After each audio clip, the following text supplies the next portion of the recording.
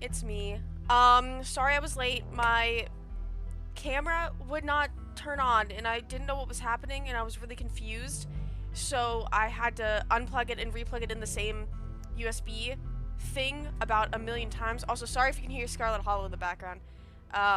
We will be playing that, of course. Hi, Tommy. Hi, Brady. I tried to get a voice mod changer, like a voice changer, so I could do some of the deeper voices because I can't do deep voices at all. But whenever I tried that, and it took me about 40 minutes of trying to figure it out, of course I couldn't figure it out because when can I ever figure anything out? So, no, it's still gonna be me trying my hardest to do deep voices when I can't. I can't. I don't know how. And I only have my 4 voices in under my belt and they're all horrible. So, sorry about that. But hello, Brady. Hello, Brady, I guess. Sounds like too much work. It's a lot of work that I didn't want to put into. But before we play Scarlet Hollow, as I was looking on TikTok today, because I woke up early for me. I woke up early for me. I woke up at like 11 a.m. and that's early for me, okay? I saw this TikToker and she has really awakening, like she's awakened something inside of me. Something perhaps a bit insane. So I wanna, no, pause. Actually, let me shut off Scarlet Hollow so you guys can witness this, so you can witness this. Alright, so she's a minimalist. This girl is a minimalist. Let's start off with that. She's a minimalist, right? Very minimalist. So why can't I hear? Can I hear you? Why can't I hear you? Ugh, imagine if we can't hear. Decluttering my kitchen. This is an overview. So she's decluttering her kitchen. Decluttering it. Oh my gosh, a 45 stream streak? Oh my gosh, it's almost our 2-month anniversary. I'm a 23-year-old minimalist, and today we are re-decluttering my kitchen. Alright, let's declutter it. This is an overview of what things are kind of looking like, and right off the bat, I can already see a few things that we definitely need to declutter. Right off the bat, you can see a few things you need to declutter? Honey, you don't got anything. You have nothing. Just by looking in there, you can find a few things to declutter. I look at my room, which is that of a pigsty, and I can't get rid of anything. I have no clue how she doesn't have like anything of like memento value that she wants to collect. I have so many things, but maybe that's just because I'm a collector, quote unquote. I just like to collect things. I'm gonna declutter this because we don't need this dish. Everything's fine to just. What are you right talking there. about? On this table is where we're gonna put all of the items to declutter. Okay. That dish, I thought pulled everything together. Oh my gosh, hi August. That pulled everything together. Alright, you're decluttering it, no big deal. That's what we use to wash our dishes, and then we have hand soap, and then just soap counter spray. I think it looks worse without that little candle placard. I do love. Nothing to declutter here. Okay, first drawer. You have nothing! Definitely need some decluttering. I'm gonna get rid of this right here because honestly, we just don't need it. It's not really organizing anything. How are you decluttering your basic utensils? I'm just so confused on how she managed to see that and instantly think that needs to go. What? And I just need to wipe out these drawers, actually. But if this has to be fake, that's what I'm thinking, but it's not because she's done series like this in her entire house. There's nothing in it. I think we can just keep those right there. Okay. We definitely don't need this many, so we'll declutter that. Oh, God. I do like to keep 3 or 6 of every utensil because I don't want to have to do dishes during the day. All so right. It's breakfast, lunch, and dinner for my husband and I. So 6. So we have 6 forks, 6 spoons. Only have 1 knife. Hey, you only have enough utensils for one day. If you eat with fork and spoon for every meal, you eat 3 times a day, you're out of... What happens if you have people come over? Do you get, like, plastic? Do you get plastic stuff? was that sphere thing. Some like water bottle shakers, I think it's mostly used for like protein shakes or things like that. The ball, it comes with like that little ball in there, and then they shake it in there, and then it helps mix things up. I'm pretty sure. I'm pretty sure. At the end, she just leaves the house and goes to live under a bridge. I mean, So maybe we need another knife. We definitely don't need this many. And then I use that every day, and I use that to light the candles. So it looks like we're good here. We definitely need to like clean it out, so I'll do that. Okay, our drawer down here. you have. I feel. I don't know how to feel about this woman. Like, I'm sure it's something like a mental thing. Like, she needs to have it like spick and span, but there's not like there's like nothing. Yeah, in one knife, they have one knife. I'm trying to see what we need to get rid of. Anything in here? Honestly, we probably don't need this container either. So let's get rid of this. What? In the donate pile? Okay, that looks so much better. Maybe it's just me. Maybe it's just me. I would feel a little better if they were in a small container. I don't know. Like, it would help me feel better. Like, oh, they're contained in this small container. If I need something else, just put it on the side. This just looks like you kind of threw it in there. I mean, no offense to her, but hey, I mean, let's just continue. Okay, in here we have You have nothing. heating pads. Heating pads? What are those? I don't know. And then a few rags. And we don't need this rag. So how do you know? Like, how do you know that? I'm gonna actually pause and go through and wipe everything down real quick. So give me a sec. We're gonna add this and this. Next, I'm going to declutter these drawers, which... Alright, I'm gonna stop her right there. I'm going to stop her right there. She says, I'm going to declutter this cabinet, and there's nothing in there. There's nothing in there! What? I'm gonna do this to your room to piss you off? That would make me so bad. It's healthier than what I have. My room's full of dumb stuff. Yeah, my room's full of dumb stuff. I would love to live a minimalist life. I just can't imagine. Okay, let's just go back. Imagining opening this. Let's see this. Let's see this. Next, I'm going to declutter these drawers, which... And saying that out loud, and then opening up to a completely empty cabinet is insane. She has too many drawers for such few things. Yeah, I mean, at this point, get a studio apartment. She would save so much money if she got, 1, a studio apartment, and 2, no storage space. I mean, you'd still be messy as a minimalist. Yeah, I would. Don't have very much in. This is medicine cabinet, and that definitely needs some organization. So Alright. Let's do that. I'm just gonna quickly go through everything and make sure nothing's expired. Okay, I reorganized everything, and this was expired, so we're going to be decluttering that. Don't mind that, we need to get it fixed. Adding Wasn't this. minding it, was not minding it. Now that I'm looking at it, I feel like I want to do a deep clean before I declutter. So I'm going to keep that in a decluttering pile. I'm going to deep clean, and then we will make a part 2. But things are already feeling... I don't know. I mean, watching that made me stressed. I have to open up a window because I'm getting, like, stressed. Is it a cool breeze? I'm getting stressed just watching that.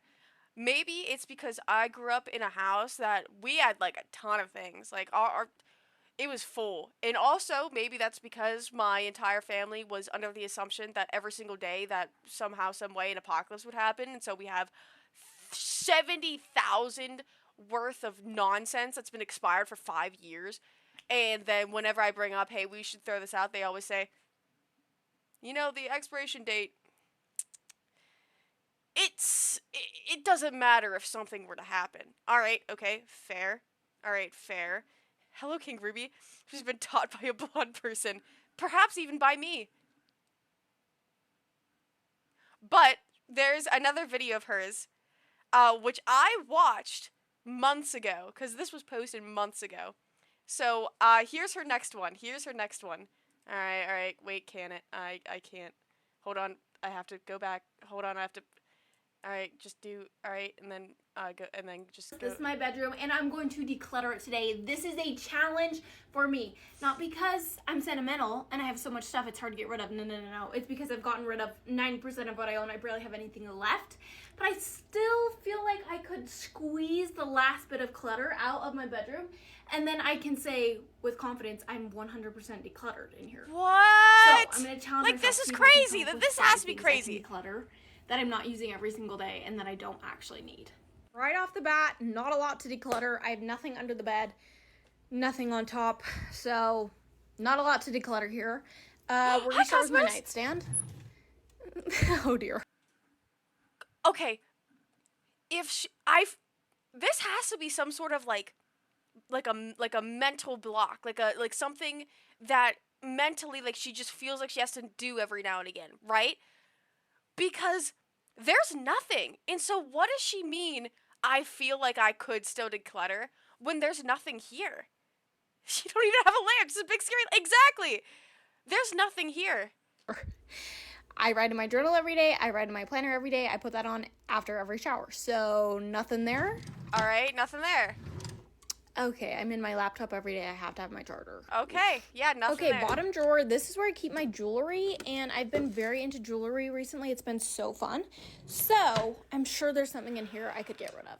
2 fake press-on nails. This is the... So she's... Okay, when she says, I'm sure there's something that I need to get rid of, so it's kind of like a comfort thing. It seems like a comfort thing where she looks around and sees, oh, I can get rid of this. Like, almost like hunter-gatherer, but her hunting and gathering is just, what can I throw away? Yeah, the press-on nails do have to go, so she's right about that one. Just 2 of them? Hey, they fall off. They fall off. And this is coming from somebody who doesn't wear press-on nails. So, okay. There's one secret room in that house with all the things a regular person has. She's just hiding it. I hope so. I hope. Which one would you eat for survival? Oops. Which one would you eat for survival? Apple slices dipped in hot sauce or fresh mango with mayonnaise? Apple slices dipped in hot sauce. I feel like that would probably bode well with me because I don't like mayonnaise. Step 1. Step 2, I feel like you could always add a little spice to your apples every now and again. Yeah, I feel like I'd go with that. I would go with that. Done. She don't even need a new wardrobe for pregnancy. That t-shirt will fit. Mean. Okay, I got this lip balm because it's non-toxic, and honestly, it's horrible. Sorry, Just Ingredients. I love your lotion. It's horrible. This just isn't moisturizing at all, and it kind of smells horrible. So, I think it's time to declutter. And why was this in my jewelry? Add to the pile. Wow. Okay, I just threw away the trash. Like, I am going to keep all of that She gold wouldn't just use jewelry. it? I know that sounds crazy, but I've been so into gold jewelry, mixing and matching it every single day. It's been so fun. So I'm going to keep it because it's something that brings me joy recently. So yeah, I mean, keep it. An alcohol pad, that can be decluttered. You never know when you need one. Okay, nightstand's completely done. Moving on here. AirPods, car keys. Can't declutter those. Can't declutter those. So let's move on to my husband's nightstand. Obviously, this is his nightstand. It's his nightstand. You can't touch that. That's his things. So I can't do anything crazy in here because it's crazy. All his stuff. But we'll see. He literally doesn't need anything, and he barely uses anything. So it's impossible to declutter. Hey, at least they got with the right people. If neither of them he use uses stuff every single day, and I know that. Okay, I literally couldn't extract a single thing. This is our pile, unfortunately. So I'm going to go through my drawers right here, my dresser, which we'll see what we can do. For reference, you have nothing! This is my workout sets. So I wear all of those every single week, multiple times a week, so nothing I can do. These are pillowcases, and I could probably declutter them more. But I recently got impetigo, which I get when I'm stressed, and it spreads all over my face. It's super awesome, and it's really embarrassing. She might be stressed because and then I don't know. I get stressed, and it just spreads throughout my face. So I have to take antibiotics, and I have to change my pillowcase every single night. So it's actually been super great to have extra pillowcases. So I'm not going to declutter any of those. Why is this like not matching up? Why is this video not matching up? Old underwear, old socks voices. with holes in it. So literally, I'm just staring at new socks and new underwear. I'm not going to get rid of anything. I Okay, currently great. own 3 swimsuits because I went through my swimsuits the other day and they all fit great. So, nothing to get rid of there. Okay, now I can say my bedroom is 100% decluttered. There's nothing else in here I could possibly get rid of. This is what we came up with. Fake nails, a chapstick, and an alcohol pad. Yeah, you know what? I don't even know what to say. I don't even know what to say. I'm kind of, I mean, good for her. Honestly, good for her. I could never do that. But then again, I get too attached. That's why everything behind me is such a mess. I get except for this. I actually need those pills because there's something wrong up here. Except for this. This whole thing doesn't matter because I need those. I get too attached for everything to everything. So I can't even say I'm like on the complete opposite spectrum that she is. She likes to get rid of everything. I like to keep absolutely everything. So what do I know? Also, where did I freaking put this thing that I'm looking for? Okay, great. No, please don't fall. Please don't fall. Okay, sorry. I have to touch up my makeup. Shows your most prized possession. My most prized possession. Well, all my most prized possessions are like I have them put away because they have something to do with the people that I love. But I could probably grab you one of my most prized possessions that I have right now. Hold on. 1 second.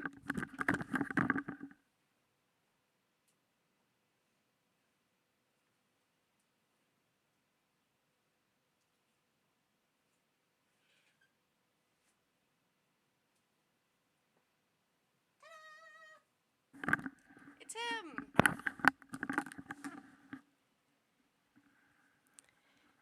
It's it's him.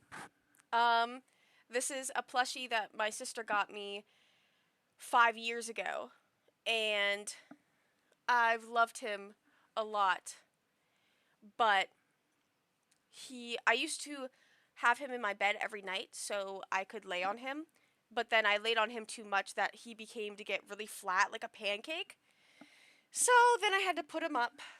But I really love him, and then he's my sister getting me this plushie for Christmas years ago is what then spawned into my obsession of him.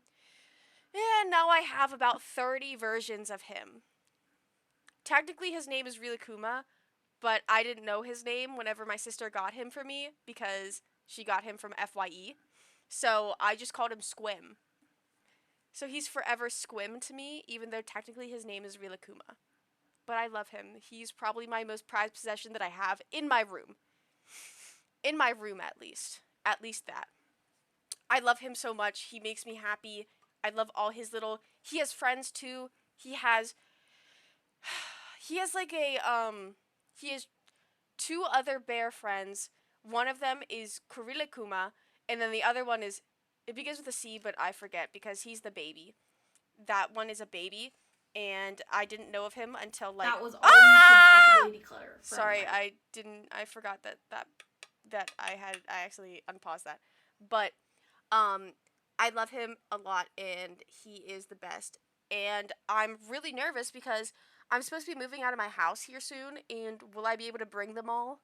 I don't know, but I really hope so because I'm really scared that I won't be able to fit them all because the house is there's not many spaces to put squims, and it's really bad and really scary. So yeah, I'm nervous. I'm nervous. I'm nervous. I will bring them all. I will. But with that being said, also, if you guys haven't noticed, remember that scar of when I got busted in the face? I think it's permanent. So I can't do anything about it. And there's like a permanent bump from here to here. So it looks like I have like a small bump on my nose, but it's just a scar. It's a scar that doesn't go away. It looks like where my glasses would sit, which is really bad because that is where my glasses sit. So whenever I wear them, it hurts really bad, like really bad, because it presses on it. I don't know if it just hasn't healed yet or what, but like there's something wrong with it. I don't know. Also, can I freaking fix?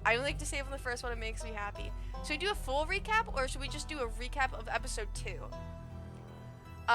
You don't have to override them, but Ah!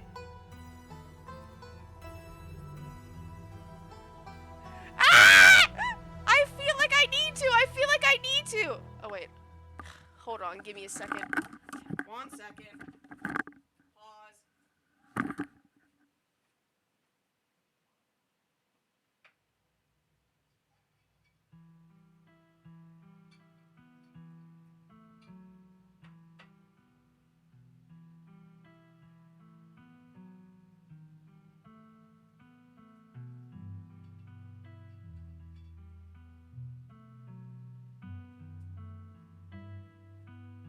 Okay, sorry. I thought I heard my cat at the door. Not my cat. Let's just recap episode 2. Everyone knows what has been happening. Everyone knows. I mean, at least I hope you guys remember. If not, don't worry. Doesn't even matter. Let me bring this up real quick. Oh, good, he's still here! Yay! But listen, you better stay out of trouble today. I want you home by sunset. All right, yeah. I don't want to hear complaints. Just do what I ask, and we won't have any more problems. And then we go to the mine shaft, which she works at. And I forgot I have to put my face up here. And then the old granny comes by. Oh, I'm sorry. I hope I didn't scare you. I've been up thinking about what you went through last night. And the old hippie. That sounds like mean whenever I guess she is an old hippie, though. Maybe it's mean of me to think that it's mean. Just don't make yourself a burden, alright? I have a lot to do today.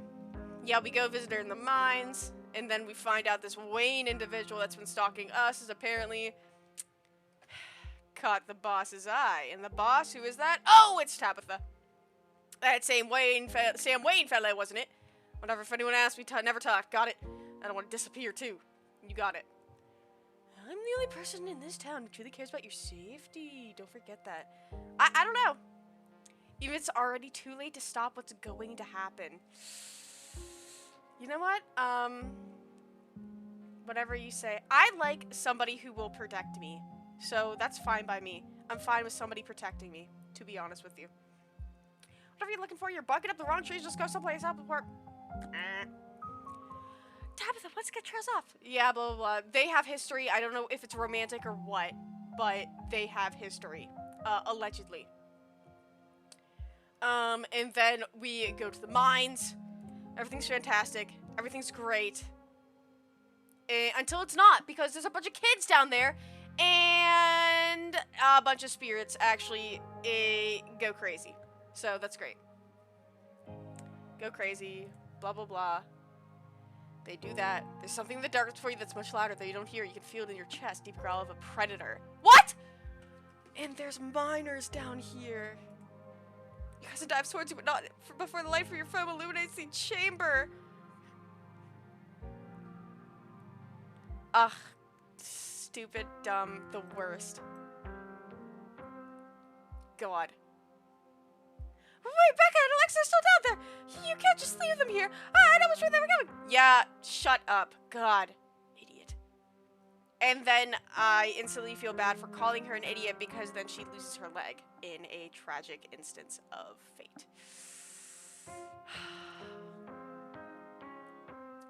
Tabitha doesn't say word on the car cuts along in the darkened road. Alright, great. You collapse Tabitha's dusty guest bed, your head empty of thoughts. After your time in the Shaw mine, you barely even notice the dust. When you close your eyes, you see Rosalina's face twisted and pain staring up you with your tears streaked. Oh, okay, this is our memory. This is our memory. Okay, sorry guys. Trapped by the powers beyond her control, terrified of what her now uncertain future would hold. I mean, that future doesn't seem to be looking like one with 2 legs, to be honest with you, and I apologize for that. Good morning, world! Sunshine filters in through the dusty windows of the estate as the dull aches of last night's activities throb in and out of focus. You managed to survive a second night in the town of... I completely forgot. This is the second night. Also, we've made our cousin's life absolutely horrible. Alright, let's wakey. You can feel the soot and grime of the Shaw mine still stuck to your skin. Yeah, we're gonna take a... we could take a shower because we cleaned the guest bathroom. Easy. Whoo, whoo, whoo. You step into the guest bathroom and into the shower. The water was hot and surprisingly enough, clean. As steam fills your lungs and soot washes down the drain, let's be mystical. Every minute feels like another thread holding this town together starts to unravel. Thoughts of doom consume you. Make sure you make Tabby's life extra easy today. I really am going to, because the funeral's coming up. Her poor mother died. You're done here. You turn off the faucet and dry yourself off. Alright, great. Time to start your day. Let's check on that possum. Oh, there are 2 of them now. Oh, there's Dustin the possum, and he brought a friend. Morning, Dustin. Who's your friend? Her name's Mom. She comes to visit. Aye, Dustin, Mom. Gotta stay with Dustin until glass house empty. Dustin says you're not dangerous, Dustin, fool. All humans dangerous. Mom, not understand, Dustin. What happened to your glass house? Asshole squatter, move in! Kick Dustin, Mom, out. Squatter trying to eat Mom! Squatter evil! Squatter may be asshole, but squatter not evil. It just tried to survive. Just like all creatures. Does still have much to learn. I had a really rough night, guys. I need you guys to help. There's a girl whose leg is pretty much off. Was it because of cat monster? Dustin was scared too. I don't know how to hiss. I can't hiss, so I'm gonna pretend that was the best I could do. If cat monster wants to eat Dustin, cat monster will have to go through Dustin Mom first. Dustin Mom will... Is that like her name is Dustin Mom? Or does she just refer to herself as Dustin Mom because we know Dustin? The opossum, of course. Then Dustin Mom eat like kings, this nature. Yeah, I've got to go by. Okay. Aw, they're really sweet. You know what? Look out window. Let's look out the window. Anything suspicious? After finding the blueprint in the Viscera in the garden yesterday, you can't help but anticipate something staring back at you. It's the same view. Alright, no big deal. What about the closet? I feel like that closet is getting iffy because we keep having to check it. Every time you see that doll, your heart skips a beat. It hasn't moved, right? Alright, yeah. That's enough of this closet. You turn back into the guest bedroom. I'm not texting Stella alone. Absolutely not. I hate her so bad. I'm not texting her alone. Honestly, Kanika's fine. Kanika's fine. Stella sucks. You'll pull out your phone and open up the group chat with Stella and Kanika. You know what? How are you guys holding up? It'll probably be a bit before you get a response. No, I'm not... Do I have... Okay, fine. I'll text Kanika because I like her more than Stella. Ooh. Send her a photo of an exhausted Ben Affleck. How are things with Miles? Alright, fine. I'll text Stella. Whatever.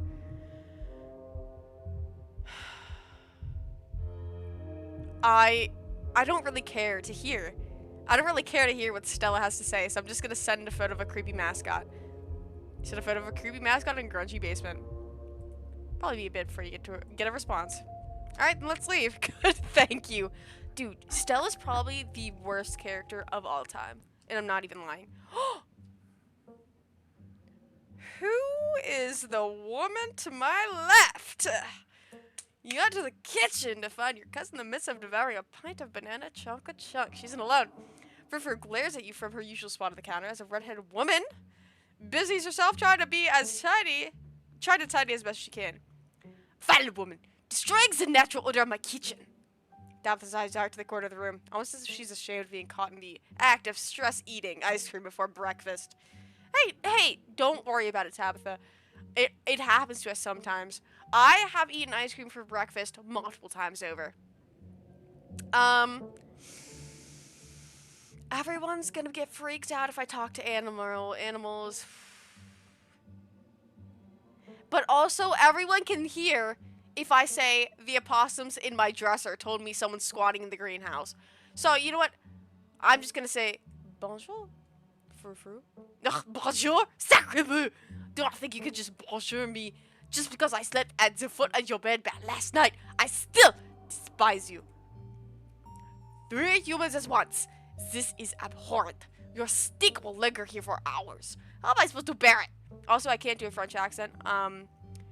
So I'm sorry to French people. I'm sorry to everyone who has an accent different than mine. I don't know. I can't do anything. Favorite ice cream flavor? I like vanilla. Just straight vanilla.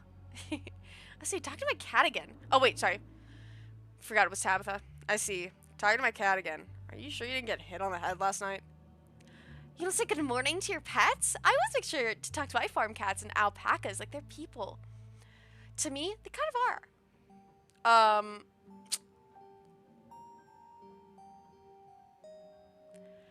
I mean, I'll say nobody lives out in the garden, right? Gosh, I wouldn't know. Miss Tabitha won't let me touch that place. Nobody lives in the garden. Are you even asking?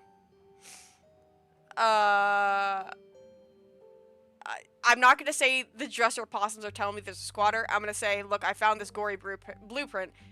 Boot print in the garden yesterday. You showed Tabitha the photo of the boot print you took yesterday morning. Look, you're not wrong. That's definitely unsettling, but I don't think there's a squatter out there.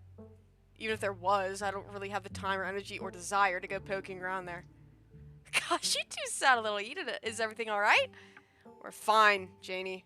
Alrighty then. You'll just let me know if anything I can do to help. Why do I keep freaking offering my boiled peanuts to everyone? I'm not offering her my boiled peanuts. I'm not. I do agree vanilla is the best flavor of ice cream. I think it's probably the best. The best of all time. How's your morning been so far? Aside from you trying to give me a heart attack about squatters in the garden?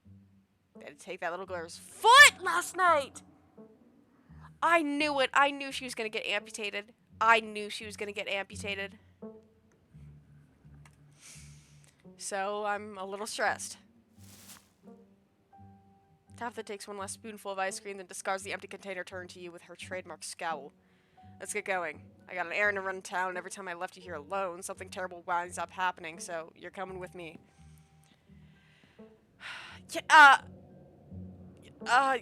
You told me that Rosalina lost a foot and move on from that like nothing happened. Just because something terrible happened to someone, it doesn't mean that life doesn't go on. Life has to go on, and let me assure you that what happened to that poor girl weighs heavily on my mind.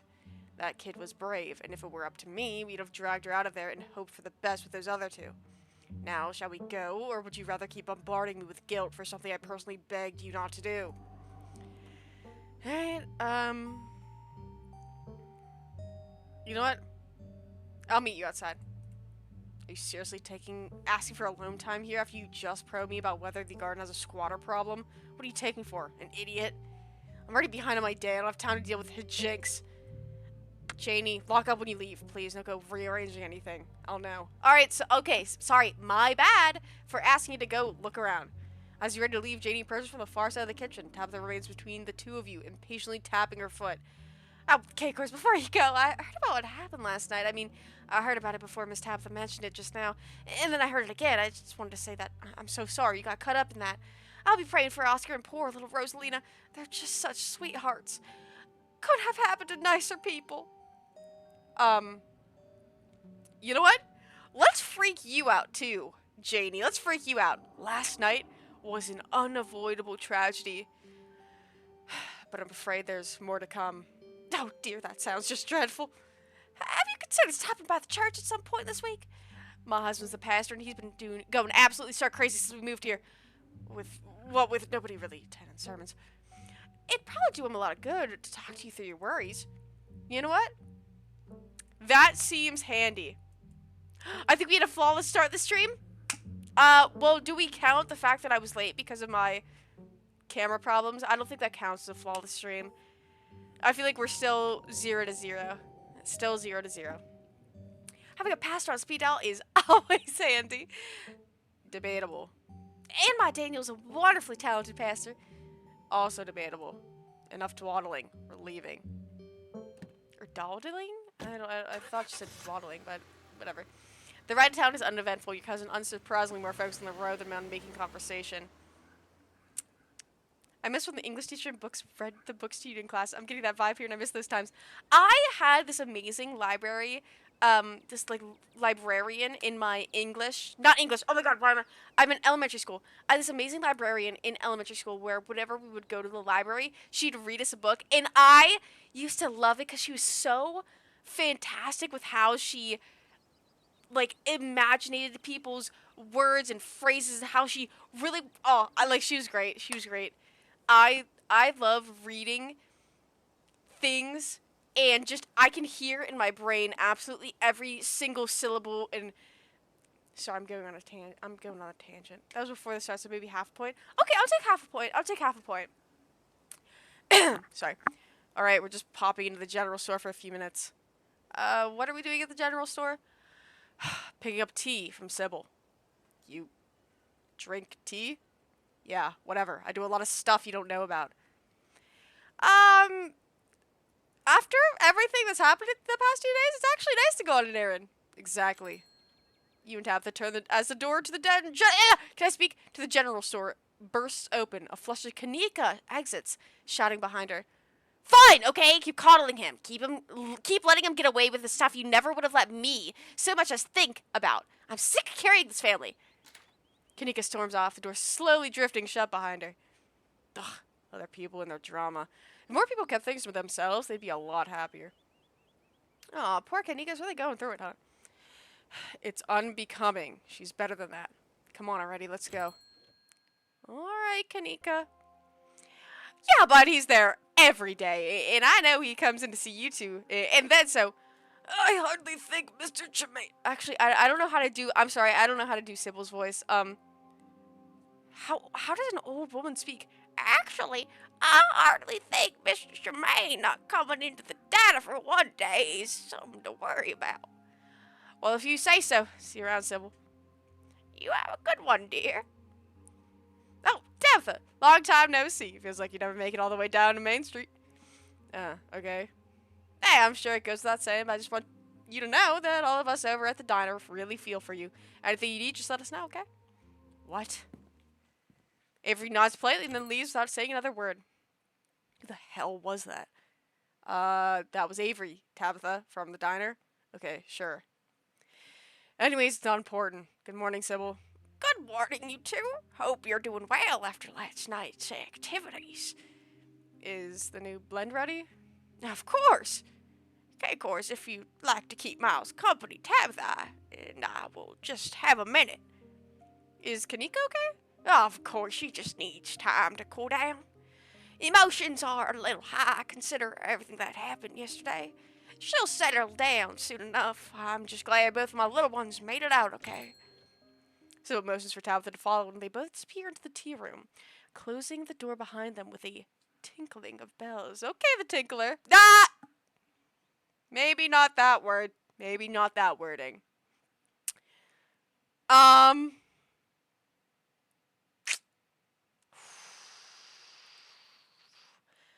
So, Miles! Before you can finish your thought, you're halted by the tinkling of bells announcing another patron. Alright, great. Who are you? Holy crap, you look like a baby grew into an adult. But like a baby. You look like a baby just grew into an adult. A little off topic, are you doing the Jeff Bezos cosplay? Oh, it's up and coming. I just have to get the razor to shave off all my head. Of course, number one. And then number two, I also have to get in contact with him so I can really mimic his mannerisms the right way. And then I have to put him into a shed, then portray myself as him. And then if I pass off as him, that's how I know that the cosplay is complete. Most babies grow into adults. But this is like, he looks like the baby. Well, not like the baby. Not like the baby, not him. But like the baby. Not the baby, but the baby. Oh, excuse me. Wait, you're K-Course, aren't you? My name's Bo. I'm Duke's boy. It's a pleasure to meet you. The policeman told me you saw what happened to my daddy. I'm so sorry for your loss. Thank you. Policeman said he might just be out hunting somewhere, but me and my mama both know he ain't coming back. Mama's pretty broken up about it. I'm trying to hold it together since I'm the man of the house now, but it ain't easy. Me and him were supposed to bring Big Betty to the State Fair this week, but now he's gone. And as of this morning, so is she. Oh my god, he lost both parents. Jesus. So I suppose if I'm not going to the fair, I may as well make myself useful and get out in the woods to look for what's left of my daddy. You was there, right? Could you tell me where to look so I can try and find him? Um...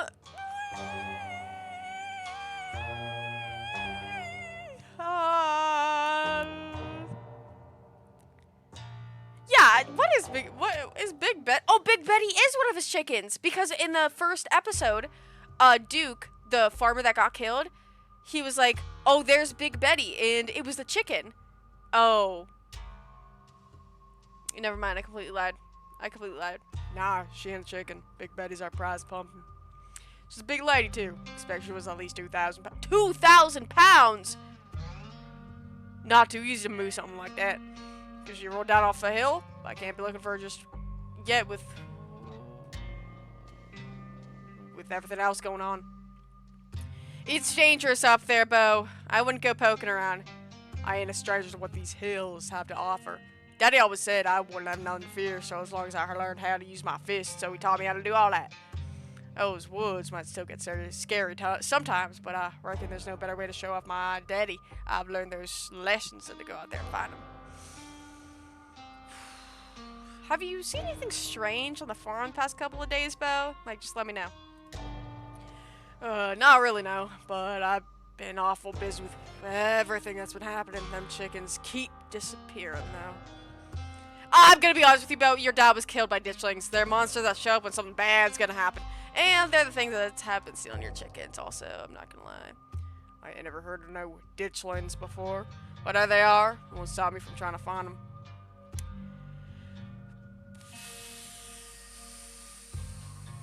He died on Northwest edge of town, off the Azina Trail. Thank you, K, of course. Appreciate you trying to help us out. I don't wear us easy knowing he's out there somewhere, all by his lonesome. And please tell Miss Scarlet I'm sorry about her mama.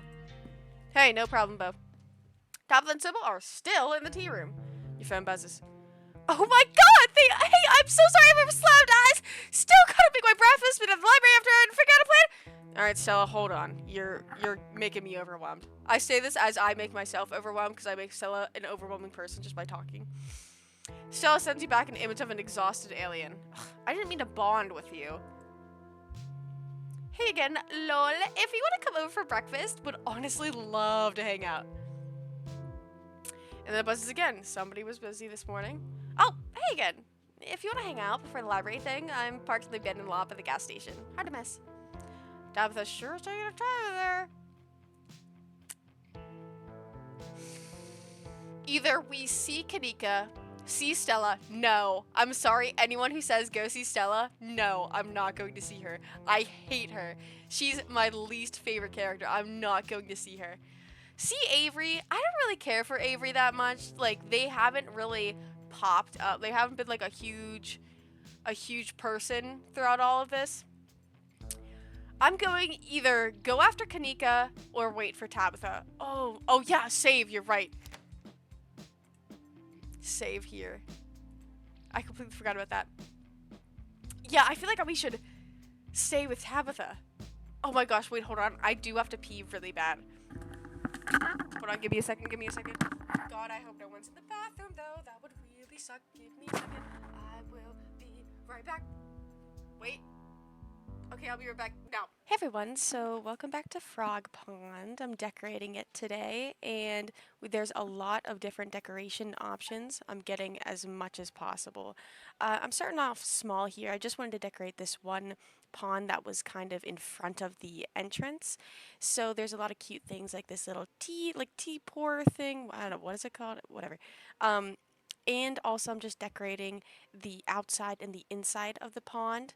But I wanted to take a quick trip to my sister's frog pond to see what she was cooking up. And oh boy, she was cooking up something fierce. I liked a lot of her ideas. They were very beautiful. I especially liked that little frog she had on top of that huge lily pad. Definitely am going to take some inspiration. And because I liked all those rocks that she had around her place, I decided to kind of see if I could terraform it a little bit. See if I could create a massive rock pile on the corner there. It would be cool if I could make a flowing down stream off of that rock pile, but that's not in the game yet. Working on this centerpiece, getting some lighting as well. These lanterns are super cute, and just fixing up some things. I have some ideas, but right now we're just getting the basics down. And this is where I'm going to have I want to have a huge kind of entrance here into a bigger building. I think that would be pretty nice, and that's where we got so far. Hope you guys like it. I think my frogs are pretty happy as well.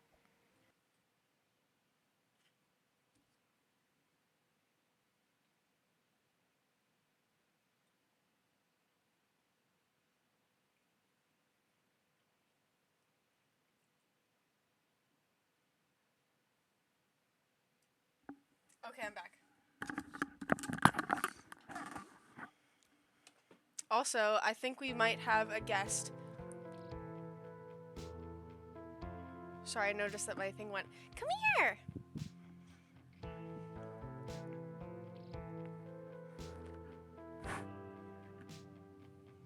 Hi, Millie. Say hi. Say, my name is Millie. Look, can you show your paws? Say, my name is Millie. And I'm really sweet and really kind. How are you doing? Your big fluffy tail. Alright. Yep, you can go down now. You want me to turn you a little?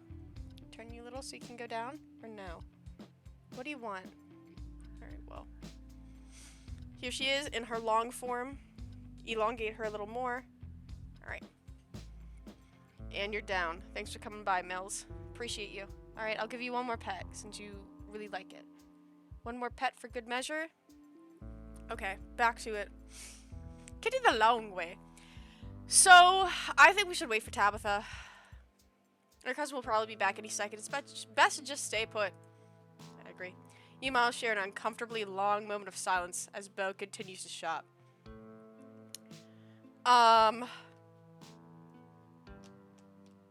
You doing okay, buddy? Miles glanced up at you, eyes narrowed. Don't talk to me like we know each other. You're just Kanika's weird friend. I don't even remember your name. It's K-Cores. Okay, cool. I'm just gonna go ahead and forget it then. Forget it again. Miles returns to his phone. Alright, so did you hear how Rosalita's doing, your friend? No, Oscar apparently posted on Facebook about it. You see, I'm anxious enough to have a Facebook account, so why don't you check it yourself? I'm not your little newsboy. She lost her foot, Miles! Shit, really? Maybe Rosalina's cooler than I thought. Dude, are you stupid? Is this how, like, teenagers are nowadays? Miles returns to his phone. Tabitha bursts out of the tea room, tucking a pouch of herbs into her coat as she walks. She looks up at you in surprise. Wow, you actually stayed. I kind of expected you to go running off the instant I left you alone.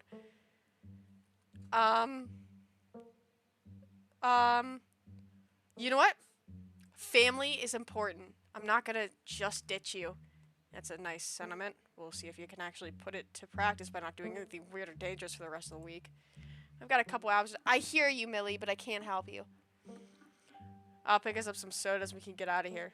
I don't like it lingering where just anyone could walk up and start talking to me. Okay. Tabitha leaves the store, motioning you to follow. Alright, I'll follow. Tabitha stops in front of the small house on the quiet hill just off of Main Street. The Scarlets own most of the houses out here. We rent them out to employees. Just more convenient, you know.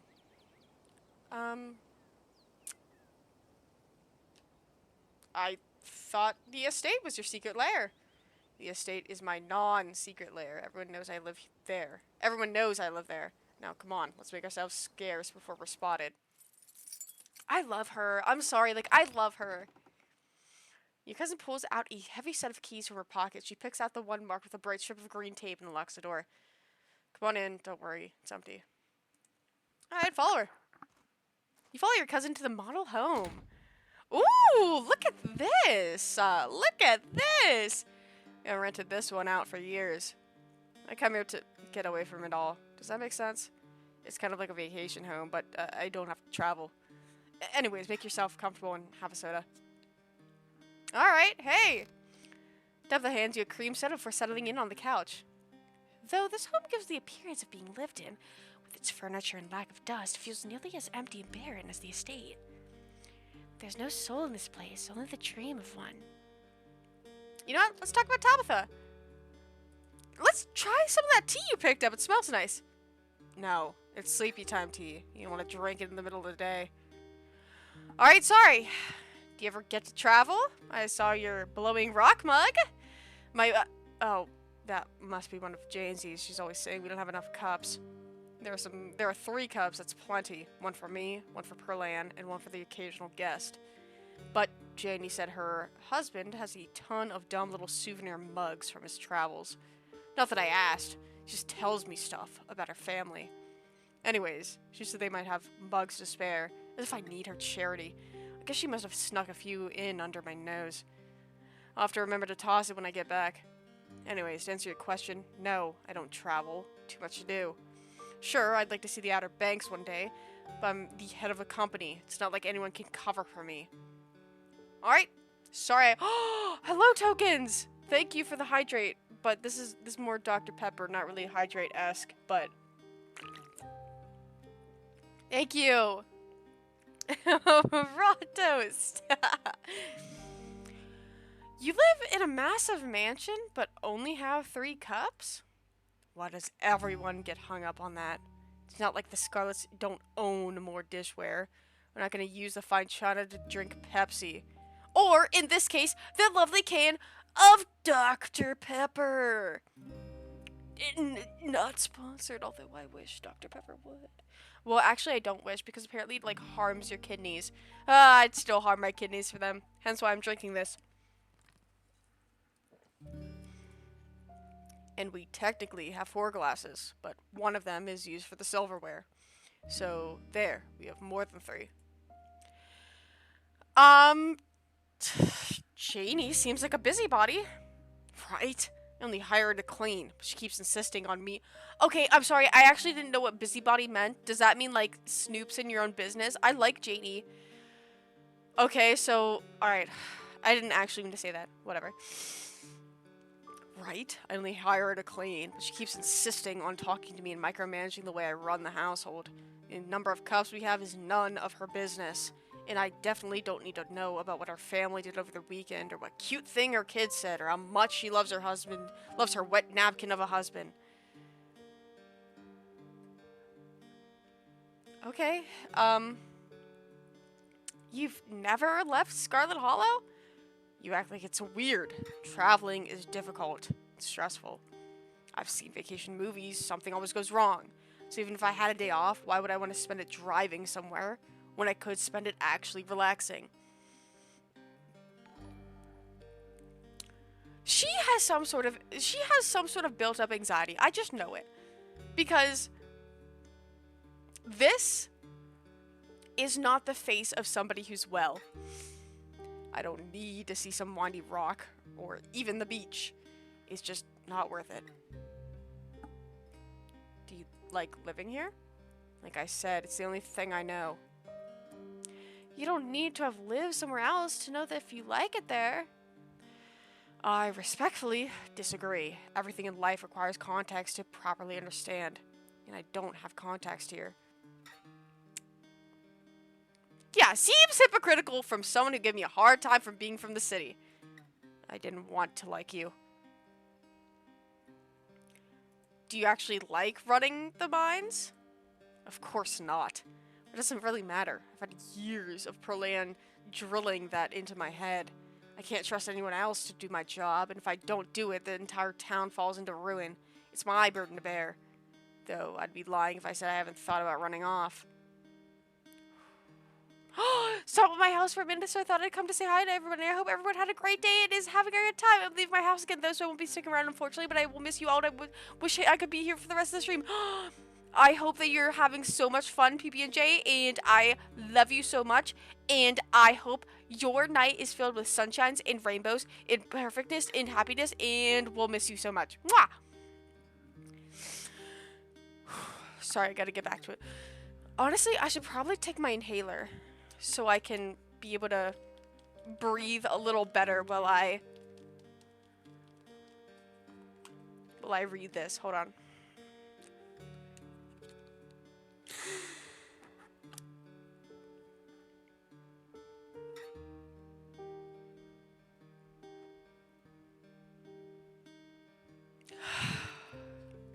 Okay, one more time. Sorry, guys.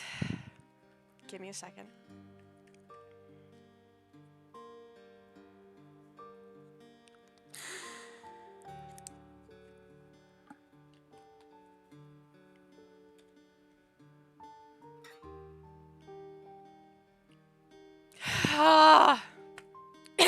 Okay. Okay. Continuing on. I'm sorry you never got the chance to live your own life, Tabitha. It's fine. How many people get that opportunity? I mean, do you truly live your own life? Or do you live a life chained by obligations to other people, who in turn live their lives, which are bound by yet another set of chains? On and on it goes. Nobody is free. Why do you come here? Tabitha sips her... Oh my god, can I stop? Sorry, Tabitha sips her soda, her expression suddenly heavy. I guess the estate has a lot of history. This place is so new by comparison.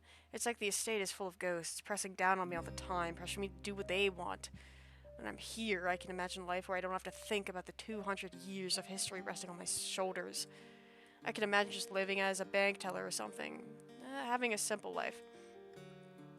If I kill the bots in the rest of the chat, if anything good happens before the next time we speak, just know I'm making things happen. That's your spirit. Your spirit is cleansing. Thank you. Oh wait, return. Talk about your family. Let's talk about our family. What was Perlan like? Perlan? Okay, I guess you should know at least some things about the woman whose funeral you'll be attending. She was my mother. She was your mom's twin sister. Fraternal. They didn't look alike. Same with their personalities, night and day, from what I've heard. Perlan was a hard ass. That comes with territory. I mean, what else do you want to know? Did you two get along, maybe? No, that woman was a monster. How did she die? Sleep apnea.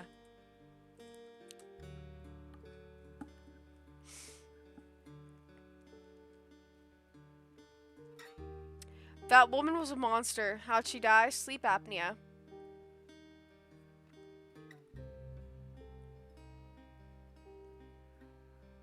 Okay, noted. Alright, noted. Well, then what was your dad like? I don't know. He just up and left one day. Didn't want anything to do with us anymore, I guess. Never got divorced, just separated. He probably couldn't be bothered to fill out any paperwork, especially considering he would lose any and all claim to the Scarlet Fortune if they divorced. And he'd have to pay child support for a kid he couldn't be bothered to call on her birthday. Alright. Yeah, does no one in this town have two parents? Every single person we've met seems like they don't have, like, no parents are spoken of. Hold on, I have to blow my nose.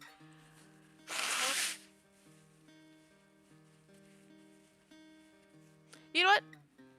Sounds like he was a real loser. That's what Perlan always said. I just don't really think about him anymore. If he didn't want anything to do with me, his loss. Can you tell me about any of our other family members? Wow, did Vivian really tell you nothing about us? Or her upbringing? Fine, I'll give you the brief history, since she never bothered. Perlan and Vivian were raised with their grandmother because our grandmother died in childbirth. Our great-grandmother, Grandma Eddie, ran the mine before Perlan, then Perlan took over. And now, here I am, following in their footsteps. What was Grandma Eddie like? Did you know her? Tabitha's quiet for a moment, her eyes distant. Kinda scary. Her voice is quiet. She takes another sip of her cream soda. A matriarchal mining company seems unusual. Yeah, that's the Scarlets. It's been a woman for a couple of generations now. And we'd never let some stranger jeopardize the company. It stays in the bloodline. I can't believe we're actually hanging out! I can. It's why you came all this way down here, isn't it? Alright, sorry. Still, the two of us are more alike than I thought we'd be. Must be in our blood. What kind of things did Perlan tell you about me and my mom? All sorts of terrible things. She loved to talk about how destitute your mother was after leaving for Goon. Oh, sorry, I forgot that I named my hometown Goon. Okay. Okay, the hometown was named by me. I'm sorry. If she killed her mom, I'll allow it. Two parents are a luxury. I will say if she killed her mom, I'll allow it. And also, I do think that having, like, the quote-unquote nuclear family is a luxury nowadays. I will say that. You were always a poor student and a troublemaker, constantly getting taken in by whatever terrible counterculture of the week was hip and trendy in the city. For what it's worth, I don't think any of it was true. Well, except for you being a troublemaker. What do you really think of me? You're better than asking me for validation, I'll say that much. Okay. You're a better person than I let you on. Oh, than you let on. I'm not a good person, K-Cores. Oh, I know I've already asked, but can you tell me what the deal is with you and Stella now that we're hanging out? Alright, fine! We were close in high school. Really, really close. Oh my god, they were dating. Oh my god, I knew it. They were dating. They were dating. I knew that they were dating. We'd have sleepovers a few nights a week, spend all night watching monster movies and eating chips, and... Anyways, Perlan didn't like her. I just have to lie and say I was going over to her place to study. When we graduated, it was impossible to see her anymore. There were no more excuses to go, quote-unquote, study. And I was too busy learning the ropes at the mine. Perlan made sure my every waking minute was occupied. I didn't have time for friends. I never needed friends before meeting Stella, so it was easy enough to slip back into that mindset and try to move on. Here's the thing. I'm not into her, so I'm not gonna say that. You should hang out with her again. It's not like Perlan can stop you, and she misses you. Tabitha takes another sip of her cream soda, avoiding eye contact. I guess there isn't anything standing between us anymore. Hasn't really occurred to me yet. I don't think she'd like me now. A lot has changed. I haven't been very kind to her. I don't think I can fix that. Still, it'd be nice to try. You catch a hint of a smile on the edge of her lips before she stamps it back down into her trademark scowl. Alright,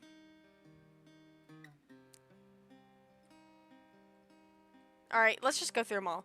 Do you want me to try to get you in with Kanika? Please, if she's anything like me, that'll only make her hate me more. I have dignity, K-Cores. You had some harsh things to say about Oscar last night. Do you really believe what you said? I do. Some people shouldn't have kids. Although I believe her sentiment that some people should not have kids, Oscar seems like a good dad so far. Yeah, get Yuri freaks! Stella's trying to homie hop from Tabby to you. Oh my god, she just loves the Scarlet name. Oh my god, she just loves the Scarlet name. Messed up. No, I shouldn't have said that. Stella's so messed up. What do you think of Avery? Who? Alright. You literally met them at the general store this morning and then asked who they were? Which I have an opinion on somebody I don't know. Sorry. Wait, no, I have an opinion. Too familiar with strangers. Oh, do I even want to ask her about Wayne? If you don't know, Wayne is apparently somebody within the mines, aka the mine that she works at, that got involved romantically with her and then disappeared. So do I even want to bother? Do I want to bother. I'm sorry, I got a poke and prod. What's going on with you and Wayne? He's been following me. I think there's something wrong with him. Wayne? As in Sam Wayne? I don't know who you think is following you, but it can't be him. Perlan sent him packing. Sorry, it's a bit of a sore spot for me. I'd rather not talk about it.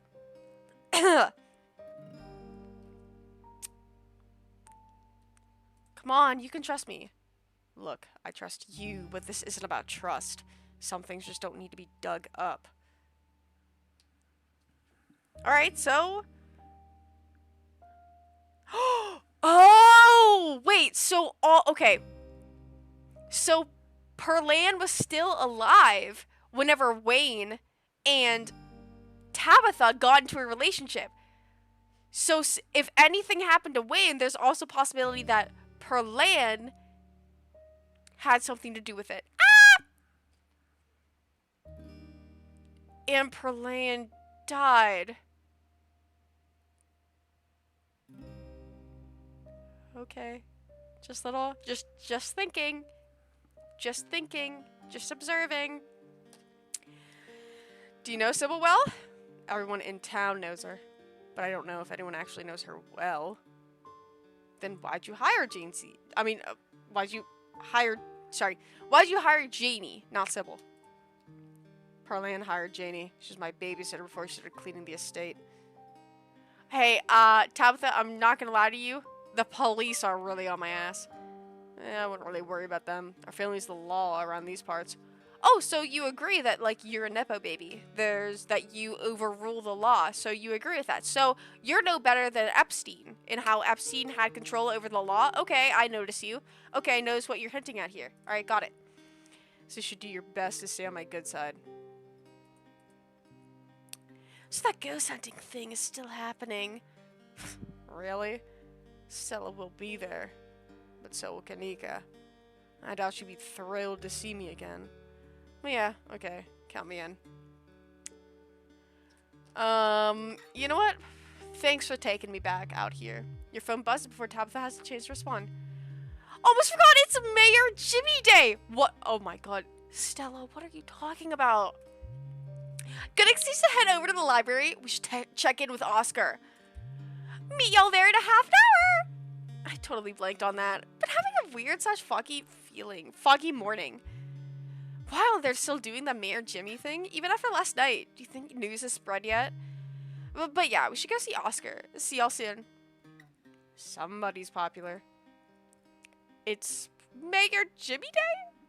Ugh, what a ridiculous event. You know he's a dog, right? Did they fit you in that little detail? We haven't had a human mayor in Scarlet Hollow since at least the early 1900s. We've been a dog mayor town since then. Alright. Hey, I'm not gonna say anything about that. That is fantastic. Everyone knows it's our family that holds the power in this town. Alright, so you're kind of coming off as a little bit of a douche right now, Tabitha. Just let the dog be mayor. Is it that big of a deal? Still, sounds like it could be kind of fun. Even I can admit it's funny watching everyone fawning over the little guy in his mayor getup. And if Stella's gonna be there, yeah, count me in. We can finish our sodas and head over. Just speaking the truth, gang. I mean, she's being kind of mean. How do I look? It's been a while since I've been out in public like this. I'm kind of nervous. Excuse me, Miss Scarlet! Can I help you? Becca stares at you from a distance. There's the furious woman tears into Tabitha! This is supposed to be her mother! What the hell do you think you're doing down here grinning like a buffoon after everything that happened last night? A mine collapse almost killed my poor sweet innocent child, and you thought it was a good idea to retaliate by demoting my husband? We've gotten used to a new lifestyle. You can't just take that away from us for something that was your fault. I heard that one girl had to have her foot amputated. That could have been my child. Don't think I won't be pressing any charges. Mom, please, you're embarrassing me. Shut up, Becca. Mommy is advocating for you.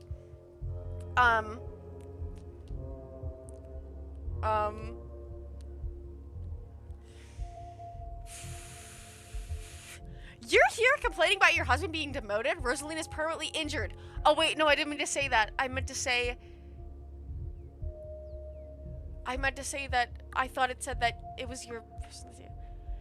And that easily could have been my Becca. The way I hear, everything was fine last night till you showed up. So unless you want me to sue you too, I'd keep your mouth shut. What legal grounds do you think you have? There are signs. The place was boarded up. I did my legal duty, and you don't even have a leg to stand on. So don't try to threaten me. Mom, can we just go, please? If I were you, I'd listen to your brat. You haven't heard the last from us. You'll see. The woman storms off just as quickly as she stormed in, Becca following at a distance. God damn it, she's right. I can't just hang out around town the day after something like that. It doesn't feel right. I should be up there, even if it's just to oversee what's going on. If I'm supposed to run this place, I've got to get my head in the game. I can't slip up like this again. Tabitha sighs, straightening up. Her scowl returns. Keep an eye on Stella for me. Until tonight, she's a loose cannon, and I want eyes on her before she causes any other trouble this week, okay? Your cousin turns and heads back to her car, leaving you alone on Main Street. Alright, I guess I'll go to the library. You enter the former town hall, now Scarlet Hollow's library. It's surprisingly busy. A small crowd formed in the corner of the main foyer. Yes, you're here!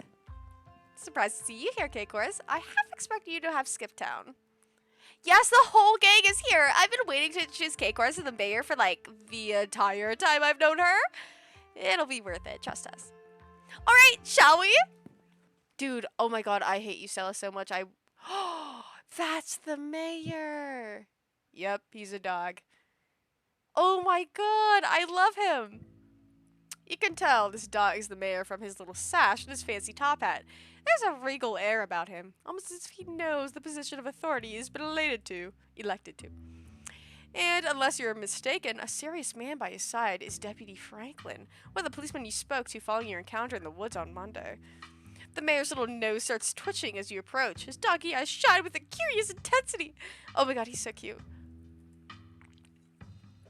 What have you got? You've got something wet in. Naughty! Peanuts! Peanuts! We have the peanuts! You hold out your now slightly rancid bag of boiled peanuts. The mayor's nose twitches eagerly at their strong odor, and then he's on them in a flash, ripping through the plastic and devouring the soft-shelled legumes. You guys were right. Those peanuts did come in clutch. Drop it, sir! Drop it! No! No! Give it to him! His security detail tries to tear him away, but it's too late. The peanuts are already eaten. Thank you for your generous companion donation. Oh, hey! You finally got rid of those things! Thank God. You'd better hope those nuts settle well. If the mayor gets any tummy trouble after eating your disgusting pocket peanuts, they'll be held to pay. I never. Now you see what I mean. Not so much begging before he don't fight for the stacks. I've smelled those peanuts on you since day one, and you never saw me become such an animal over them.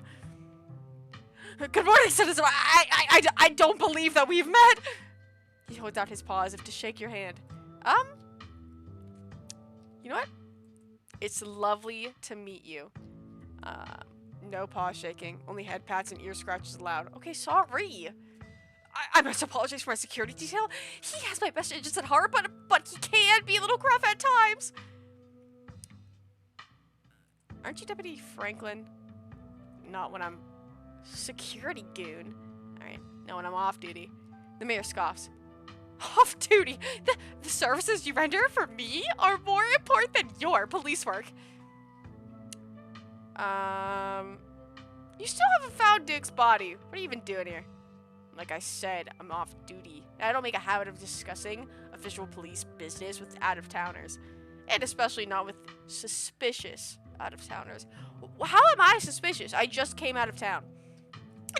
Now, let's just hear this stranger out. Tourism is a huge part of this town's livelihood. After all, or lifeblood. After all, K-Course hasn't done anything wrong. I was there. This discussion is over, Miss Richmond, unless you'd like to be added to our suspicious persons list as well. Sorry. Whew. The Dr. Pepper. Now meet the mayor like a good citizen and move along. I knew he would be a dog. And what bearing does that have on anything? Aw, did Tabby ruin it for you? This town has had a dog as mayor since the early 1900s. That's just how we do things around here for some reason. And the best part of living in Scarlet Hollow, besides the nature, and all my friends and Wendy's Biscuits, oh, and the close-knit small town community, of course. But having a dog mayor is a close fifth. No contest. Now, is there something I can help you with? You're not one of my constituents. I'd like to make sure I spend plenty of time with the voters. Mr. Mayor, there's something very serious going on in town. We might need your help. Murmur stirring the crowd behind you to relay the danger to the mayor. Of course, pet disappearances. I've been made aware of the situation. But what do you expect me to do about it? It's autumn. That's tourist season in Scarlet Hollow. Maybe do something? I can't turn away the lifeblood of this town, not with a mind fluttering the way it is. Or faltering, sorry, faltering the way it is. There was a mine collapse last night. We don't need any more news of disaster coming out of Scarlet Hollow. Do you understand? I guess I could. Wait, hold on. Yeah, you care about tourists? Wait 1 second. Let me grab this. Oh, so you know there's monsters laying eggs in the local animals and you're just gonna let it happen? Laying eggs? Don't be ridiculous. I'm sure whatever is causing these disappearances is just bear or a mountain lion.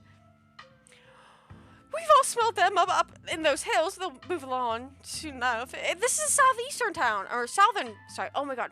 Southern town. Plenty of people are armed around these parts. They'll take care of the problem before it gets out of hand. And in the meantime, it's best not to cause a panic. I'm a pillar of this community. It's my job to project strength to my constituents. I've heard just about enough from you, Jimmy. Look at you putting on a show in front of your adoring fans while the dogs of this town are snatched up by monsters in the woods, hoping the humans will clean up. All for you. When are you finally going to do something meaningful for the heavier citizens of Scarlet Hollow? Oh, Miss Scratcher, there's no need. Scots never would have let those things prowl in the woods for so long. And yet you sit back, waiting for the humans to notice and letting more innocent dogs suffer. You know, I almost lost my life to one of those things the other night. And my goodness, haven't you heard about poor Duke? Gretchen, a lot of those were old dogs. It's fair for me to assume they simply went to the big farm upstate. Don't you dare talk to me about old dogs. Listen, she's got a good point, Mr. Hold on, I think my dog, not my dog. Oh my god, I'm hearing too many dogs. I think my cat wants out. 1 second.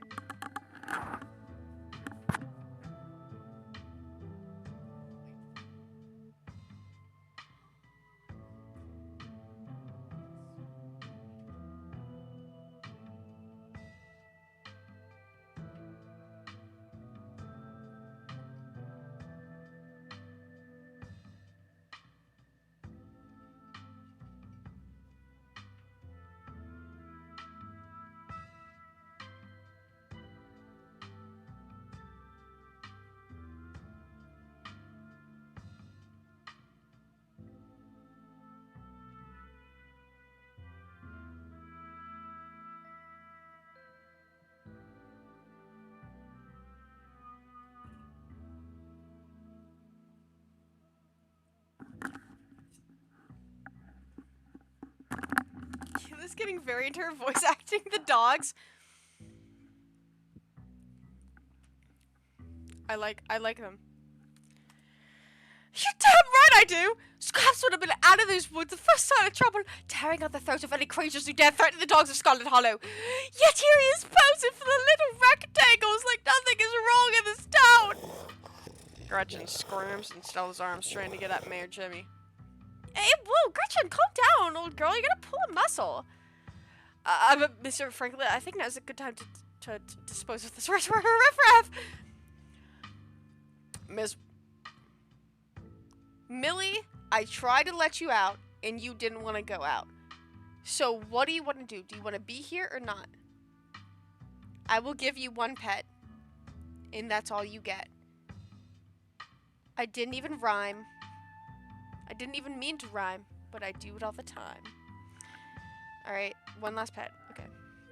Okay, so he has to be able to hear animal voices as well. Alright, this is my thought process. Millie's perfect, don't yell at her. She wants something and I don't know what she wants. Okay, you're gonna have to... You said that you didn't want to go out once.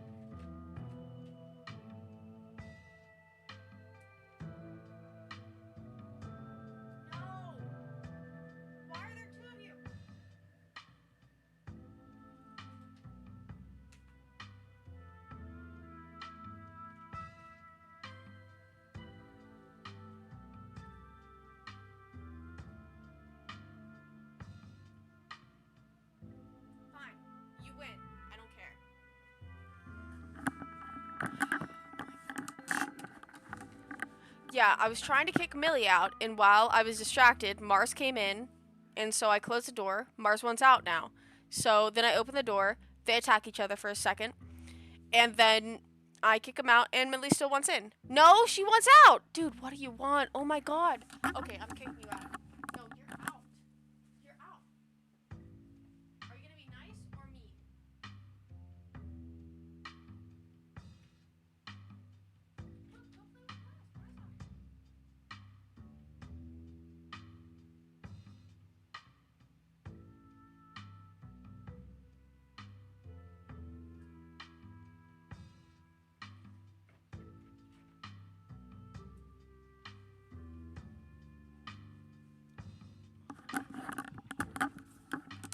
Okay, can I get back to it? She wants to go attack Mars and play with him, and she can't decide on whether she wants to be in or out. Okay, whatever. I'm gonna have to ask you and your dog to step away from the mayor. I should have known better. These two have never been able to get along. Still walks off, still struggling to hold Gretchen as she shouts insults back at Jimmy. Ickard, ne'er do well, you dog! Ooh, is that like bad in like dog language? Can you get quick to follow? Alright, I guess I'll follow him. I don't love how all the other characters don't mind you standing around watching you talk to a dog. Yeah, dude, none of, like, I think only Tabitha has been like, dude, why are you talking to my cat? Nobody else cares. Freaking catch up on to your companion, interrupted by a nervous man with a cross around his neck. It's hard to put a finger on it, but something compels you to dislike him. Sounds like old Gretchen and the mayor may have some unresolved issues, wouldn't you say? I'm Pastor Daniel.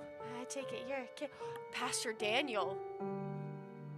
Pastor Daniel is the husband of Jancy, the cleaner for the estate. I'm Pastor Daniel. I take it you're K-Course. Everyone's been buzzing about you. I'm so sorry about your aunt, but I'm sure she's in a better place now.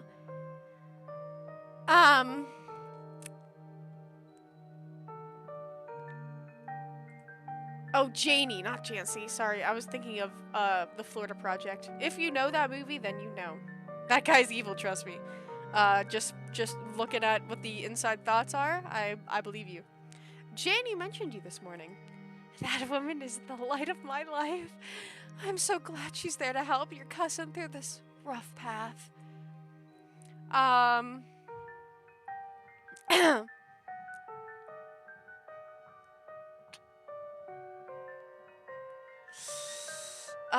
Oh my god, all of these kind of suck. I'm sorry. You mentioned Perlane being in a better place earlier. Let's not kid ourselves. We both know Perlane's in hell. Oh, I'm sure she wasn't that bad. Most people are good. Deep down inside, it's best not to speak ill of the dead. Hey, by the way, just off topic, do you know anything about ghosts? Ghosts? I've never encountered one myself, but I have heard stories of folks who have been visited by their loved ones from beyond the grave. It seems like it provides them with sort of a spiritual healing. Alright, great. Like their beloved relatives are watching over them, even in death. I don't know. Is this about Perlane or perhaps your mother? Have you been visited by her? No, Oscar's place is haunted. Oh, like a Scooby-Doo episode or something? I'm afraid I don't buy into that particular notion. It's a bit too spiritualistic. Now, if we were to vision one of his parents, trying to contact him from heaven, I could understand that. It isn't. But I simply don't believe in malicious spirits, lingering neither in heaven nor hell, jumping out of the closets to scare us. I'm sure there's— Oh, hi, Finn! Sorry. Sorry, let me continue on. Had to say hi to Finn first. I'm sure there's a perfectly reasonable explanation for whatever it is he saw. Wait, you believe in some ghosts, but not others? What makes you an authority on that? I do have a degree from one of the top seminaries? Seminaries? Is that seminaries or seminaries? Seminaries? Seminaries? Seminaries? Seminaries. Right? It's seminaries? Seminaries. Okay. Okay. Understood. It's seminaries. Top seminaries in the country. I took a whole class on ghosts, so I suppose that does give me a certain authority in this situation. You know what? I'm gonna say it. So will you help us ghost hunt tonight? The blood drains from his face as he gulps nervously. Oh, I promised my daughter we would watch Veggie Tales tonight, so I'm afraid I have plans. Alright. Okay, Pastor Daniel. But let me know if you see anything strange. I'd love to hear from your account of this supposed haunting. In fact, here's my card. He hands you a business card. Call me if you need me. You know, Gretchen says she didn't vote for the mayor. Pastor goes quiet for a second, his face suddenly white as a sheet. The smile fades from his face as he stares at you intently, studying your expression. You too? What are you saying, you two? Can you speak to animals or what? He glanced to either side before continuing. I thought I was the only one. Please come visit me at the church soon. It seems like we might have a lot to talk about. Okay, so is he worried that I am possessed or that he also can talk to animals? Because I feel like the best, or does he think that I didn't even see this. Hold on. I'll get to that after I finish my speech. So either he can talk to animals, number one. He thinks I'm crazy, number two. Or number three. Oh, wait. Yeah. Number three. I don't know. I actually don't know. Also, yeah, you know what? You did that explosion, but I was already onto the game. I was already onto the game, so it didn't even explode me. It just blew up this entire library. Keep that in mind. And you never want to blow up a library because that's infinite knowledge for children and those of the likes. So yeah, keep that in mind. I don't like this. This right here, I feel like the first thing your eye gets drawn to is obviously reading adventure. Second thing, bam. Yeah, assassination attempt did fail. So, why is this up in a library? And why are these two kids like joyful about a man? I can't tell if this man is being saved or burned because it looks like he's being brought out from fire. But also, why is he tied up like this? And also, keep in mind, it should not take 1, 2, 3, 4, 8 people. It used to be town hall. I know it used to be town hall, but I wonder, here's my theory. Is this place around the Salem witch trials area? Is it around that sort of Salem witch trials? That's what I thought. Because why are these kids happy? Alright, whatever.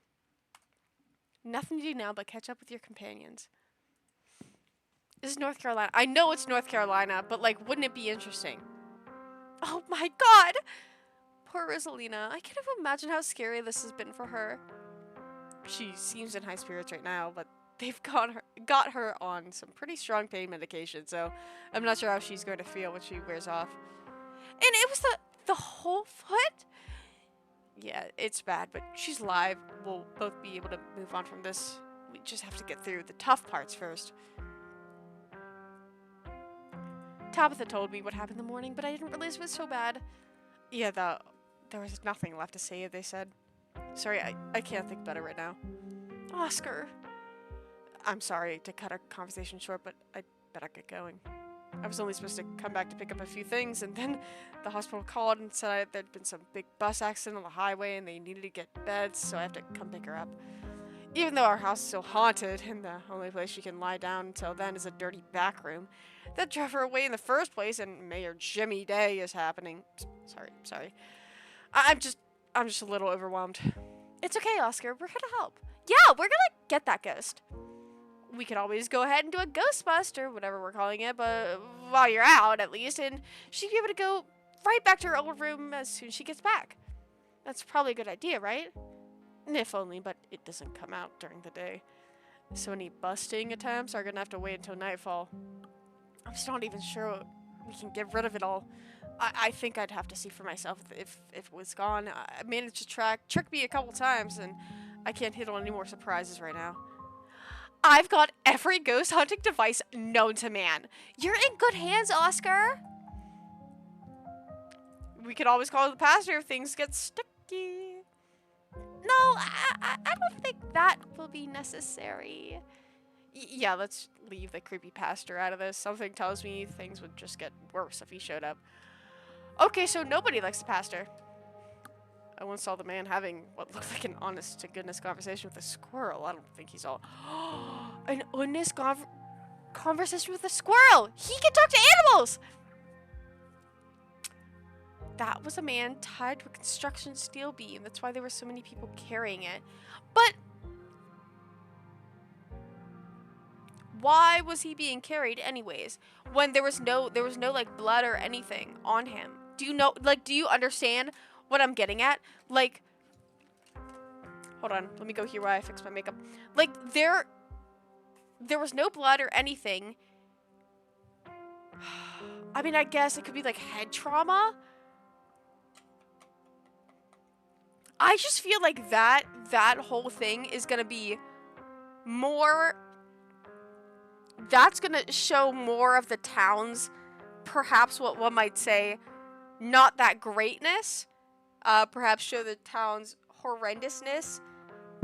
Like, it's a foreshadowing. I really feel it's a short foreshadowing event.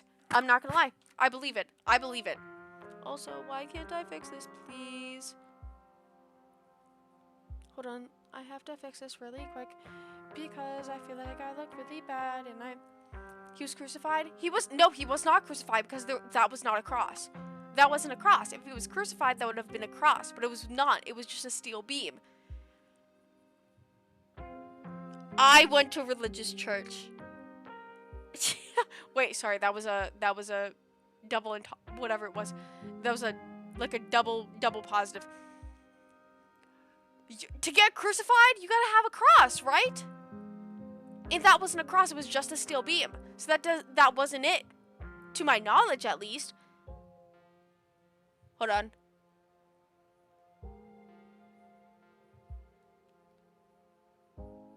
Okay. Will that work? Will that work? And then can I put this here? And then can I put this here? And then can I put this here? And then can I put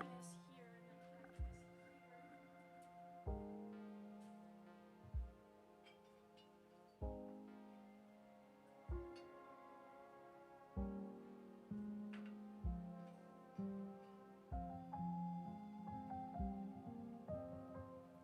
Okay. Everything, I believe, has now been situated.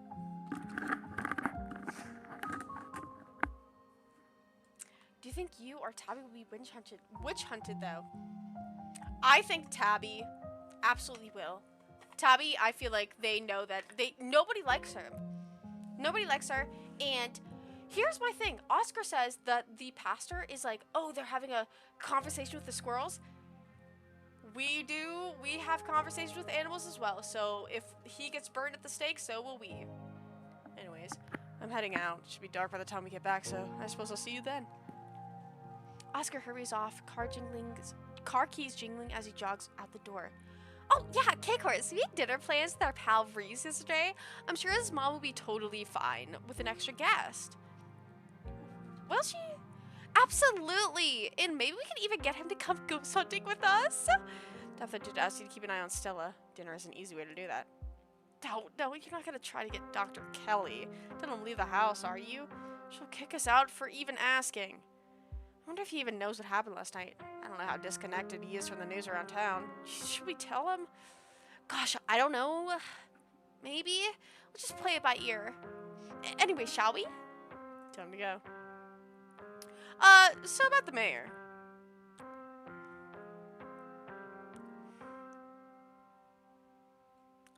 He's corrupt. That dog cares more about tourist money than protecting the town. Does Scarlet Hollow even get tourists? Kanika laughs. We get a few. Who all come by to see the mayor. The plot thickens. Oh, tea drinker! 10 scream shriek. Holy tea drinker aura moment. Yes. So I finally met Pastor Daniel. I figured as much. After you struggled calling him After you suggested. Oh, sorry. I realized I struggled. I figured as much after you suggested calling him for the ghost hunt. It was only a matter of time until he tried to pull you aside after a bit of grief counseling. When my dad died, I had to ban him from the general store for a week. He wouldn't stop leaving these little pamphlets at the checkout. I don't know where he finds so many. I think he comes off as a little weird because he shares my gift. Your gift? The one where I can talk to animals. He corroborated some of the things that the mayor told me. Wait, really? Okay, assuming for a minute that both of you and Pastor Daniel have a magical power of speaking to animals, I don't think that's enough to explain how weird the guy is. For instance, you don't make my skin crawl. He does. I wonder how many people out there share your gift. There's so many implications. I'm going to continue to pretend that Keiko is just really good at reading animal body language. I don't think I can handle many more world-shattering revelations this week. I wonder if the pastor's cursed. I felt something odd when he came up to me, and the way everyone dislikes him seems excessive, unnaturally excessive. I know this is weird coming from me, but not everything in town has to be spooky for some supernatural reason. Sometimes people just give off bad vibes. Agreed. We're allowed to dislike him, even though he hasn't done anything wrong. That we know of. Oh, before I forget, I invited Tabitha to come ghost hunting. You invited her? Even after last night? Of course you did. I mean, if anything, I thought she was actually pretty helpful. Stella, last night was a disaster. For all we know, Tabitha just escalated things. Kanika sighs. Alright, it happened. Let's just not get into it. If we're lucky, she'll be too busy at the mines to even show. Oh, don't say that, Neeks. If we're lucky, she will show. And the two of you will finally get along. Into Reese's. Alright, let's go. Three of you leave the library for an early dinner at Reese's. You find yourself in front of what must be Reese's house. A cold hesitation grips you as the building looms over the hilltop. Though it's only early afternoon, it feels much later, the sun already sinking behind the tall mountains that surrounded Scarlet Hollow. Yeah, I will say, don't talk about Tabitha like that. I'm down with Tabitha. I don't want anyone talking negatively about her. Wait, Stella, before we go in there, you told Kay, of course, about Reese's situation, right? What? His art? Oh, the illness thing. No, we've been a little busy for small talk. You know, with all these scary events going on. God, this has been such a long week already. Well, like Stella said, Reese has an illness and Dr. Kelly is really serious about it, so please don't make her mad or she'll yell at us. The door swings open. Hey! Reese! Oh my god, dude, it's been ages. You must be K-Course, right? Stella told me you were coming. My goodness gracious, there's something that smells terribly off about that boy. Get away from my Stella, you fiend! Justin starts yelping at Reese, straining against Stella's grip as she tries to get between them. Are they here already? I knew you'd shut up early. Stella, and you brought another guest. And the dog. Great. Yeah, I thought she might be able to cheer Reese up. I don't know what's gotten into her all of a sudden. The dog stays outside. But it's okay, Stella. We can let her chill in my van for a bit. I'll run the AC and leave her some treats. You know, I always have some of those easy chew dog jerky stashed away. The gall of this gumption! It's a violation of my rights! But we go everywhere together. Do you want to come in or not? Kanika nervously tugs Stella away towards her van. You keep us safe from that monster, K-Cause, you hear? You don't let a feather of harm follow my darling Stella. Dr. Kelly quietly eyes you while the three of you wait.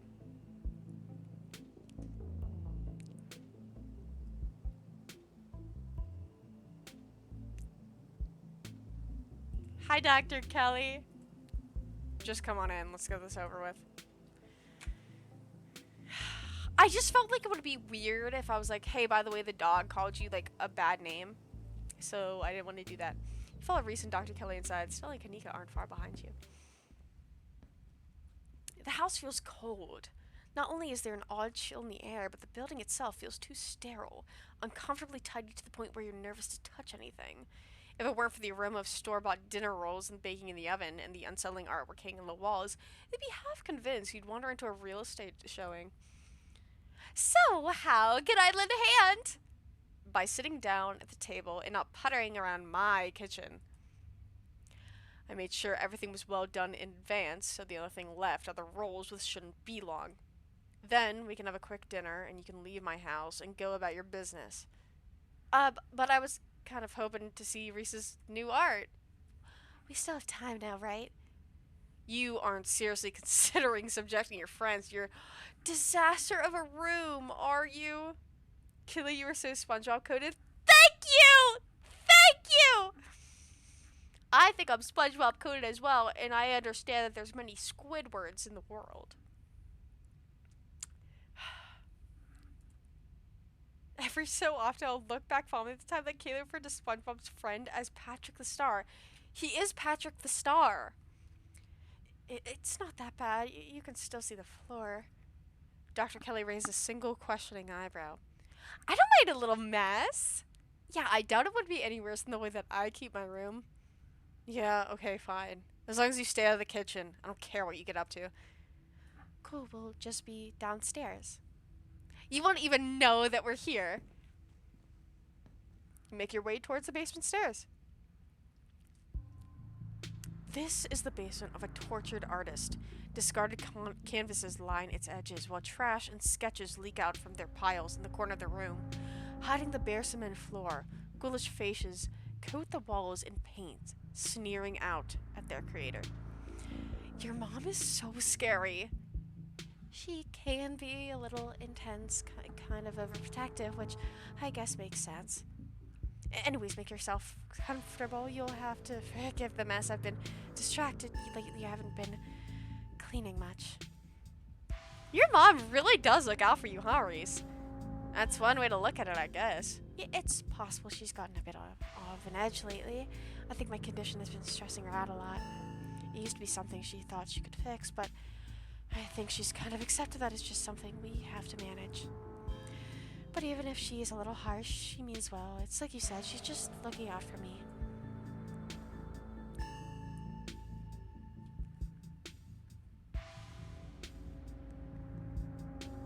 Oh my gosh. Should I flirt? This is what I imagine the rest of Kayla's room looking like. This is exactly it, but it's just like blood fills the walls. Do it, do it. I know you think you need her to take care of you, but I'm sure there are plenty of people out there who'd love to dote on you. I wouldn't want to be a burden on anyone else. Wow, you don't waste any time, do you, Kate Kors? No, I don't. I get right to the point. I thought it was sweet. I thought it was kind of sweet too. Anyways, did you know she turned us away yesterday? She said we couldn't even talk to you. Oh my gosh, gamer man, stop, stop, stop. Wait, where's my... I take this and I take this and I grab it and I grab it and it's pink. And then I sip it. And let's see what you get. Okay. Okay, no, I'm not gonna do 1, 2, 3, buckle my shoe. I'm gonna pull 1, 2 out, and then I'm gonna do bam. Oh my gosh! So cute! This is such a cute one! No, don't explode him! Don't explode him! Oh, he is cute. Don't explode him. That is cute. Oh my god, that is such a cute one. Gather flowers is one of his abilities. Oh my gosh, that's so cute. Oh, that was a good one. I would even say that would be what one might call a fantastic pull. I'd say it. I'd say completely and entirely. What can I say? Onwards. Did you know she turned us away yesterday? She said we couldn't even talk to you. You came by yesterday? She didn't tell me, but I was probably asleep, that's all. Are you sure it's not just that I did something wrong and she's never forgotten it and will hold it against me until the day I die? Actually, Kanika, I think she admires you. She says you have a good work ethic. She has a lot of respect for people like that. Really? She said that? Then I can imagine how mean she must be to the people she doesn't like. I think she's usually nicer to them. That's how you know you've really messed up. What about me? Does she say things about me? Do you wanna know? Well, when you say it like that, no, I'll just keep imagining us as very, very good friends. So, has Stella told you about everything that's happened the past couple days? Every detail. I wish I could see some of it myself, but, you know. Just as the futility towards the walls of the basement. Are you sure you can't just sneak out one of these nights? The doc isn't keeping me prisoner here, Stella. I'm sick. You know that. I'm sorry, man. I didn't mean to. There's nothing to apologize for, and I appreciate the effort. Really, I do. There's just nothing you can really rescue me from. That die's already been cast. But we were talking about the past couple of days, weren't we? What's your thoughts on the ditchlings? Yeah, they've been coming on my window at night. Wait, really? Is that why you texted me that they look like something out of your nightmares? Yeah, I thought I was hallucinating. I hadn't put it together that we might have been seeing the same thing until just now. I've been sketching them, actually. Tell me what you think. Oh, those are it. Those are probably exactly what we've been seeing. Yeah, you're actually really good at that. That was fantastic. Hey, that's exactly what I was telling my way home last night. That's what I was saying. What does it mean that they've been lurking around here, though? I don't know, but I like the company. They're kind of beautiful, but in a sad way, if you ask me. I agree to disagree with you there. Those things are gonna be stuck in my nightmares to the day that I die. Do you think the town's doomed? I think everything is probably doomed at some point, but I guess that's answering a different question. Do I think the town of Scarlet Hollow is at the brink of collapse? Probably not. But it's not like I have a lot of perspective on what it's like out there. There could be rioting on Main Street, and if Stella or the dog didn't tell me, I just wouldn't know. I would totally tell you if there was a riot. Would Dr. Kelly tell you, though? I mean, yeah, I hope so, but the point I'm trying to make is that other people are my eyes out there. What do you think about my cousin, Tabitha? She was always so distant and mean. I probably wouldn't have thought that she had it out for me, personally, if she wasn't like that towards everyone. Or if I thought she even knew my name. But people change. Maybe she's nicer now. She's still terrible. You guys just never took the chance to get to know her. She's actually really funny and sweet. I'll pass, thanks. What do you think what is going on with Wayne? Who? You know, the guy who's been following around K-Course, being all ominous. Oh yeah, that slasher creep. I appreciate the classic Jason vibe he has going on. Here's hoping it doesn't live up to the look. For all our sakes. Your whole situation's gotta be rough, I'm sorry.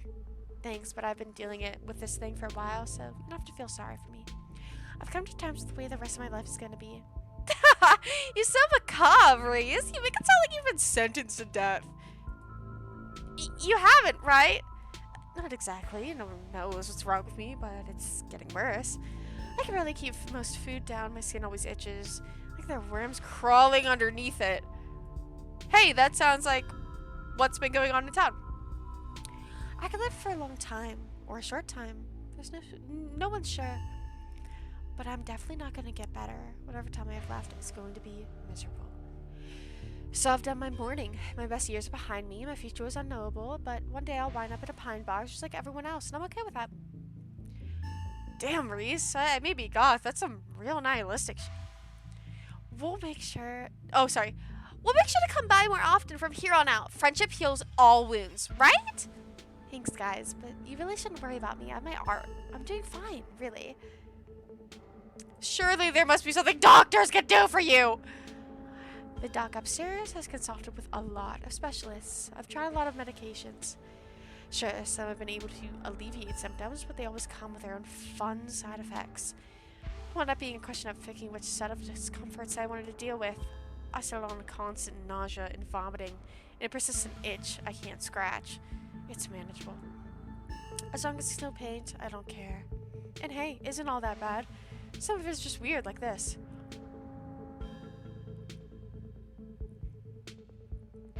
Grease pools on the skin of his arm and stretches unnaturally. That's not good. I would say that's probably really bad. Oh! Hyperelasticity. Kind of cool, right? Whoa! Does that not hurt? Nope. It feels fine. Like I said, it gets itchy under the skin sometimes, but I don't know if that's the elasticity, the medicine, or some other part of my condition. Alright, well, what's your art about? Your art. Each piece exudes a sickening miasma. What's miasma?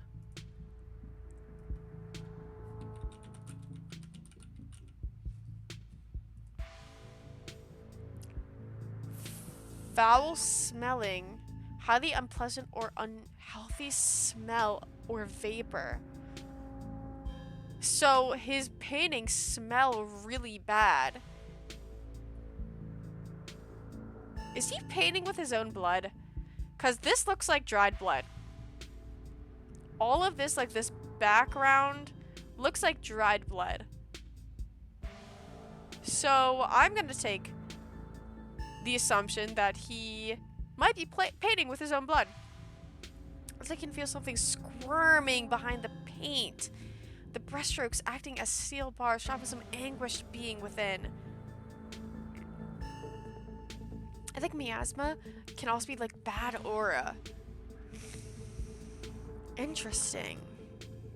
Which makes sense because anguished being within. I feel the emotions you put into these. They're writhing just beyond the pain, radiating pain and anguish. I know what you mean. I feel it too. When I'm working on them, it's like I'm channeling whatever's plaguing me into the paint, and when they're done, I feel like I've been emptied. And all the vile things inside of me have been sealed away in the canvas.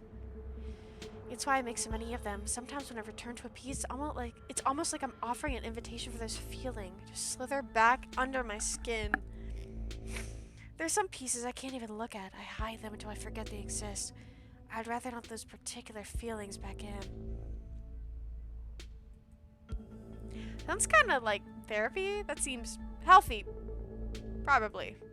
Breast strokes, never mind. Yeah, art therapy. Sounds like it does you good. Being empty must be better than being full of bad thoughts, right?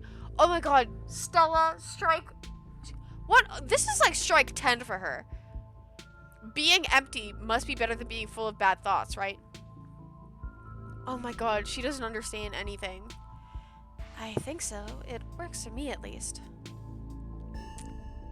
So you three go way back, huh? Almost to the womb. The school here is a tiny K through 12.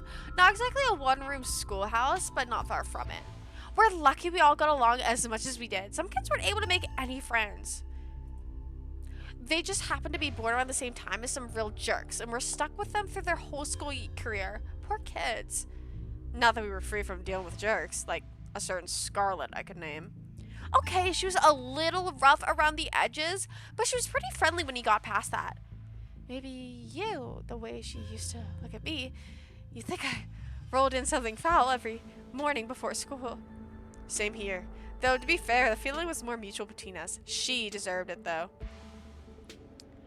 What's the title bead, sir? Oh, this is Scarlet Hollow, so I'm Scarlet all over that hollow.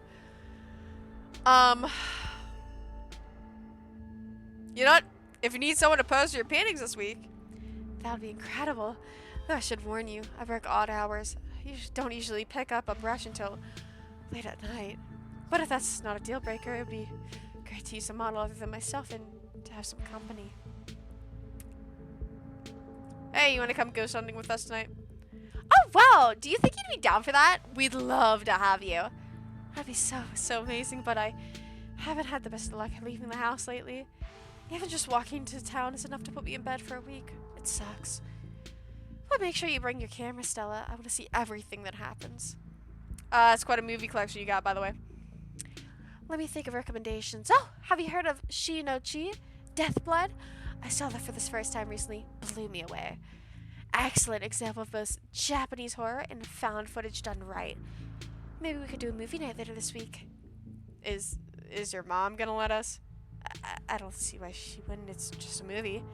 Oh my god, yes! We haven't had a movie night in years! Reese's mom shouts from the kitchen.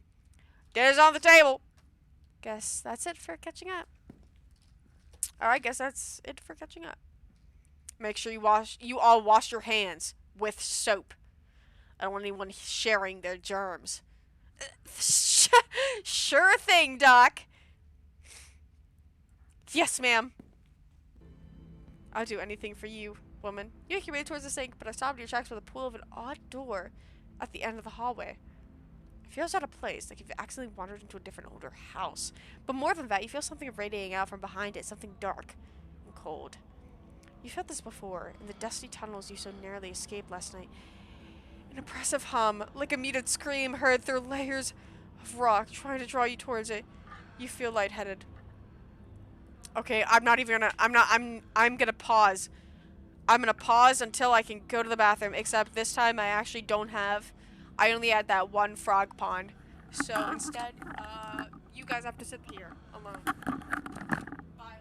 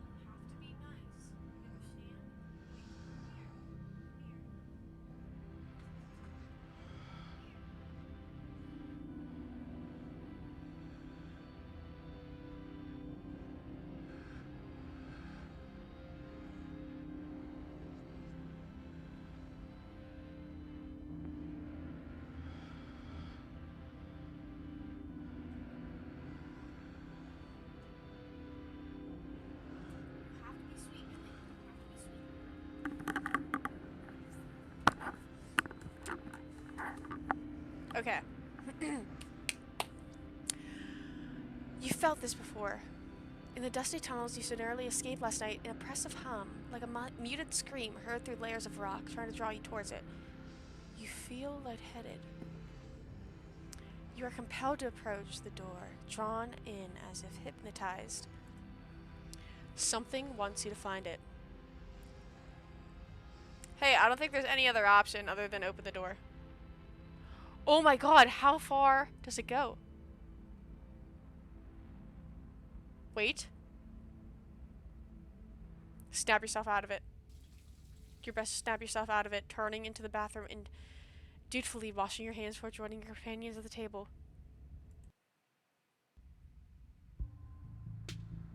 Dinner is already laid out.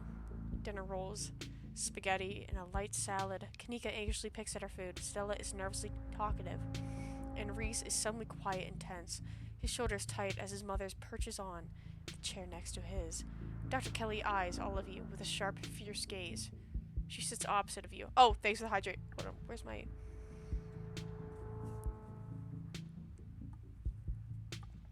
Thank you. Her features silhouetted against the light of the setting sun in the window behind her. Alright, so this is great. Pills. She slides a few tablets towards Reese. I'm proud of you for not opening that door. I knew there had to be some instance where we could not open the door. I knew it. He obediently swallows them. This is excellent, Dr. Kelly. Is the pasta sauce homemade? No, it's from a jar. I work too many hours to make my own pasta sauce. Well, you have an excellent taste in brands. If you ever want any tips on easy home cooked pastas, you know No thanks, Stella. I have the internet if I need recipes. Thanks again for having us, Dr. Kelly. We really appreciate it.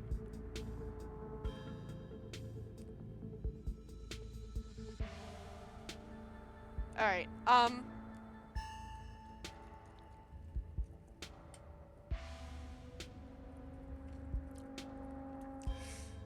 are we talking about Munchausen here? You know, I think I saw a video online about a family like yours. Turns out the mom was poisoning her kid for 18 years.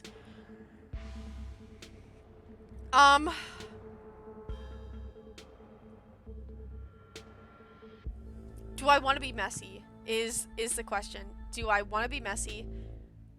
I didn't even think that she could be poisoning her kid, though. Before that, let's just talk about Reese. I'm not gonna say does no one in this town have two parents.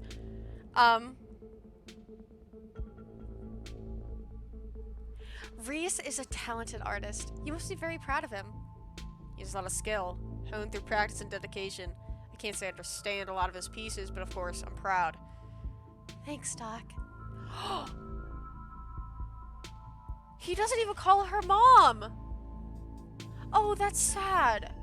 Oh, that's so sad. He doesn't even call his mom Mom. He calls his mom Doc. You know what? It must break your heart having to isolate your son from the world like this. It's just another unfortunate side effect of his illness. Both of us just had to come to terms with it. It's not...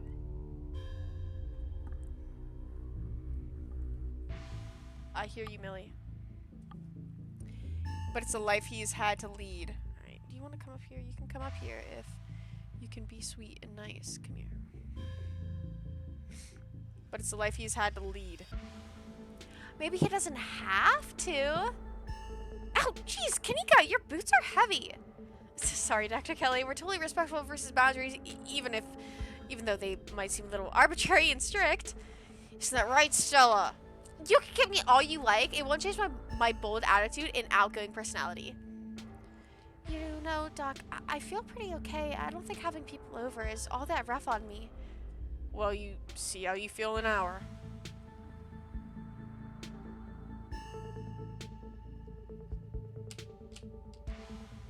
We'll see how you feel in an hour. Right after she gave him those pills. That's interesting. Gotta use this ad for prize picks. How are you doing, Kay? I'm doing... Oh, thank you for the hydrate. I'm doing freaking fantastic. Great game so far. Thank you for the hydrate. What exactly does he have? He has a combination of genetic diseases that give him a fragile immune system, among other things. It's too much to get into. A lot of technical terms I'd have to explain. It's not good at dinner talk. And it can't be pleasant for him to have to hear it again, so let's drop it. I'm fine talking about it. I'd rather we talk about something else. You can feel the tension at the table start to rise. I'm not gonna say does no one in this town have two parents. I'm not gonna say that. That sounds really mean.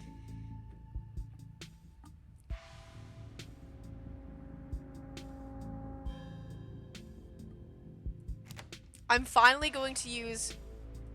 Oh, wait, no, we did do the... Okay. I hear you! Why don't you go bug Larry? Come on, go bug Larry.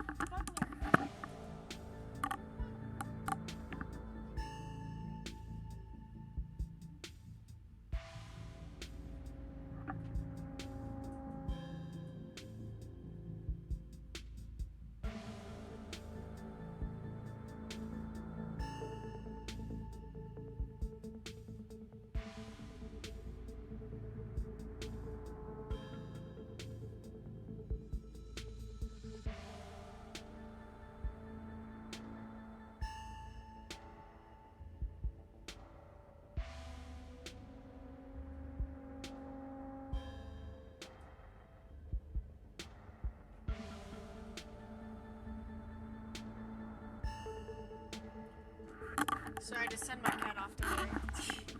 Doing a big surprise for my dad's 56th birthday on Sunday. Oh, that's so fun. I hope that you have the best time ever. Did you get a lot of like streamers? You should get, this is something that I got for my dad when he turned 50. You should get one of those like things that are like, I'm not that old. I'm not that old. And it's a big like string thing that's like, I'm turning 31. That's what I got my dad. And he said, oh, that's true. His childhood Atari working again. Oh my gosh, that's so cute. Japan is starting first. I'm not.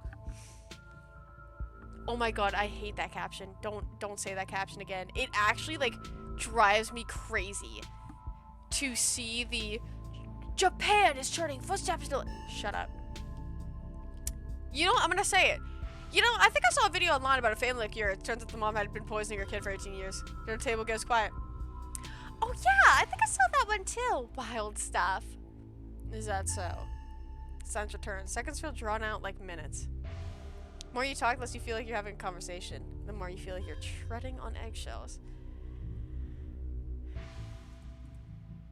You know what? Does nobody in this town have two parents? Dr. Kelly's glare intensifies. Small towns are full of drama. People meet when they're young and reckless. It doesn't always work out long term.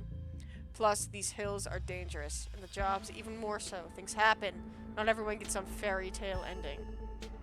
You can find happy endings anywhere, though. It doesn't have to be perfect, but people can still be happy even if bad things happen to them. I guess living in denial is a kind of happiness. Sure. Small talk. Thanks for putting this together, Dr. Kelly. I don't usually have to cook for so many people. I'm just glad there's enough for everyone. Remind me of when it used to be, what it used to be like when these two would come over hungry. Oh, hungry teenagers eating me out of the house and home. Yep, it works after sitting in my grandparents' basement for years back in like the late 80s. My grandmother accidentally picked up a shoebox without looking in it while she was having a garage sale and sold my dad's games for his Atari. So I had to buy 2 games for it. But that's so awesome that you got games for it. I hope that he loves it. That is so awesome that I haven't seen the Atari in ages because my dad also, I think my dad had an Atari, but he's, to my knowledge. The oldest thing that I remember that I had was a Game Boy, and my mom gave it to her friend. So I no longer have a Game Boy. I should have charged your parents for all the food you kids went through, honestly. It was like I was running a restaurant, not a doctor's office. What were Sally and Kanika like as kids? Noisy and messy, like all kids. They always had those little projects, videos or crafts or animal rescues, whatever it was, had captured their imagination that week. So like I said, noisy and messy. Didn't we bring a dead squirrel into your house once? Oh god, not the squirrel. I remember that squirrel. Didn't you think the dog could Frankenstein it back to life or something? I was like 12. I was very susceptible to what I saw in media and very sad about that squirrel.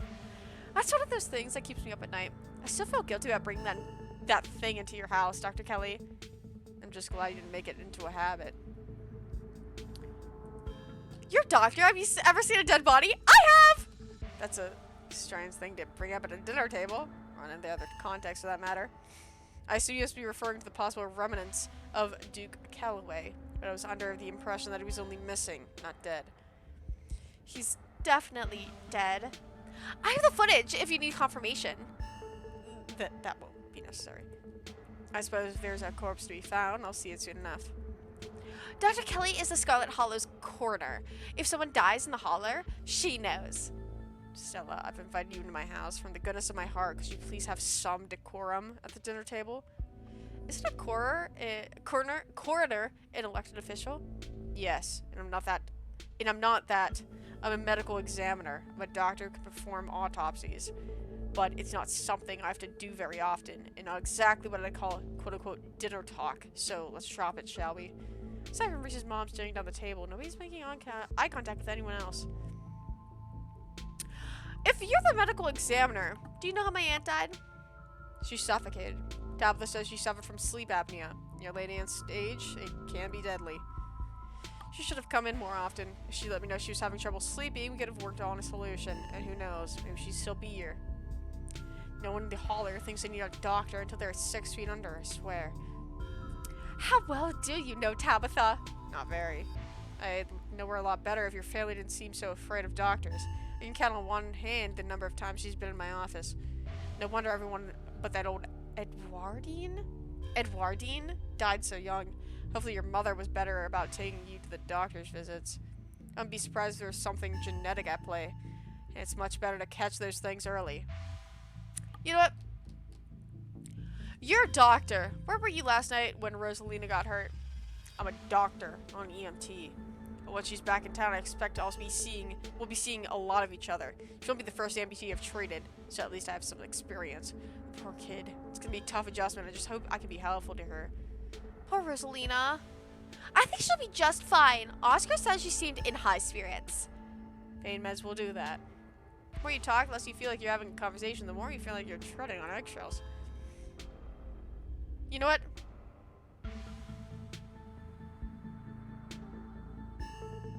Have there been any strange illnesses spreading around town? What? No. Are you sure you haven't met any minors who had unusual symptoms? Anyone who seemed sort of drippy? Or strangely ominous when they talked? Sorry to pry, just doing my due diligence. Absolutely not. I've barely seen so much as a runny nose, which is a good thing. If you're concerned about the mind, why don't you just have K-Cores ask Tabitha? Okay, sorry. I love your makeup, OG. Can't do makeup? Oh my gosh, thank you so much. Makeup is so fun, and even if you think that you suck at it, I promise you, you're better than you actually think you are, because I sucked at makeup. I still think I'm not that great at makeup, especially because the way that my eyes are, and also the way that, like, my nose and my mouth is, not that great. But the way that my eyes are, especially, my eyeliner looks like really decent from this angle, but once I close them, no. I have to do that double wing. I have to do that double wing because when I look at people, it looks like completely normal. It looks completely normal until I close my eyes. Yeah, strike 1, 2, and 3 on my end. Strike 1, 2, and 3. I like triple eyelids. I would have to go up to my eyebrow to have a slight upper eyeshadow effect. Good. Banger makeup. Thank you so much. I can't do eyeshadow that much because I don't have very prominent eyelids. I don't know if that makes sense. Like you can see what my eyelids are like 2 centimeters. Like they're 2 centimeters. So I never do eyeshadow because there's no point because no one's gonna see them. So any eyeshadow that I do has to be right under my eyebrows.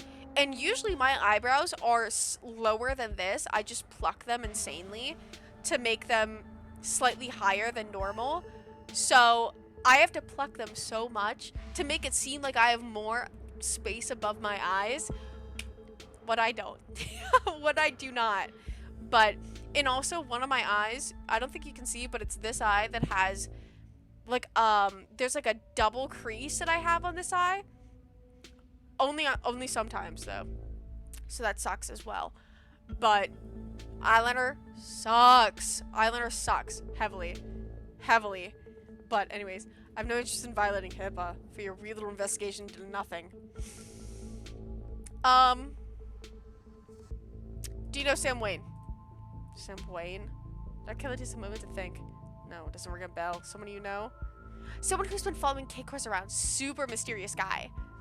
We have reason to believe he might be we might have caught up into some weird illness at the mines. He definitely looks like he could use some medical help. So please, let us know if he shows up or anything. If there's someone harassing you, you should get the police involved. This isn't any of my business. Have you seen any of these sick animals lately? I'm a doctor, not a vet. Didn't someone come in with a sick cow last week? Yes, but it's not like I examined this thing. I told them what I just told you and sent them on their way. You said it had lumps. Oh, wait. You said I had lumps. Sure, it had lumps, but I assumed it was suffering from some cow disease. Not something I've done much research on. I don't know how normal it is for a cow to be covered in lumps. Doesn't that sound like ditchlings? Are no farm animals safe from their devious clutches? Dr. Kelly, in Sal's footage, it looked like there was something pulsating inside of the Duke's kitchen. Chickens, not kitchen, sorry. Chickens. I bet those were the lumps on the cow. You really should have taken a look. You could have made discoveries previously unknown to the scientific world.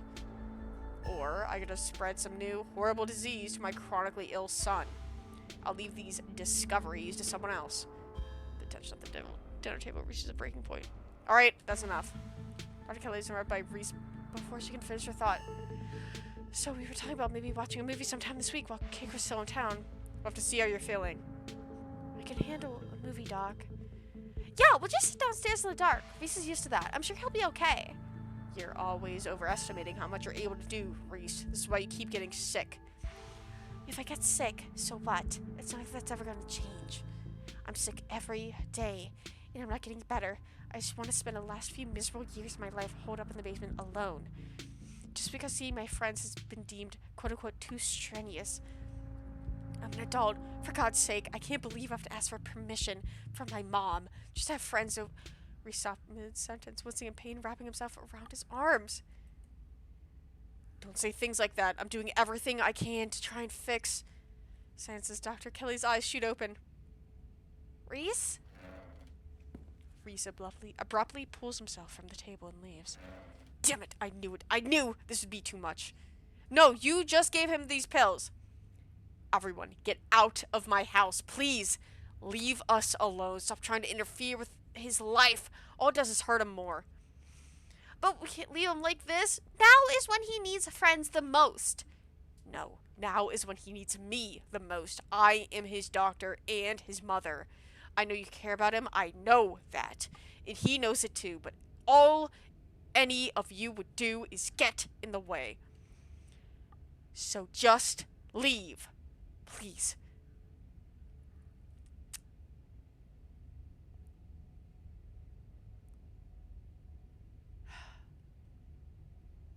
He seemed fine before dinner. It always comes in waves. I can assure you that right now he's very much not fine. Now leave. Okay, so Munchausen by proxy. So she's poisoning her son. We'll be back, Reese. Maybe feel better soon. Oh my gosh. Dr. Kelly shuts the door in your face as the cook lock signals the end of your dinner at Reese's. Do you really think Reese's mom is poisoning him? If she is, I swear to God.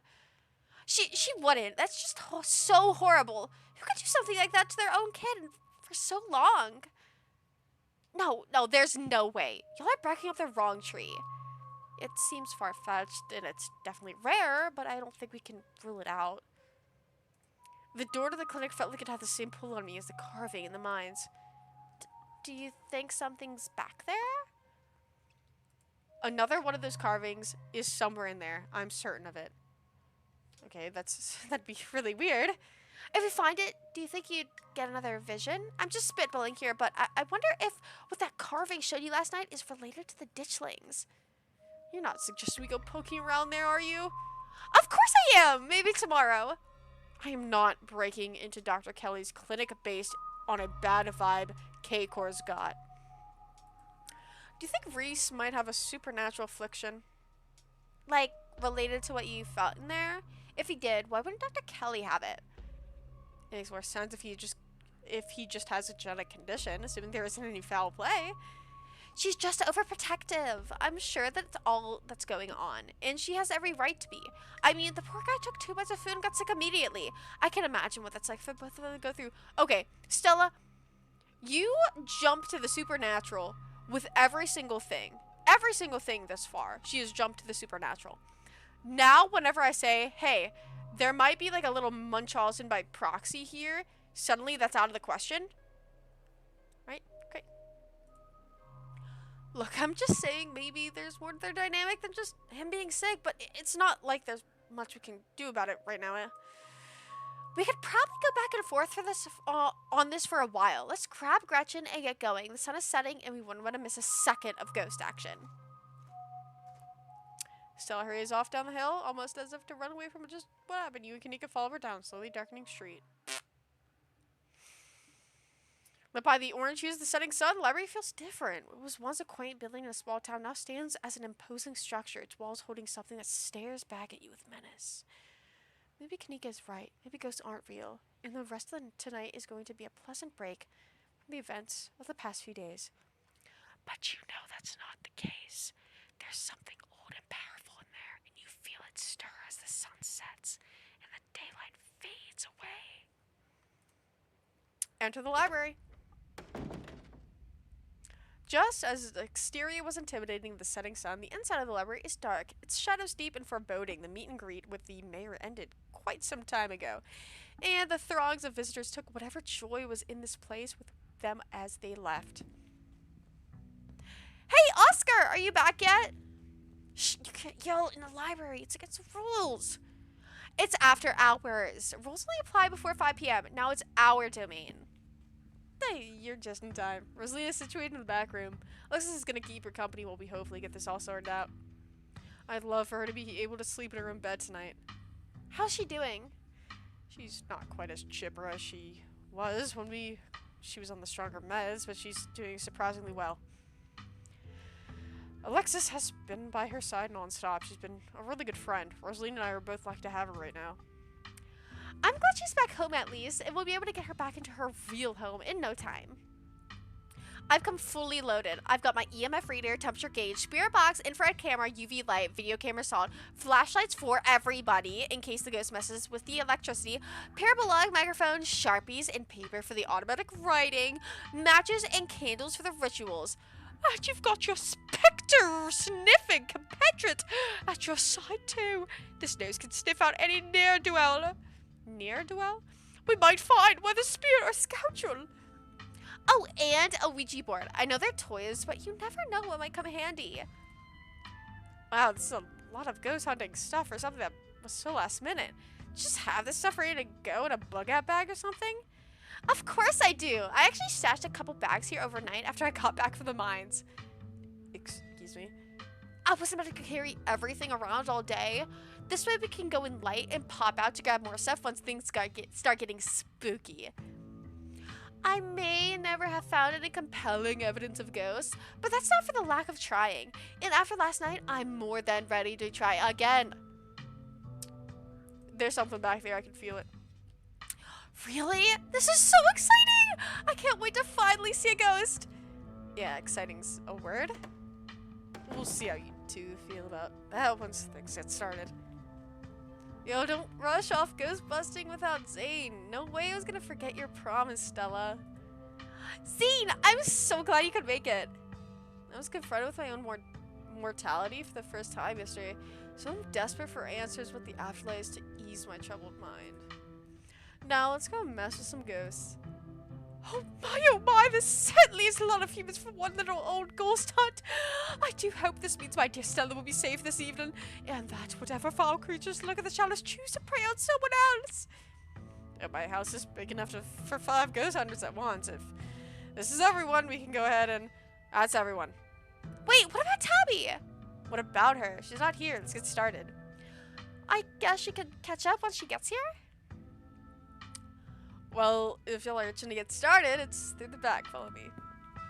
I've been here for like 7 times. She's not looking at chat. So I'm sorry. I'm getting into this.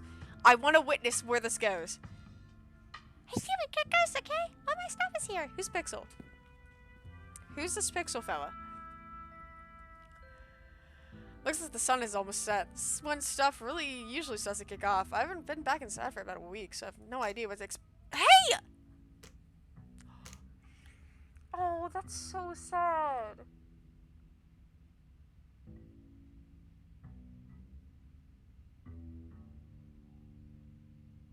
That's so sad that she's amputated. You're not doing this without me. If there's a ghost, I want to see it with my own eyes. Sorry, Mr. Gutierrez. I tried to stop her, but she was really convincing. Oh, hi Zane, what's...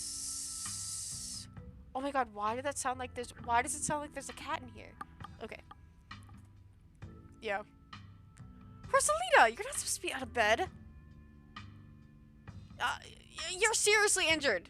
Exactly. You should just rest. We'll have this taken care of in a few hours.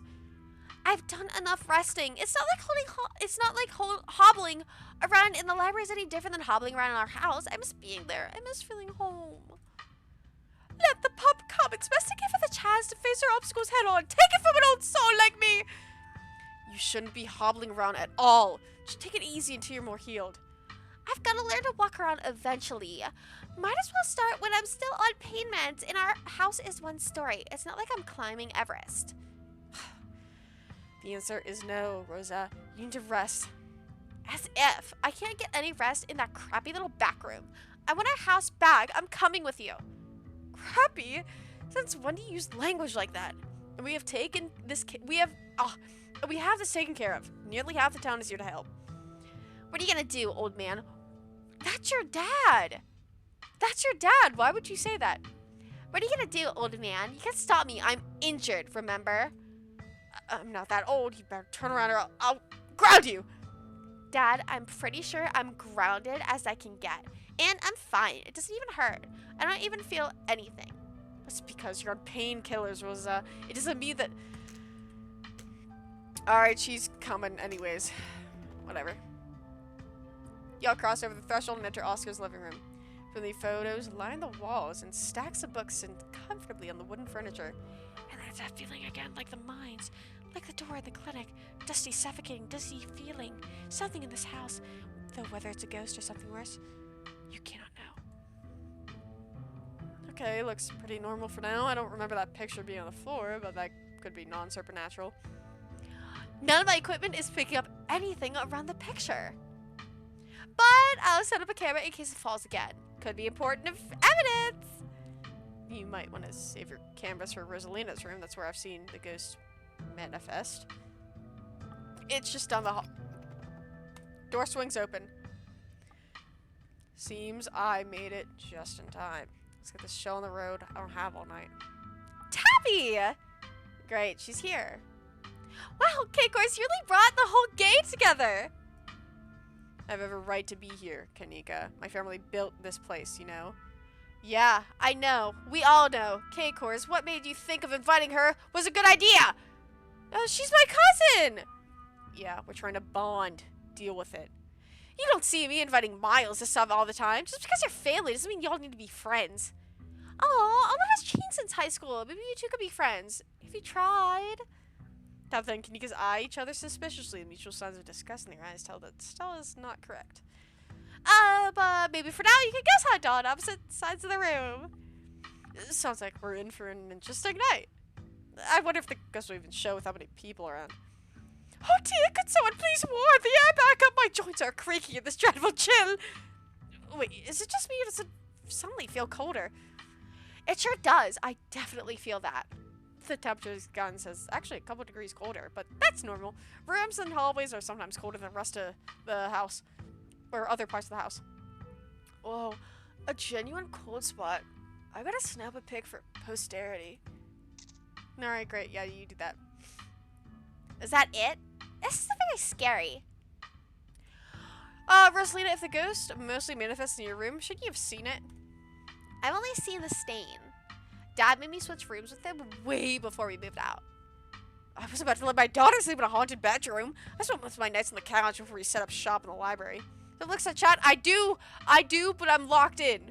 You can't blame me for locking in. Also, can my bang go away? Thanks. Even if there's something back there, I'm not scared of it. I'm mad at it. Y'all are so brave. I'd be terrified sleeping somewhere that might have a ghost. You know what? Maybe it's just shy. It's possible that it doesn't like crowds. It's only ever shut itself while I was alone. You're welcome, then. We busted it out by showing up. Can't believe you're so weak that you've been driven out of your own house by a ghost that's too afraid to show itself. Dad, you said it usually comes out at night, right? I guess that means it still has time to show up. I thought you weren't convinced any of this was real, Rosalina. My dad believes in it this much. I'm gonna keep an open mind. God, what if this is just all in my head? I'm not sure if it'd be more relief or an embarrassment. I don't know, but this cold spot is pretty solid evidence. Though I won't be satisfied until we see a full-bodied apparition. Yo, Mr. G, how, like, scary does this guy look? Gotta know what to keep my eyes out for. It's a 10. Definitely a 10. Dope. Maybe we should, like, split up. I want to make sure that somebody sees this thing. Oh, if that's the case, then I call dibs on K-Cores. In your dreams, Stella. K-Cores is sticking with me. We'll search the least dangerous room, like a bathroom or a closet. No. Absolutely not. I think we all know how that would go. Ghost or no, splitting up is always a recipe for disaster. Yeah, you're probably right. If we discover a ghost here, we should all discover it together! Not exactly the angle I was going for, but okay. Yo, once we find the ghost, like, how are we gonna get rid of it? Like, how does one bust such a thing? Well, my ghost hunting kit has symbols from every major religion assorted by holy books, a bunch of salt, and some jars for ectoplasm. And if worse comes to worse, we can always use the Ouija board to politely ask it to leave. Aren't Ouija boards super cursed? Aren't you sure that wouldn't make it mad or invite demon into the house or something? Ouija boards are toys. The only power they have is scaring little kids at slumber parties. I think I'd rather not take the chance. One ghost is enough to deal with. I don't much like the thought of opening a door for something worse. Wow, you've never been this superstitious, Dad. This ghost really has you freaked out. Okay. Oscar takes a deep breath before continuing. Let's head to Rosalina's room. Follow me. Alright, dude, they're fighting over me. Everyone's... Did anyone see that very suspiciously large blood stain? No one else saw that? Just me? Yeah. Alright. Figures that. Whoa. This is... Oh, sorry. This is where I've seen it. It appears on top of the stain. Do you mean this massive blood stain? It stinks to high heaven! Yeesh. They gotta be tough to scrub out. It's like county own this house. Do they know about the damaged carpet? Have you seen your house? I don't see how that's relevant. Weird. I'm not getting anything. It's not even cold. It's the same temperature as the living room. Nothing on the EMF either. Ectoplasm jars, do they know the ghost scoot figures into the jars? Alright, strike one backup account. Then your equipment is wrong. The stain is definitely paranormal. I've scrubbed it out too many times to count. It just keeps coming back. It's just a stain, Dad. Can't we just cover it back up? I don't mind sleeping in here. Let's get scientific about this. If you scrub the stain out a bunch, maybe that's part of the summoning ritual. I've never ever heard of a bleach-activated ghost before. You don't use bleach to clean a carpet, Tabitha. Whatever. How was I supposed to know that? Not everyone gets to learn to clean things. If y'all are offering free carpet cleaning, be my guest. The stain is an attempt at expression. There are no words, no decipherable patterns, but you can still feel it. A cry for help from something that has lost its voice.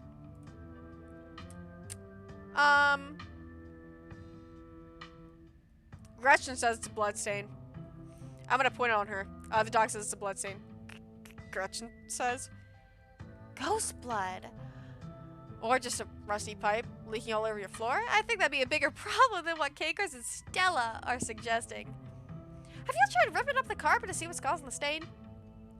The government owns the house. There's no way I'm leaving a big red stain on their carpet. I mean, sure, it was pristine every morning.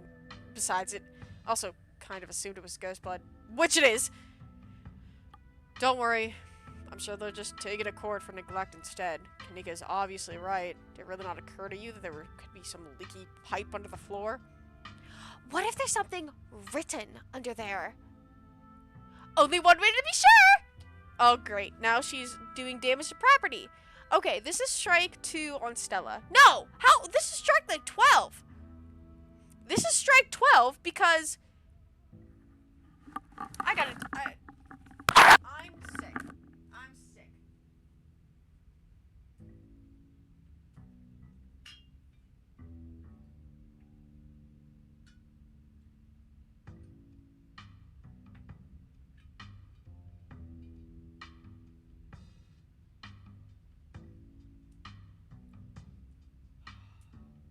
So, strike 1.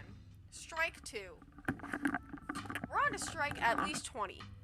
Alright, so she's dripping up the carpet. Great. Oh, my Tiki, let me help! This is my area of expertise after all! Oh, dear. You're doing the government a favor, really. Oh, so great. It's actually not something written down there. It's, in fact... What if there isn't a ghost after all? What if somebody lives down there? Okay, maybe I don't want to sleep in here. Hatch! This is even better than finding a message. There's no basement in this house. At least we were told about a basement. And look, all the red stuff coming. Oh, all the red stuff is coming from underneath. Oh yeah, this is super haunted. You've got a basement chock full of ghosts. I can just feel it! Y'all know last month was super rainy. It's clearly been a long time since anyone stepped foot in the basement or crawl space or whatever is under that hatch. There must be a leak that flooded the whole area under the house. The water dissolved the caulk around the edge and leaked through the carpet. It's red because North Carolina's red-ass dirt. It's as simple as that. It's not mud, it's blood. Human blood. I tested. Well, you tested wrong. Can't be blood, right? Kanika's right. You got a muddy floor, and that's why it's so cold in here. There's wet dirt under the house. Congratulations. We solved your ghost problem. Again. No way. There's an old hatch in the floor that someone tried to seal up. We're not leaving until we know what's down there. I don't know what's the characters, but I Gretchen and Tabitha and hate Stella and the children. I love Tabitha. I just love Tabitha the most. I also love the doctor woman, although she's probably poisoning her son. I'm with Stella. This is my room and I need to know what's down there. Have you considered they may have tried sealing it up because it's unsafe? Oh, do you think the flooding could have, like, made the house unstable? I'm all in on ghost hunting, but I don't know if I could crawl into another, like, dangerous crevice. I'm going for it. Uh-oh. You come to in Oscar's living room. You can't tell what time it is, and your friends are nowhere in sight. At least, physically. This is Oscar's living room. Spiritually and mentally, you've been ripped away to some other place. The building feels colder, and there's something about the air that feels wrong. It's stale, with an undercurrent of mold and earth. It makes you feel claustrophobic, as though you're in a coffin, each breath depleting what little oxygen is left. How did we end up back here? Where's everyone? Did we pass out again? Was there a gas leak in the basement or something? Is fainting some kind of weird family thing? Is there genetic condition I need to be worried about? Not that I'm aware of. Nothing like this has happened before you got to town. Goodness, what sort of nastiness was festering in that basement? Your cousin marches to the front door and opens it. Wait, why does it look like Oscar's house is in front of us? Didn't we just leave? I must be just misremembering things. Let's go. No, you're right. There shouldn't be a door there. Clearly, whatever was in that basement is messing with our heads. We just left Oscar's house. The library has to be on the other side of that door.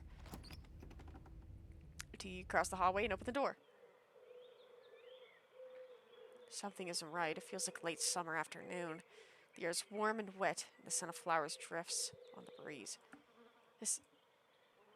Tabitha, please tell me I'm not the only one seeing the scratchy shadows in the distance. You're not? What the hell is that thing? Am I having a stroke? Are you having a stroke? Are we both having the same stroke at the same time? Do you see that creature behind the thorns? That's one of the bad omens Sel and I found in the woods. Ew.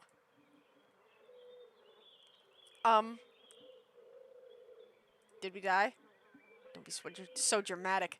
I think I'd know if we were dead. There's gotta be an exit somewhere. We just have to look. Wait. Do you hear music? Movement stirs as a figure cloaked in the shadow rises to attention. Stella?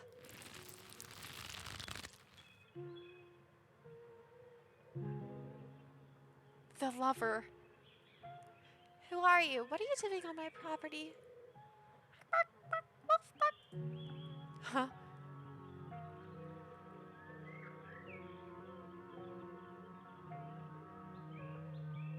Eddie, it's Charlie? What does that mean?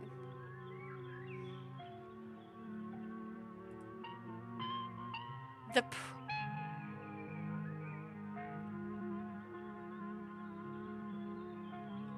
It's not me talking. It's no longer me talking. The presence says, Eddie, it's Charlie. What? Did you say Eddie? No one's called me that in a long time. It's Edwardine now. I'm not a child anymore. Edwardine? Eddie, you've got to be kidding me. This isn't Stella. This is the lover. What are you talking about?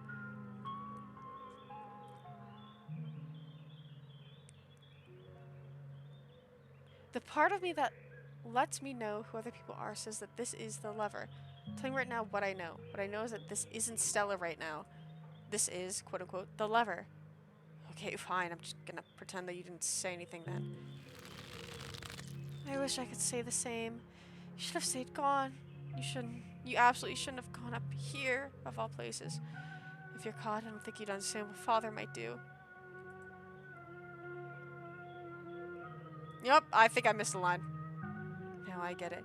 You two rehearsed this little scene just to freak out your cousin. Cool. You can stop now. I get the picture.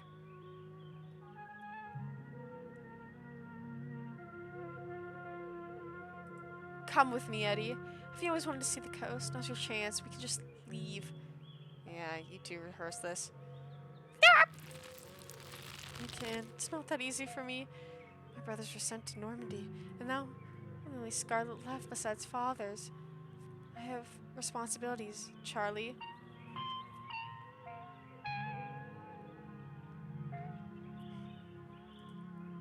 Shut up. Shut up!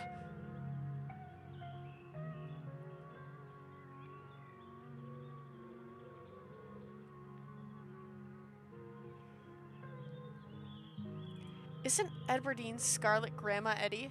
Yeah, it is, but if this is some of possession, there's no way it's her ghost. Edwardine died in the estate. There's no reason she would be haunting the annex. You should just get out of town while you still can. Whatever you came back for, it's not worth it. Can I get some context for what this means? So, Edwardine is the great-great-grandmother of Tabitha and who we're playing as. To my knowledge. I don't really know who this Charlie fella is. I'm assuming it's a lover. Which makes sense because the lover here. And I'm assuming it's kind of like a hallucination, dive into the different realities sort of thing. Perhaps.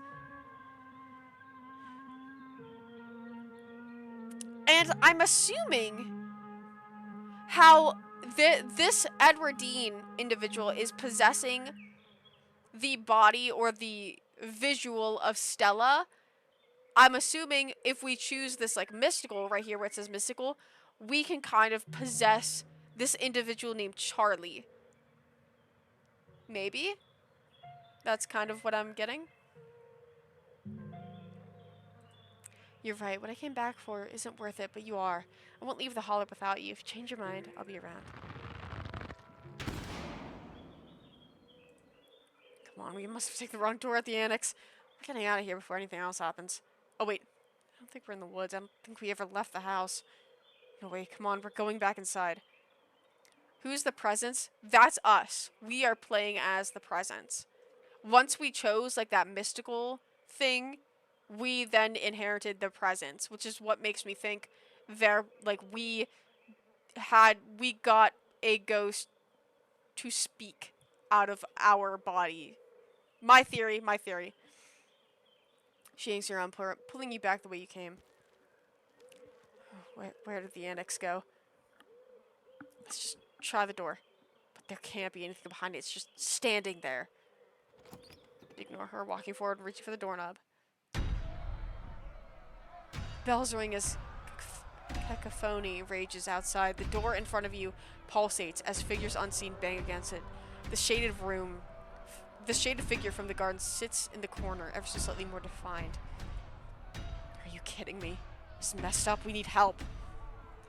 I don't know how to pronounce cacophony. Cacophony? I'm not gonna even bother. Bro, put your phone down. I don't think that works here. God, please let this call go through. Eva anxiously taps her foot as she waits for her phone to connect. Hey, it's... What? No, it's Tabitha. Didn't you see the caller ID? Stop interrupting me. Can't you... Your cousin is cut off by the dial tone of the disconnected call.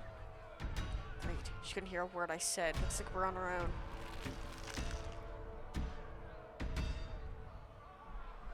Julia, pack your things. Quickly, hurry. Jesus, Rosaline, you scared the shit out of me. Maybe we should let him out of the rail, too. Make an example of the whole family.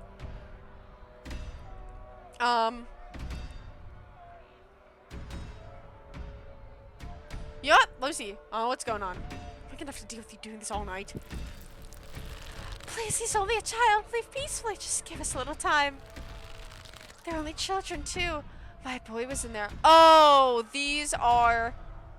They're probably talking about the mine collapse. That's my thoughts. But they're talking about the mine collapse. The mine collapse where all the kids died. That's my thoughts. Why should I give Junior here all the time? The world together, his little toys and fancy clothes. My boy didn't have that kind of luxury. Oh. The mob is talking about the collapse, right? Is that who you think that little girl is? Yeah, I think you're right. Don't listen to him, Charlie. Just keep packing. Looks like the others are on their way. Better hurry, boy. Or you and your little dolls here might get burned up. And as for you, lady, makes you think you're gonna be keeping any of those valuables you're packing in that fine suitcase of yours. Oh. This is despicable. Charles Shaw wasn't even responsible for the collapse in the first place. Excuse me? If that were true, stuff that happened a century ago is irrelevant. You and I had nothing to do with it. So you admit that the Scarlets had a hand in the collapse. I don't know. Do you think that's something they'd tell their kids? Doesn't matter anyways. What's done is done. It's not like we can change what our ancestors did, even if they did it. Trust me, boy, the coppers ain't coming here tonight. And what makes you think you can talk to an adult like that? Maybe they should have had you working in the mines too, instead of lazing around in this big house. Maybe you would have learned a thing or two about respecting your elders. Don't talk to my son like that! Don't talk to me like that, woman! I call the shots. Now get out unless you want to go up in flames with all your precious jewels and expensive dresses. You're lucky I'm even letting you leave. It wants revenge in our family. That's why we got possessed. But neither of us have done anything wrong. It's been over 100 years since the collapse.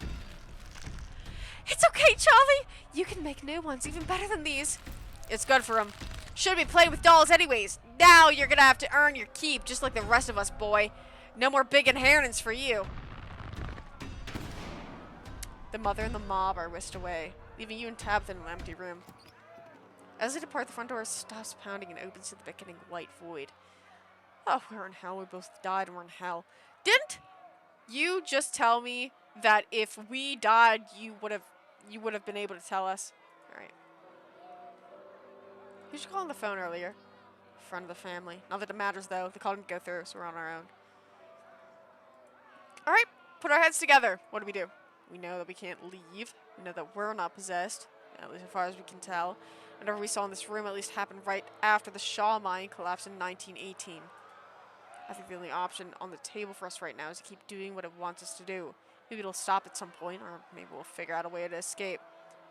There's a lot of ditchlings, by the way. Yeah, there are. Those things are horrible. No wonder you were such a mess when you came back on Monday. Yep, you're right. The only way to get out of this, to get to the end of this, there's only one way to get to the end of this. Can I read? Yeah, let's get this over with. You and Tabitha walk up to where the pounding door used to stand and step into the void. You're outside, and it's night. A false moon looming massive in the painted sky. At night feels thick and warm, the insects lively, their calls unnaturally tinny. Everything feels warped and wrong, like you're listening to a record fished from the bottom of a pond. What magic words do we have to say to get you to let us go? We're sorry, okay? Whatever our family did to piss you off so much, we're sorry. You poor dear. I've been keeping track of you scuttling around town like a tomcat. You've fallen hard for Miss Edwardine, haven't you?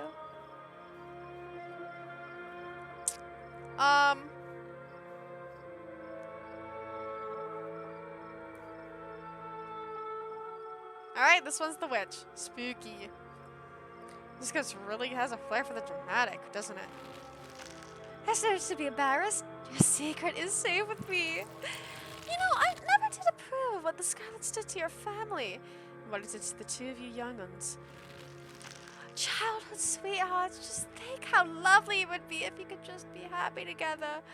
This is what you want, isn't it? So, Edwardine and Charlie.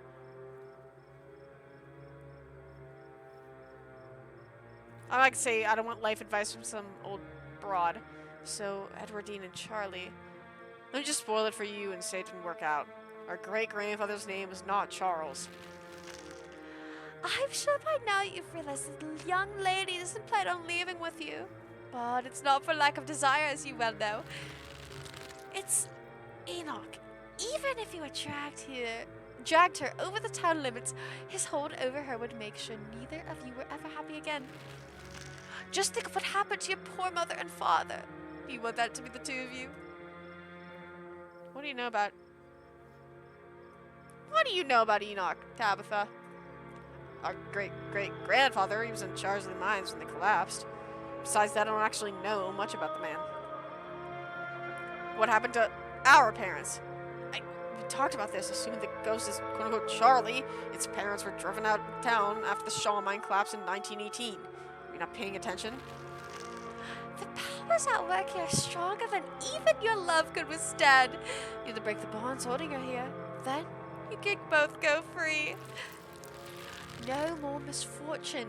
Not for you, not for anyone else bold enough to set foot outside the holler. The witch mimes handing you something, though her hand is empty. Everything you need to know is on that map.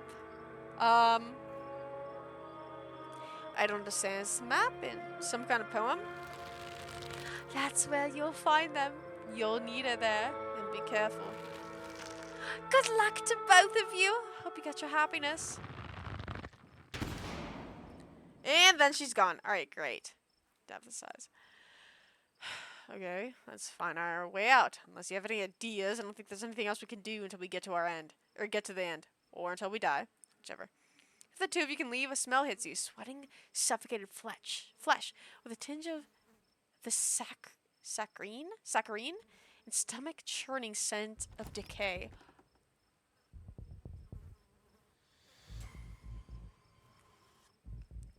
You know what?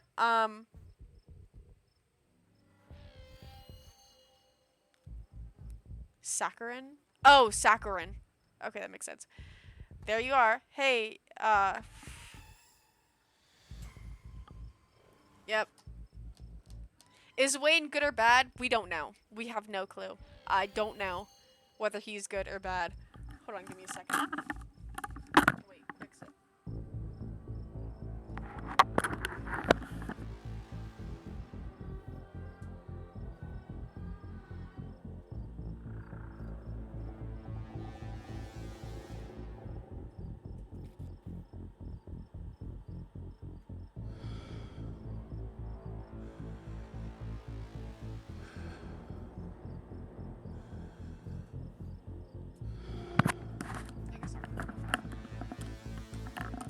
He looks like a serial killer. Okay, now you're just judging books by its cover. So, there you are.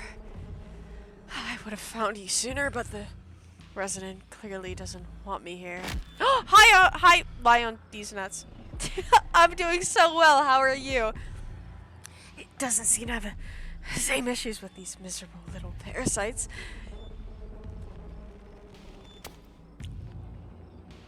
Bottom feeders always manage to slip through the cracks, don't they? Talk! is Tabitha's ex?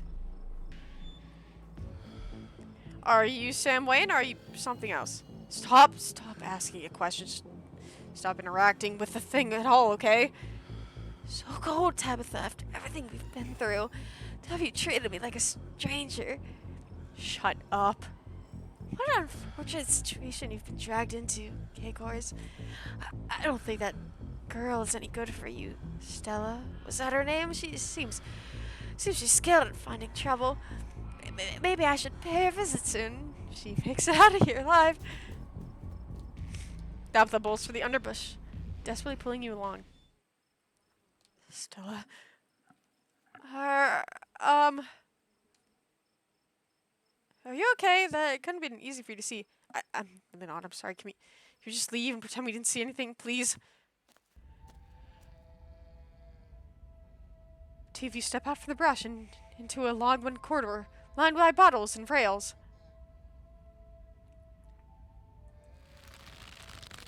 A figure rises to attention, blocking your way. I'm afraid he doesn't have long. If there's anything you need to say to him, honestly, like, I'd say it now. Who is that? As the caretaker is swept away, the room pulls itself to you and you find yourself looming over a deathbed. The father lies in its center, looking pitifully small. This does kind of remind me of Amori with the doors and everything. Oh, I don't like that individual in the corner. I'm sorry, boy. Sorry, I let my troubles drive my mama away. I'm sorry, those troubles. Man, I'm leaving you all alone now. Oh, alcoholic? Possibly an alcoholic?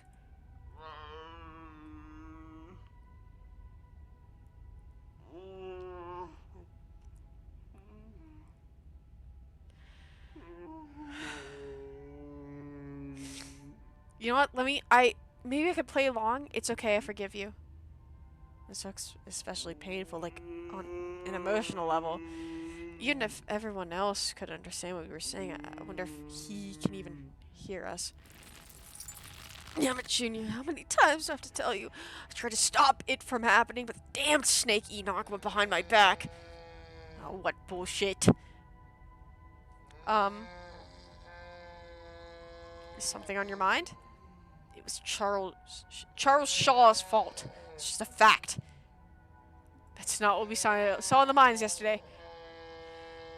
I'm gonna be honest with you. I can make a bit of sense out of what I saw down there. But even if you could, are you going to believe some weird otherworldly vision more than your own family? This isn't just something I was told. It's in the history books. You're right. I could have been using that excuse for too many years. At a certain point, a man has to accept when he's dug his own grave. They may have run me out, but they didn't put this bullet hole in my hand still. So, knew it. He's an alcoholic. So,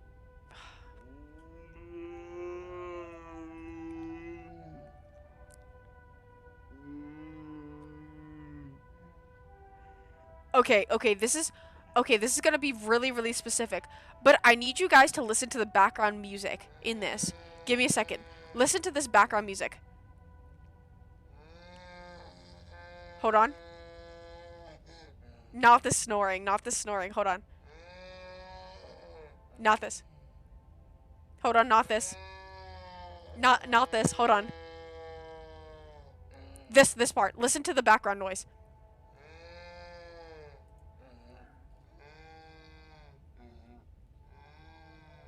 This part.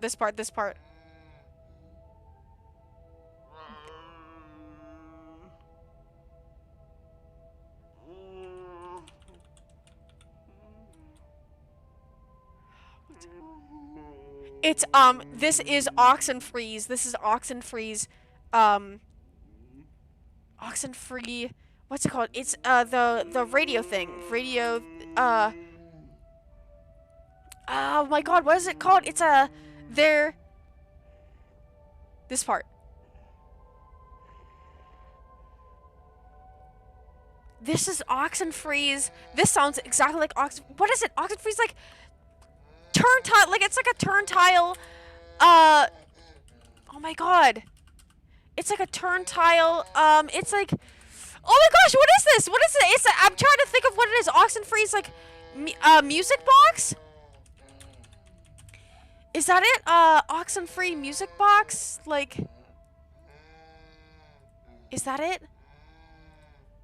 I can't figure out if this is okay. Let me see if this is it. All right, ignore the moaning and groaning. The music was Sorry, I'm sorry. called the Magic Eye. See that thing, that pressure-sensitive keyboard?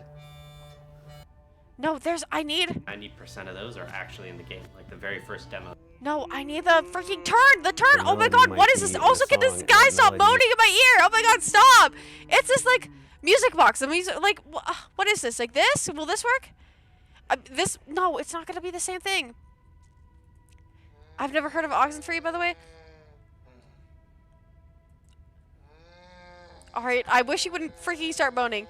It's like the Oxenfree box melody. Box melody. Can this guy... Oh my god, can this guy genuinely stop? I have to find this or else it's gonna make me upset.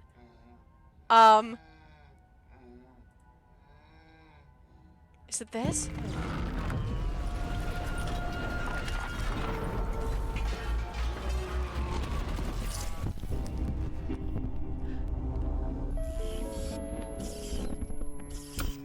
Okay, ignore the Phrase guy. that popped into my head sort of early on. Oh my god, what is it? This is gonna bother me. I know he's moaning and edging.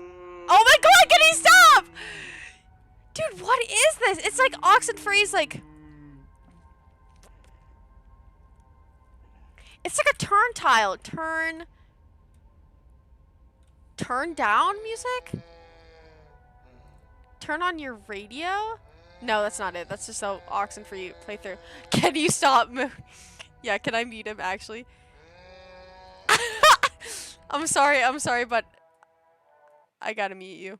I'm sorry, I gotta mute you for a second. It's like Oxenfree. I wish you guys knew exactly what I was thinking of. Because whenever you play Oxenfree, there's a point in Oxenfree. Also, by the way, one of my top 10 favorite games of all time is Oxenfree. I would love to play it on stream. Because I've tried to play it before, but it was when I was really distracted all the time and I couldn't play a single game.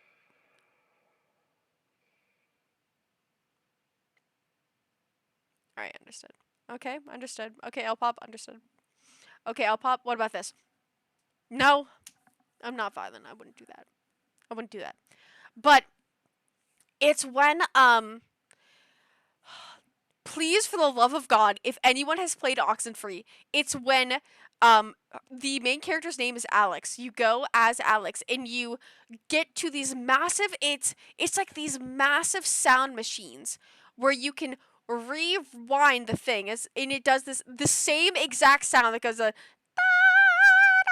oh my god, like what is that? Like the Oxenfree. Oh my god, what is that? Oxenfree. Oh my god, this sounds exactly like this. It sounds like 80% exactly like this. It's the Oxenfree. It's like the music box in game, but I don't want the music box version. I want the music box. Okay, Oxenfree is a music box is a key narrative object. Okay. Early version of tracks lost in the beach. Game music. I need like this.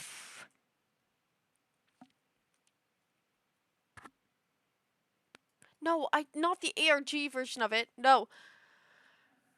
My god. Kayla, did you apply to any jobs this week? No, because I didn't set up my my job thing for you guys to press in. Why? Oh my god, I actually will cry.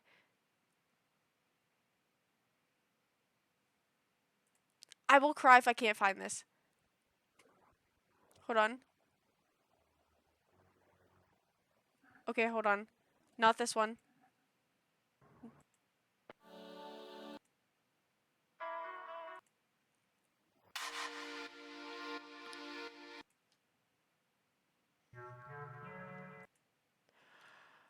Does it's not even like an OST, like it's not even a thing. Like, it's a... Oh, that's gonna bother me. That's really gonna bother me because... that was trying to use crazy. It's like, you don't understand, like, this...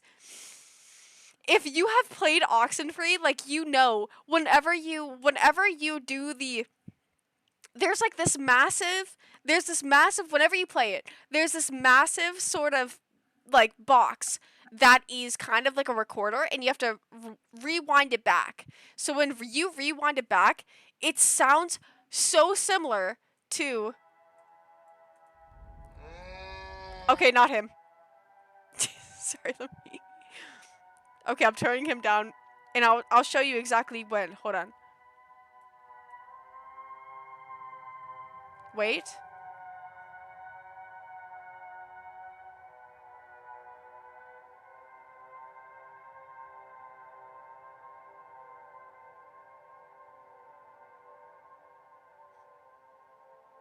It should be... It's here, onwards.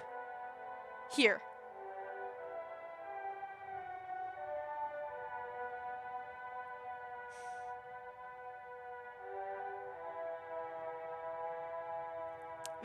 This part.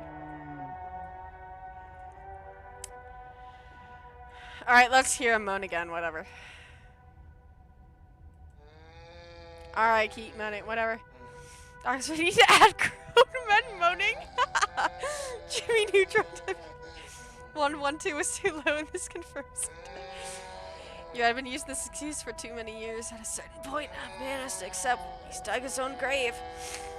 I honestly can't even do this while he's groaning and moaning.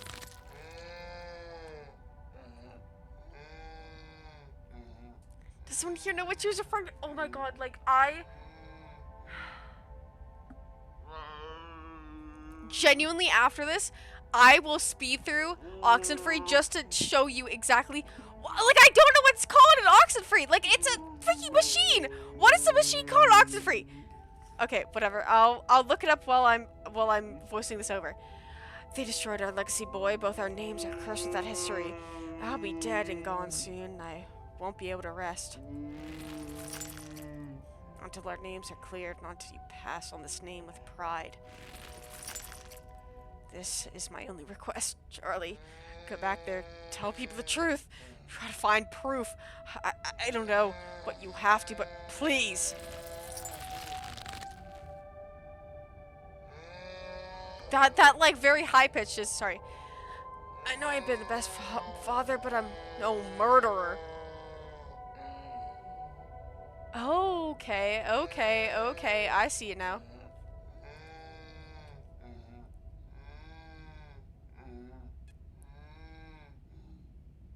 I'll see what I can do. Get some sleep. I'll see you in the morning. Damn it. Boy, I may not have till morning. Promise me. Promise! You'll go back and at the very least show that Enoch bastard what for. I promise I'll go back. Oh, thank you for... I grab it, and I take it, and I put... Oh, and I drink it. Oh, it's stuck in my throat a little bit. Oh, that huge, enormous square got stuck in my throat. Yeah, yeah, that was tough. But, you know what that means. Alright, let's see what you get. Okay, let's see what you get. Come on now. Come on now. Okay, I'm not going to do 1, 2, buckle shoe. Instead, I'm going to do something else. 1, 2. Oh, crap. I actually didn't make one up, so I'm just going to start shuffling it until it feels right. Oh, it feels right now. Ooh. It's a hollow of Viper.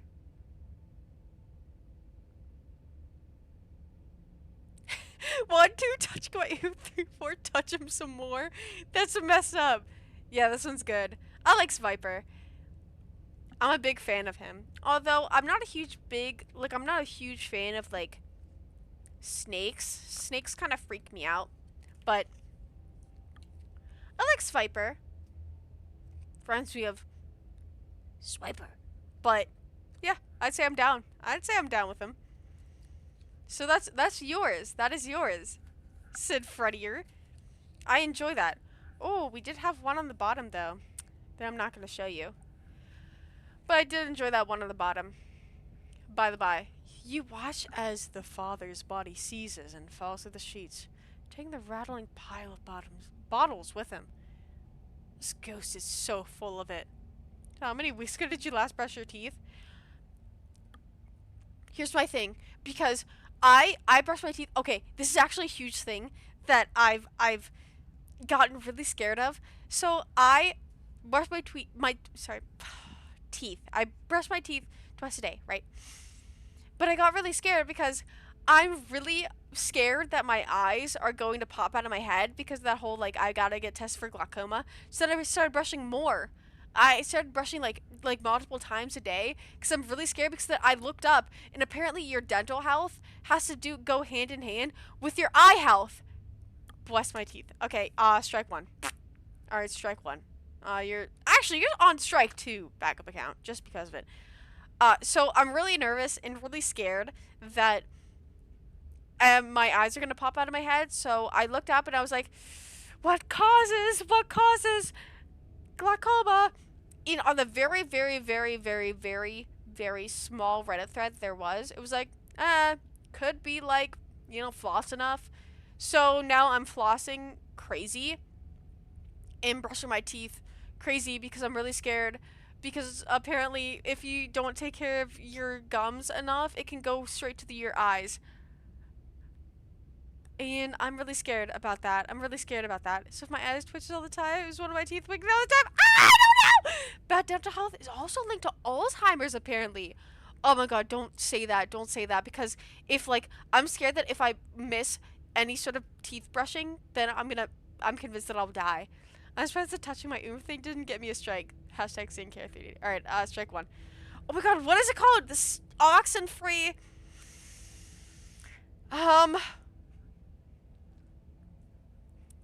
I'm sorry, you have to give me a minute. Oxen-free...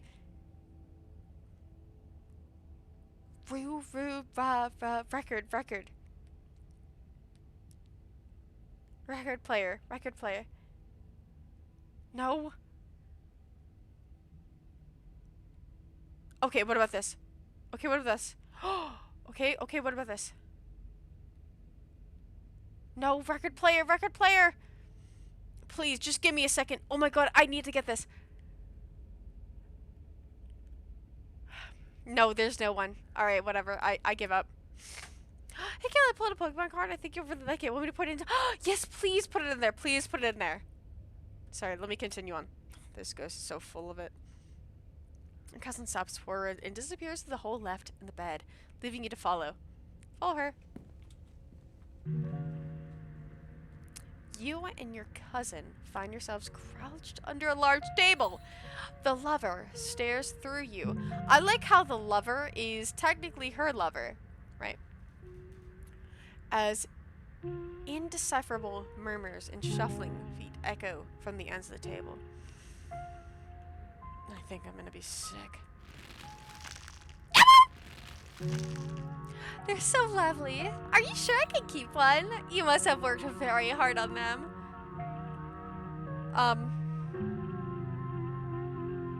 Of course, it's a present. When you look at it, you can remember all the fun we've had. So now you and Stella are both doing baby voices. Don't expect me to let you live down if you... Oh, I forgot that I turned everything up really loud. So... Can I do... Oh, I'm sorry, wrong one. I forgot I turned everything up. Don't expect me to let you live this down if we get out of here. Is it confirmed that Tabitha and Stella freaked it together? Or is this still a fan theory? Tabitha said that they were more than friends. I'll try to keep it away from my brother so he doesn't smash it. Though I wish I could make it move like you can. And you could even do the voices. You know, you could probably make real money if you put it on a show for people.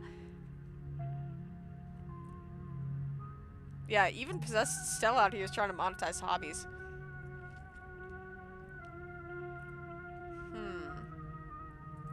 That's the plan. I want to be a traveling performer. Why don't you come with me? We can go from town to town, putting on shows for the kids. Guess that didn't work out for him. A traveling show? And you'd want me there too? Oh, could we go on to towns along the beach? I've heard the Outer Banks are the most beautiful place in the world. Of course. We can go anywhere you want. Thank you, Charlie. I've always wanted to see the ocean. There. Are you done now, Charlie? Can we leave? Everything crashes to a thunderous black before you or Tabitha can get in another word.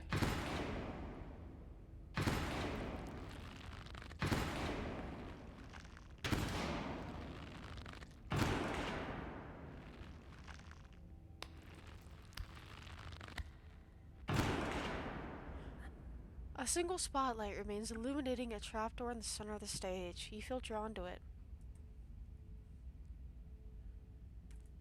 The trapdoor. Are we back in Rosalina's room? We must be. Which one of us is gonna open it? Why are you asking that? Are you scared? Of course I'm scared. Okay, I'll do it. You carefully step towards the trapdoor. It cracks open all on its own. Oh god, this is so much worse than opening it ourselves. You and Tabitha are shoved from behind and tumble through the hatch. Oh, hey! It took some digging, but it's there. The map was right. That means there's hope, Eddie. Whatever it is that Enoch did, we can undo it. We could be happy to get...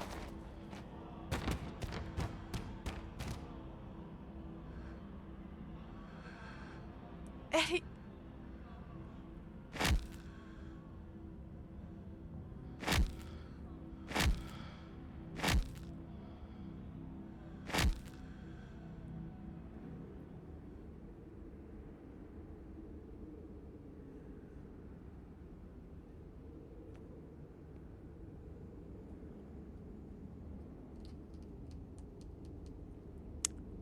Yeah, I'd say that goes far beyond domestic. Whew. So our great-grandmother killed Charlie, no wonder they're haunting us. Yep, so apparently our great-grandmother killed this Charlie fella. Oh god, I'm so sorry. Your cousin finally heaves into the void, but nothing comes up. There's nothing here. This place is completely empty. Whatever it is that Enoch did, we can undo it. What the hell is that supposed to mean? Enoch died early, nearly 80 years ago. Doesn't matter what he did. Doesn't matter if he framed Charles Shaw at this point.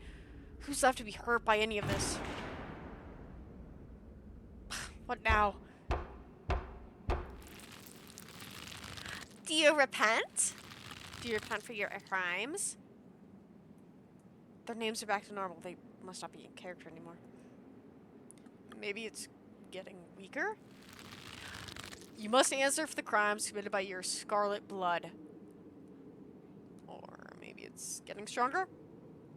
I hate it here. I hate it here so much.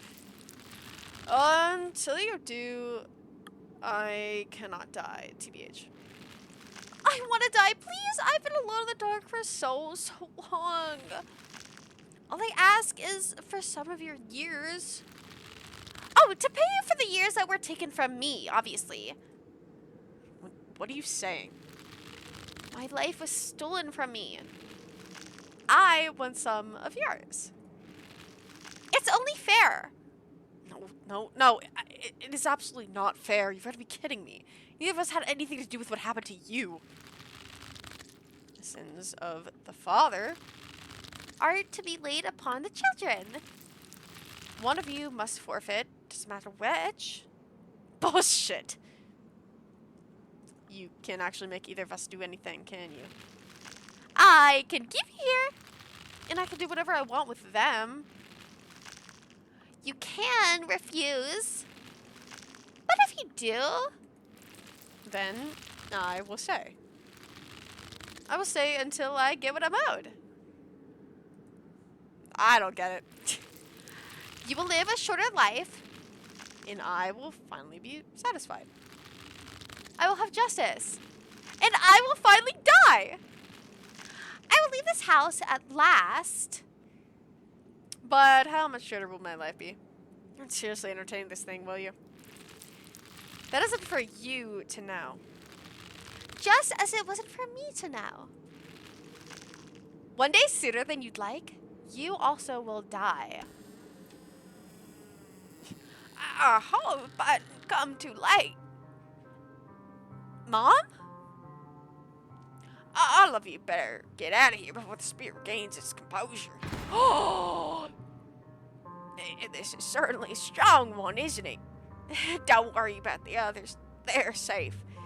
I got your... She called Sybil! I got your call, Tabitha, but it was definitely not easy getting down here. Get us out of this pit, Sybil. Tabitha, I don't think it's wise to leave something like this where anyone could stumble across it.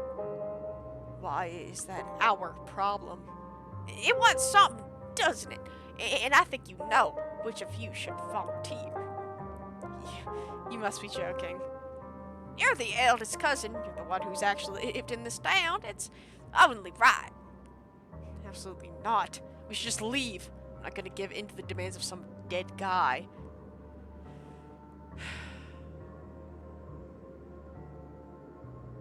Yep, I'm not leaving till I put this thing to rest. You take a step forward towards the spotlight. As you move forward, you feel Tabitha's hand on your shoulder. Chris, what are you doing?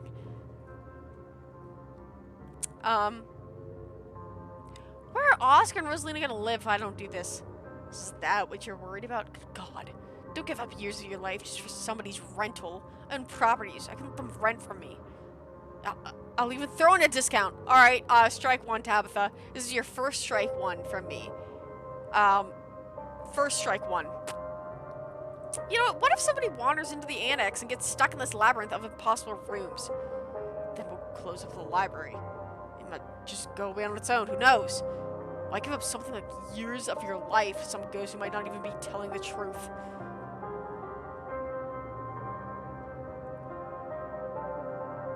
Our family ruined Charlie's life. What? We have a responsibility to make things right. Sybil is right here. Please don't do this. You weirdly step into the spotlight.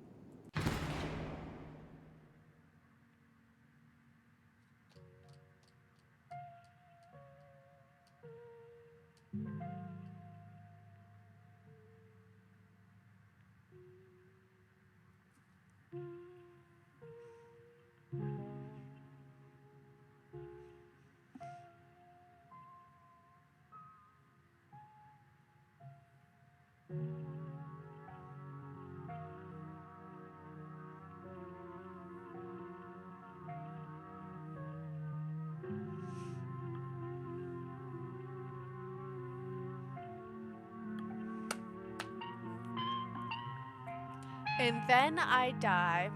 Just kidding, because this is another chapter. But I'm not doing that today.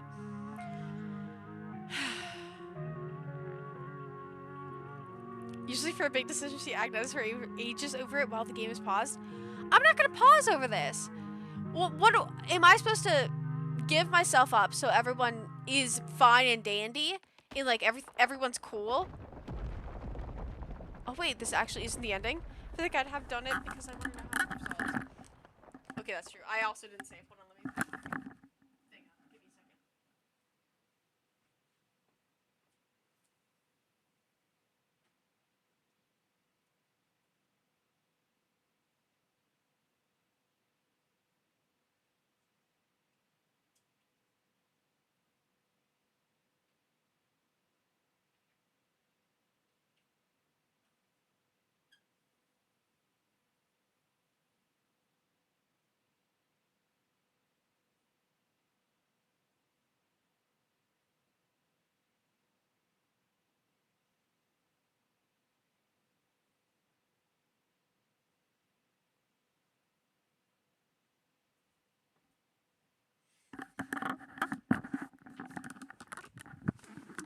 I probably should have saved before I made that decision.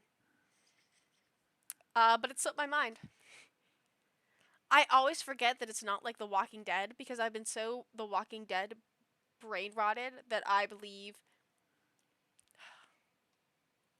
You have to see my Pokemon card? Hold on, give me a second. For the first time in what feels like hours, the earth around you feels solid, real, but also soft. You feel it pressing in on all sides, cold and growing tighter by the second as the soil settles. Claw your way out. Your arms tear at the earth until they break into thin air. Yeah, you know what? Look back behind me. As you gasp for breath, you take a look into the pit behind you. Charlie's mummified remains stare up at you, sad and broken, at the bottom of the pit. And for those who don't know, Charlie, from what I've gathered, is the person that was blamed for the whole mine collapse when it actually wasn't his fault. You're only able to maintain your gaze for a moment before exhaustion overwhelms you. With that last of your strength, you hoist yourself up from the pit and collapse on the floor. You feel like death. Oh no, Kay, of course, what happened to you? You look awful. It's done, Tabitha. If you have any regrets, keep them to yourself. Try to think of the words to say, but you're still delirious from what happened to you. And you struggle to form coherent thoughts. Come on, K-Course, let's get you home. You quietly walk towards the stairs. Tabitha rushes to your side to give you a shoulder to lean on as you walk. You're outside. It's real this time. The cool breeze chills you deeper than it should, and you realize just how drained you feel. Your lungs are heavier, harder to lift. As you make your way down the steps to the library, your lungs wheezing as you run a marathon. You can almost feel how pale your face has become, your lips dry and thin, your hands almost trembling with the effort of raising them to your face as you trace the nude lines and furrows that have formed there. I'm gonna go wait by the car. Just let me know when you're ready to go home. Cousin walks off before you get the chance to respond. I'm gonna peace out too. Back-to-back encounters with my own mortality. I've got a lot to ponder. See you, Rosalina. See you, Alexis. Zane walks off down the road. I'm so sorry I wasn't there for you earlier in the night. I had no idea what y'all were planning to do. How are we supposed to know what it would be like that? That it would be like that? Things have been strange around this town, sweetie. Now's not the time to be poking around the supernatural. I thought you learned that lesson yesterday. But magic isn't real. I mean, it's not supposed to be. God, that hurt. Everything is so... Kika stops mid-sentence as she realizes what happened to you. Oh my god, K-Course. You poor thing. Yeah, pity me, pity me, pity me. K-Course, did you...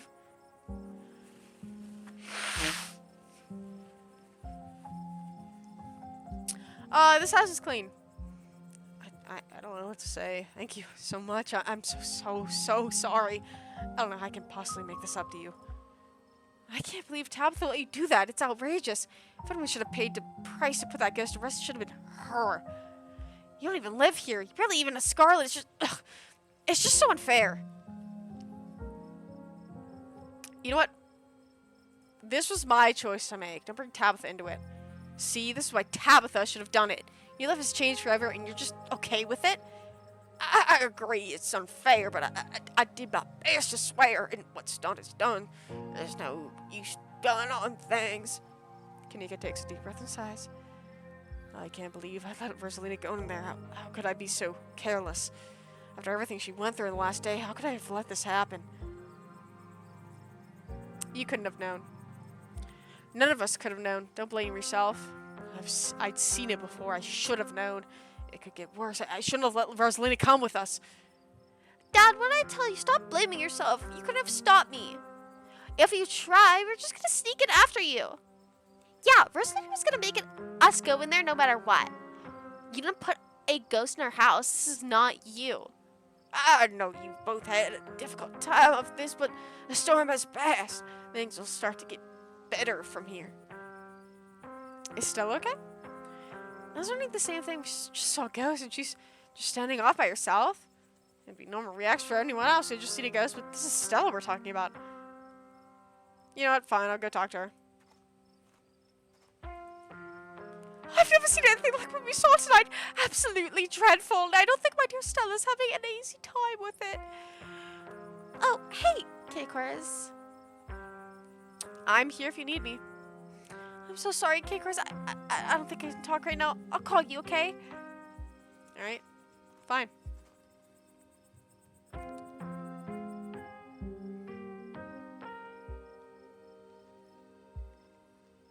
I think she hit her limit. Should we go after her? I think she just needs some time to herself. Stella's never been the kind of share her burdens. I doubt that'll change because somebody goes chasing after her. If anything, it'd just make her clam up even more.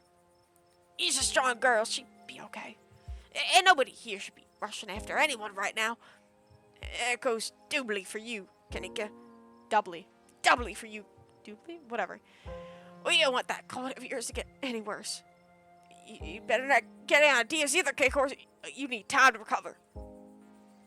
There's another carving down there. They keep giving me visions. I wonder if they're tied to something.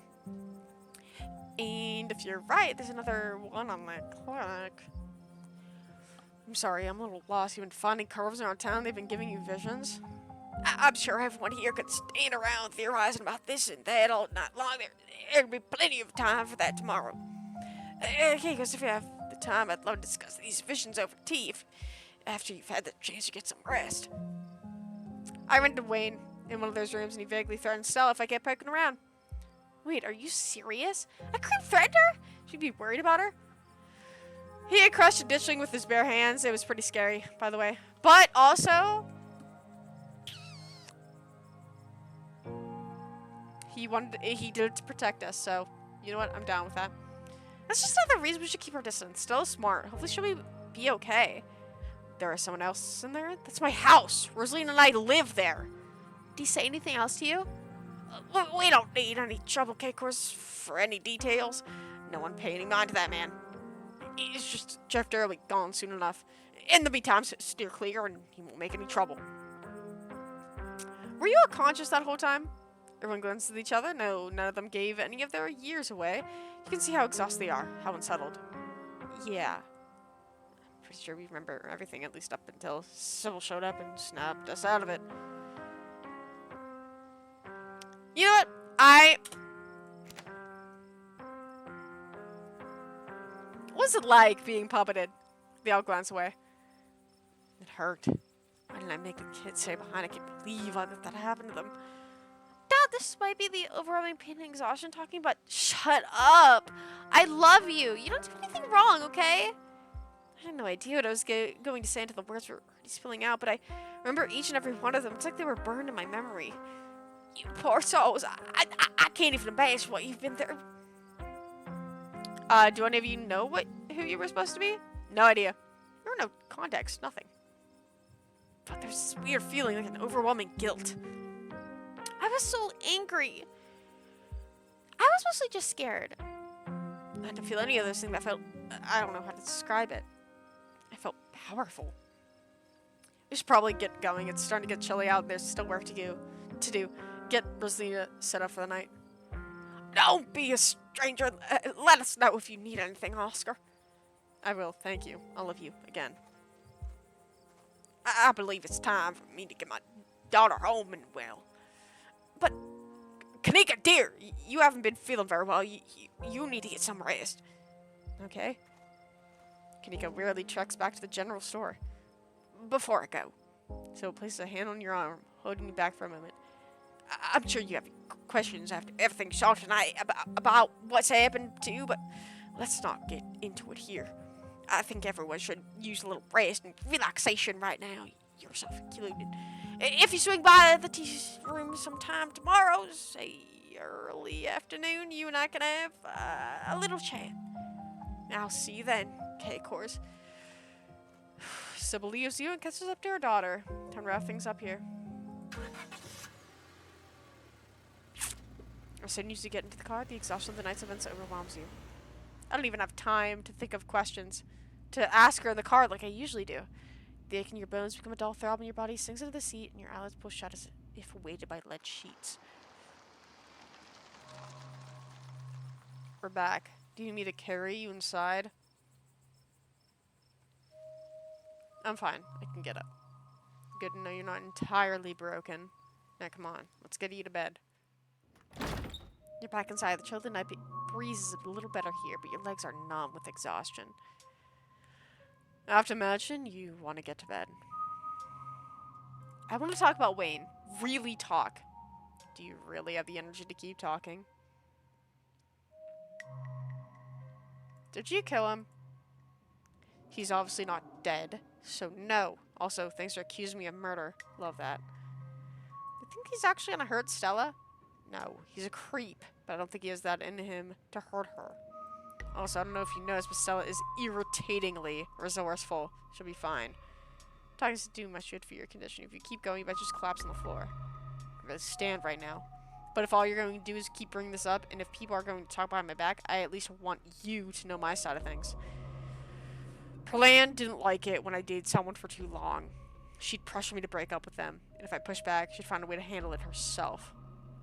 If you want to know what I went through with what went wrong with Wayne, you better be better off asking her. But she's dead as a doornail. So unless we're stuck dealing with 2 ghosts in 1 week, it's not happening. Case closed. Why is she so involved in your dating life? She wanted grandchildren, and she never got any. May she rot in hell. Now go to bed. You need rest. You find yourself unable to object. Don't keep poking around looking for trouble. You just have to make it to the funeral. 4 more days. That's all. And then the bus comes. You know, I don't have to leave Holler. I can get used to this place. That's good to hear. It'd be nice not being the only Scarlet left. Anyway, nights. See you tomorrow. Time to go to bed.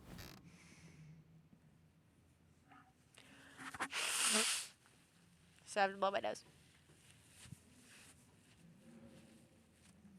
You don't even notice yourself entering the guest bedroom and falling into bed. Suddenly you're just there, buried under your family's musty covers.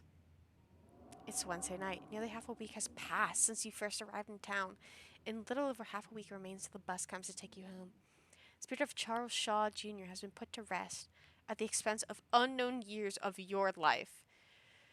The specter of the night's events will linger over you for every day you have left, a grim reminder of the price you are willingly paid for the crimes of a family you never met. Maybe it'll be easier in the morning. Maybe your joints will ache just a little less than they do now. Maybe you can still right the capsized ship of your now broken life. Or maybe things will only get worse from here. And then there's episode 4.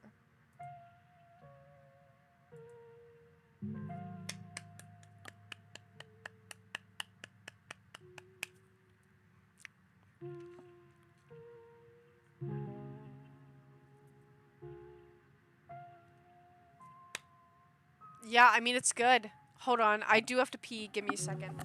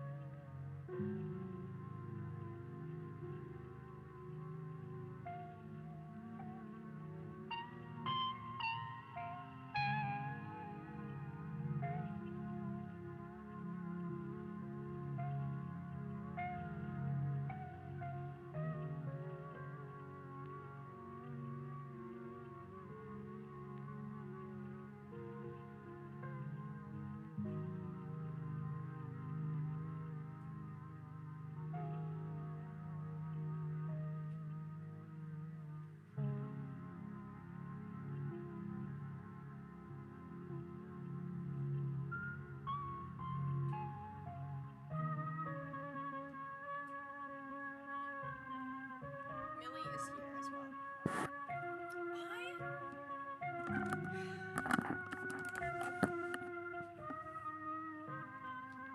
I don't know. Like, I don't know how I'm feeling right now. Like, I've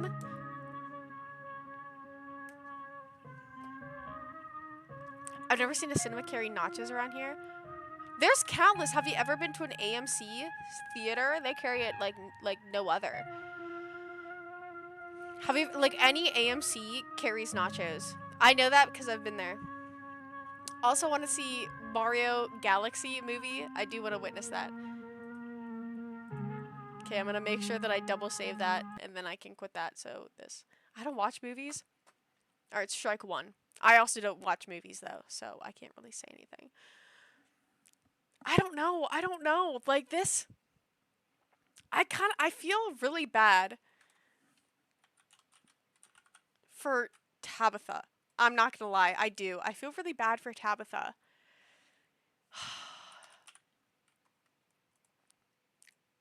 I love Tabitha.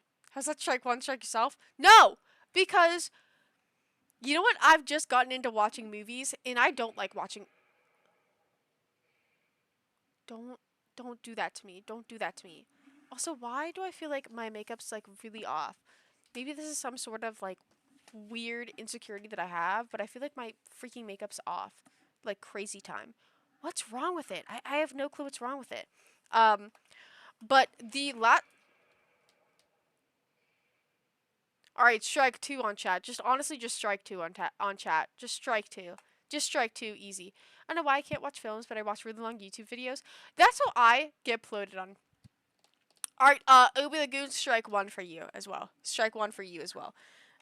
I can watch really long YouTube. I can't, like, I don't watch shows. I don't watch movies. It's really tough for me to watch movies and shows, but I wonder if it's because I am slowly and surely, like, rotting my brain so much that I can only consume short form content. That's my worry. I beg of you. Oh, sorry, I completely forgot again. God, why do I have the memory of a goldfish? Hold on, let me see. Hold on, let me see.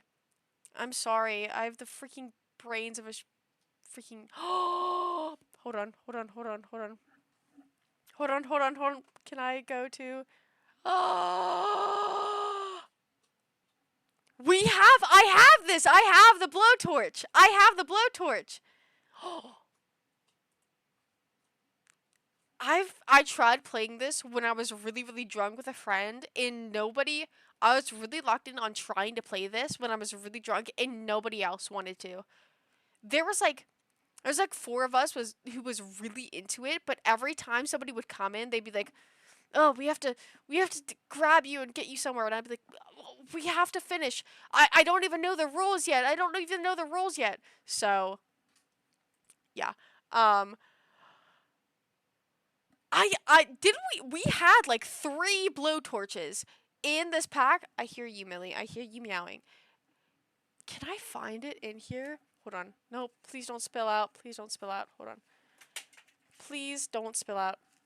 There's at least... Hold on, let me show. You kept pulling them. You could not stop pulling them. I have no clue why there were so many in these. Hold on. Ooh. Oh, we have 2 of these. This is like the first time I'm actually looking through them.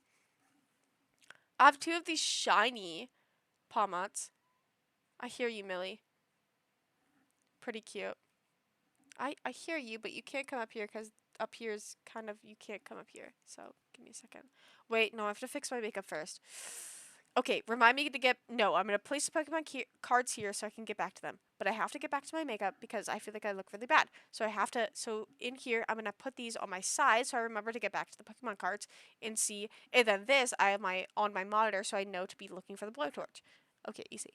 Where did I put my, okay, great. I just did this thing I just posted this thing on TikTok where, okay, everyone's gonna be mad and say I'm being really overdramatic and really, like, weird and strange, but okay. God. You know what? It's the day after St. Patty's Day.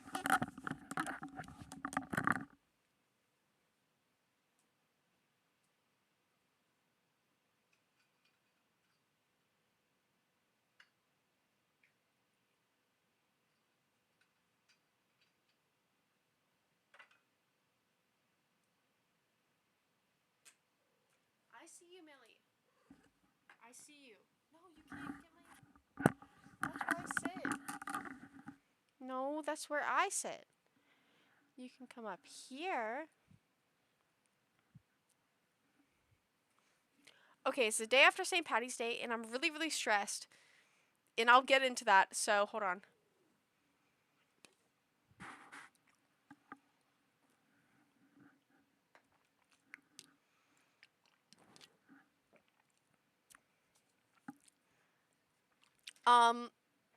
While I do my makeup, I will tell you I'm really stressed. And I said this on TikTok. But this, can you get out of my freaking way, Millie? I'm being actually so freaking serious. Stop! Okay. So I have, you know how everyone has this thing where they're like, oh, if I don't pay attention to something, then it'll happen more, right? Like, it'll happen more. So, like, if you don't worry about something, it'll happen more often. Or at least that's how it, like, figures in my mind, right? So I have this thing where whenever I say, oh my gosh, this, I really, really hope this thing doesn't happen, every time it happens. And I said this on TikTok, for example, whenever I forget my clothes in my room and I'm showering, I have to go out in a towel. So I think, oh my gosh, I really, really, really. Oh, sorry, I forgot to read the highlighted of Obi the Goon saying you are always being rude and strange, by the way. Thank you. Uh, thank you. And so I have this thing where there's no way, like, I feel like every single person thinks this. Every single person has to think this, where whenever they think, oh my gosh, I hope this thing doesn't happen, it happens. Like 90% of the time, it happens. This happens to me all the time. So whenever I forget my clothes in my room and I am like, oh my gosh, I hope nobody sees me when I'm walking out, because it's just kind of like a weird, embarrassing thing of being like, oh my gosh, I forgot my clothes. Like, I forgot my clothes and I have to go back into my room. So I forgot my clothes, that sort of thing. And so every single time that I worry and I'm like, oh my gosh, like I really hope nobody sees me this time. I really hope nobody sees me when I'm walking out. I really hope, like, this would happen in school all the time, where I would, oh my gosh, this happened whenever during like elementary, middle school, or like high school level, whenever you had to pronounce things and everyone knows how bad I am at pronouncing things. I would always pray for this one, like, one of the few words. I would literally be like, oh my God, please, please don't pick me because I don't know how to pronounce it. Please don't pick me because I don't know how to pronounce it. 90% of the time, it'd come to me. And then I'd have to pronounce it, and then I'd hear chuckles from across the room because I don't know how to pronounce it. Great, thank you. Great, thank you. So in my head, I thought that, okay, let's keep in mind, it's only when I think, oh my gosh, I hope this doesn't happen. I hope this does not happen, right? This is my whole thought process, that if I don't say, oh, I hope this doesn't happen, or if I immediately cancel it out with, oh, actually, I do hope it happens, then that cancels it out, right? Then I cancel it out. Because, say, for example, going back to the very, very early instance of, if I walk out from the shower with my towel on, I'll instead think, you know what? I don't care if anyone sees me. Actually, I hope they see me. I don't care. They'll see me being clean. I'm clean now. They're gonna see me and they know that I've been clean. Every single time that I do that, no one comes in. No one comes out and witnesses me in that towel. So then I got thinking. And then all throughout my middle school and high school years, if I would just say, you know what, I hope they choose me for this word that I can't pronounce, because I don't care. Like, I don't care if I say it wrong, because who knows who else has been saying it that same way. Then they can be the same way as me getting corrected. Doesn't matter, right? But I messed up. Oh, I messed up. Oh, I messed up. and I said this on TikTok because I actually really need help with this. I said, and you guys know I said this before, weeks ago, but weeks ago, I had an eye doctor's appointment, and leading up to it, for some reason, my head, like in my brain, I had this weird, like I had this instant, like for some reason, I kept like thinking, oh, I hope there's nothing wrong with my eyes. I hope there's nothing wrong with my eyes. Oh, there can't be anything wrong with my eyes. I really hope there's nothing wrong with my eyes. It'd be like over and over and over and over and over. And then, you're okay, Millie. And then I go to my eye doctor's appointment, and there's something wrong with my eyes. I hit out Americans call opticians eye doctors. Well, I also call anyone that has to do like there's like ears, nose, like ENTs, like ears, nose and throat specialists. I call those sinus doctors. Sorry, but but I went to the eye doctors, and they said that I did have something wrong with my eyes, and then I have a lot of pressure behind my eyes, and so now I'm really, and nobody, I know that everyone thinks I'm being really dramatic, and I know that so intensely that everyone, like I know that, right? I can't help but think that it's because I said I really hope that nothing's bad with my eyes. But then now I said this on TikTok as well. But I said now I'm in this continuous cycle where I say, "Oh my god, I really hope there's actually nothing like major wrong with my eyes." Actually, I don't care. No, I can't care. I can't care if anything's wrong with my eye. Like I can't care. I can't care. I cannot care. Actually, I don't care. I don't care. But I do care. And then I think, even though I say, like, I don't care if anything's wrong with my eyes, I think subconsciously something knows that I do care, and that it's gonna make it, uh, go 10 put. Ah! So this sucks. And this has genuinely, I'm not even kidding, genuinely filled up my mind for the past 4 weeks. Or 3 weeks out. I hear you, Millie, but I'm talking about something else. Can you, like, just be. Can you. Hold on. Hold on. Millie?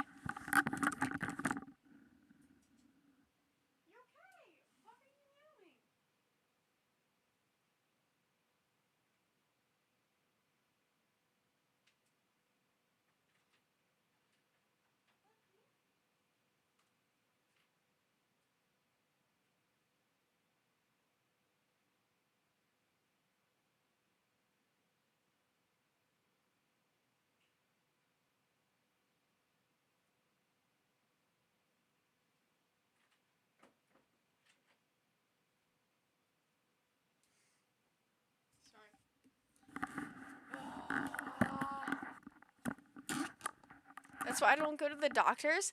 And that's why I don't want to go to the doctors now, because they have to have me come back to the eye doctors to see if I have glaucoma. And I don't want it. I would rather be ignorant. I'm sorry. I'd rather be ignorant and not know anything than know that I could have glaucoma. And my obstetrician, like, great guy, truly great guy, very eccentric. Because he also said, I said this before, but whenever I went to him, because I knew my prescription changed, right? I already knew that. And one of the first things that he said to me, because he asked for what I do for a living, and I said, oh, well, I do social media. He said, I can't get fat, can you? No, I can't. Alright, strike one. Alright, strike one. So he's like very eccentric, and I told him, I was like, yeah, like I haven't gotten an eye test done for a while, so I am kind of worried. And he's like, well, your pressure behind your eyes, like, You have to get tested. Now. Like, you have to make your appointment as soon as we walk out of here. Alright, great. Thank you. Alright, great. Thank you. Thank you. Thank you for telling me that. That's actually exactly what I wanted to hear. Thank you. Thank you for that. I appreciate that. Really heavily. But, beside that, ah! This doesn't help my whole thing of every time that I think,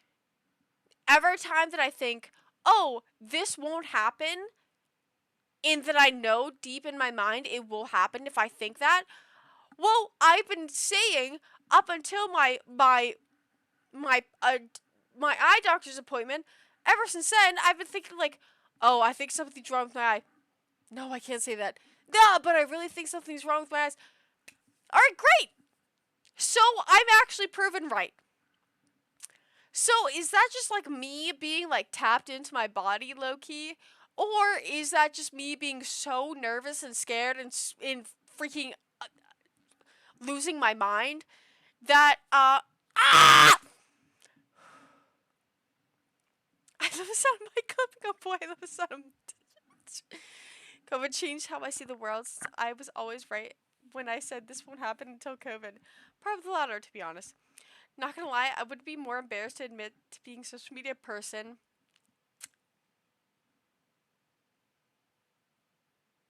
No, but I don't know how to classify my job.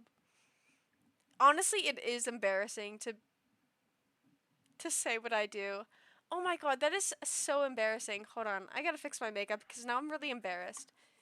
Now I know I don't have a job. I know I don't have a job. Okay, I know that. I know that. I know that. I know that I have no job. I have nothing, and I don't know why I keep saying it to people because I don't know like what to say as like a job. Like, what do I say as a job, right? She's unemployed. But what do I say like as a job when somebody asks me, "What do you do as a job?" Hold on, I have to. This is reversed. I don't know what to say. Not the J word, just say the truth. But I say that like I don't know what to say. I have no clue. Stop scaring. Oh, sorry. Let me say I'll just say the J word from now on. Just say we're a computer job. Oh, that's actually like kind of that could actually work. Low-key, that could actually work. Also, can my nose not be as freaking... Fun fact about makeup, if you guys don't know. Most of the makeup here in, like, what people buy is very incredibly warm-toned, which makes horrible instances for people like me who are cold-toned. This sucks! Sorry, I don't mean to get it. I don't mean to get aggressive. I don't mean to get aggressive, but it makes me upset because every time I do contour, it genuinely looks like somebody just slapped me in the face with a pile of dirt and then shoved me on camera and said, "Just work." Just work it? No, I look horrible. I need somebody to come out with like cool tone contour because this looks horrible on me. There's no cool tone contour ever.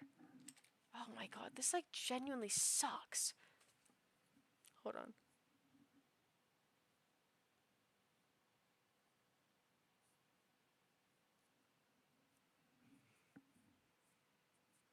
And then every time I do like, because my lips are also cool toned, so if I do like any sort of brown like contour, because I'm not gonna lie, love a good brown, cool toned brown on the lip. But then it just looks stupid on me. So, go to step in all of you. You get any job you put your mind to. But here's the thing. Any job that I put my mind to. Okay, let's think about it.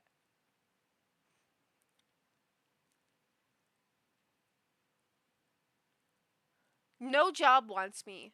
Like, I'm not even lying. No job wants me. Okay, that's strike one. No job wants me. Number one. Number two, I have sleep issues. You have 177 falls. That's OG. You are a full story. No, no, don't call me that. I'm not that. I'm not that. I'm not that. I'm not that at all. Don't call me an influencer. But my, I can't, like, I have this, I, like, literally, I have to sleep 13 hours every single day, or else. And everyone tells me, here's the thing, and I've complained about my sleep so much, and this is the last time I'll complain about it on this stream. I promise. Last time I will complain about it on this stream. I promise. People say it's really easy, like, just get your sleep schedule intact, wake up, you're fine. I could sleep at 7 p.m.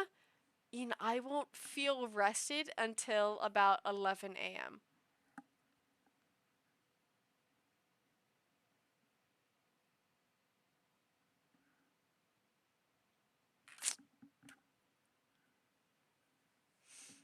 Sleep stream when?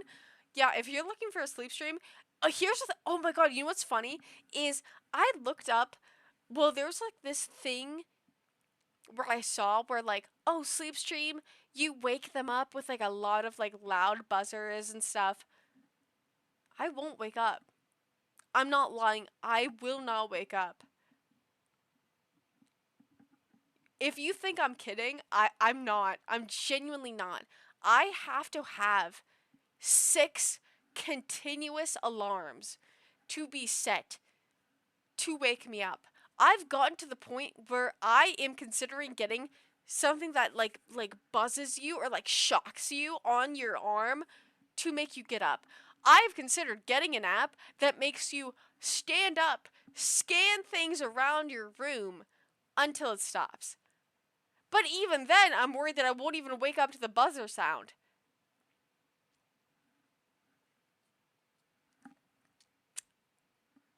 Yeah, yeah, with sleep through alarms, my sleep schedule is about to be fucking. Alarm makes me do math problems. I need that. I genuinely need that because I'm really bad at math. I feel like that will wake me up because there's nothing wakes me up. I'm not even joking. Nothing wakes me up. I've had full-on conversations with people around me and I have no memory of it. Like, they'll like wake me up, be like, "Are you awake?" And I'll say, "Yeah, what do you need?" And they'll say whatever. I'll say, "Yeah, I'll do that." I go back to sleep, no memory of it.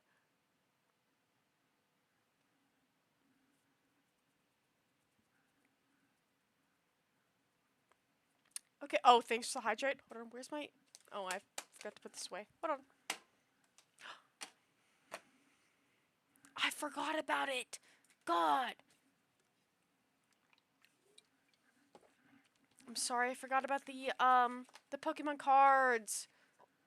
God. I'm sorry, guys. I forgot about the Pokemon cards. And also, my memory is that of a goldfish, how do you even fix that? Other than, like, if it has something to do with, like, ADHD, which I have been told countless of times to check in on. I meant to say...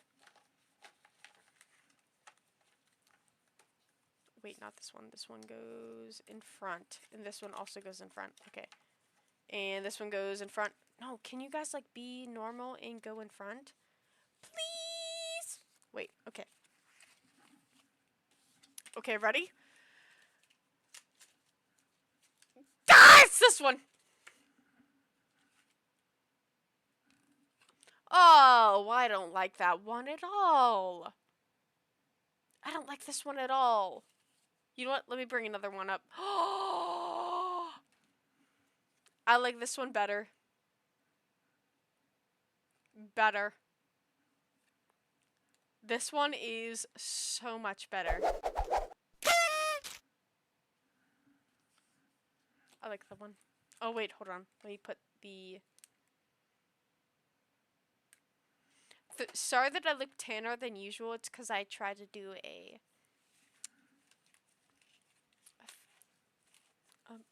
tan. I tried to tan. Well, like I didn't try to tan. I tried to do a fake tan, and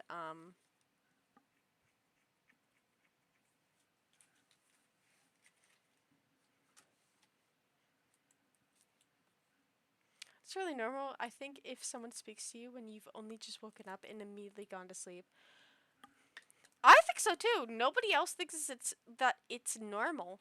I countlessly say, "Hey, by the way, don't talk to me when I'm awake." Like once I just have been awakened, don't talk to me. I'm going to be miserable, I'm going to be rude, and that's not me. But every time somebody has to say,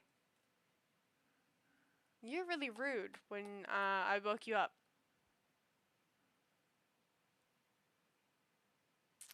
Well, oh my god. Okay, well, I guess we can't have. Hold on. Give me a second. I guess we can't have this. Gotta plug it in again.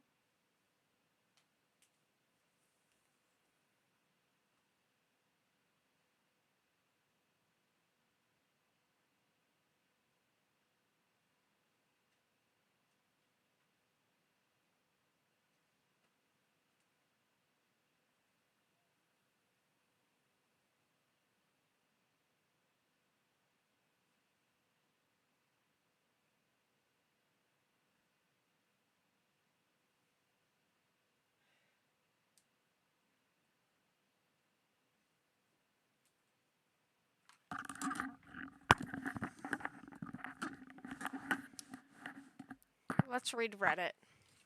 Can I witness what Reddit has been doing?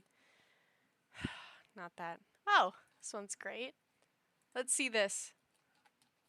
Oh god, this one's so long. You know what? Aww. Sorry, I saw the. Aww. Sorry, I saw this one.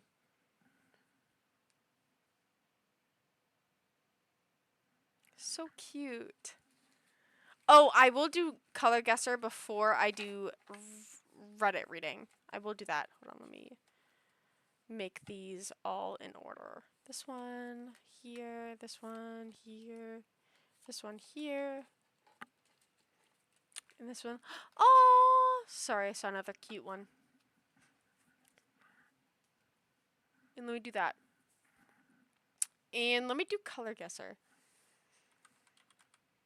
Color guesser. Okay. Okay. So here's the thing.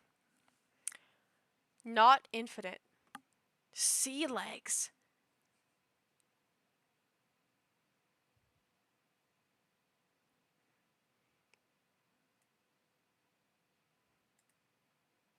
Sea legs is pretty blue. I'm gonna assume pretty blue, but slightly down.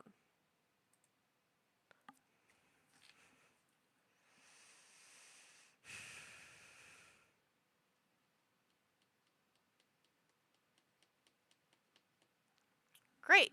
Okay, awesome. Hey, that's awesome. What? Okay, I can. Alright. You know, I can't even say anything. That does kind of look like sea legs, so I can't say anything about that. Dark side of the moon?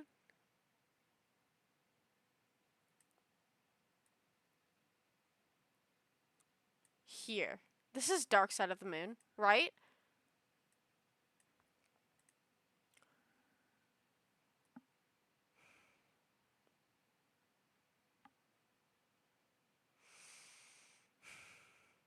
God. Honestly, just pin my head against the wall, shoot me straight up in the forehead, let my brain splatter, then see the color of it. And I hope that color is on this next color. Oh, Mesa Beige. Oh, so that's probably my brain splattered against the wall. So let's see. What do we think my brain against the splattered wall would look like? I'm thinking this. No, I'm thinking this. Because I don't have a lot of blood through it, like going through me. So probably something like this. Some like this. I don't have a lot of red blood cells. Woo! My God, what are you talking about? Okay. Indigo bunting. Hold on. Hold on. Just give me a second. Hold on.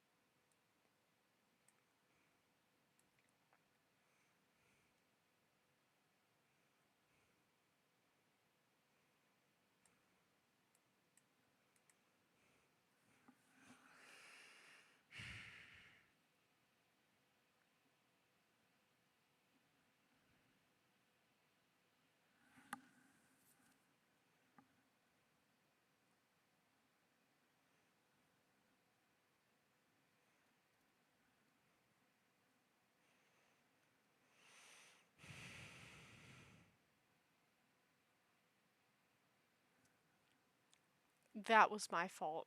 That was genuinely my fault. I completely forgot about the whole indigo. I was kind of going after bunting.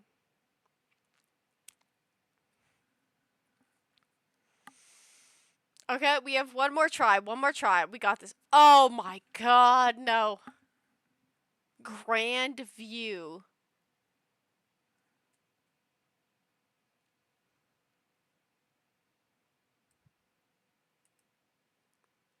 Grand view?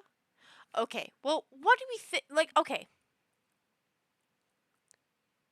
If we think of grand view, we're thinking more like, I'm thinking like grand view, like, oh, grand view into the garden? Or a grand view into the sunset, sunrise, which could be either or. So, do I play it safe by into these very close ones? So, I'm thinking I'm going to play it close of grand view kind of more here. Turn it down a little bit here.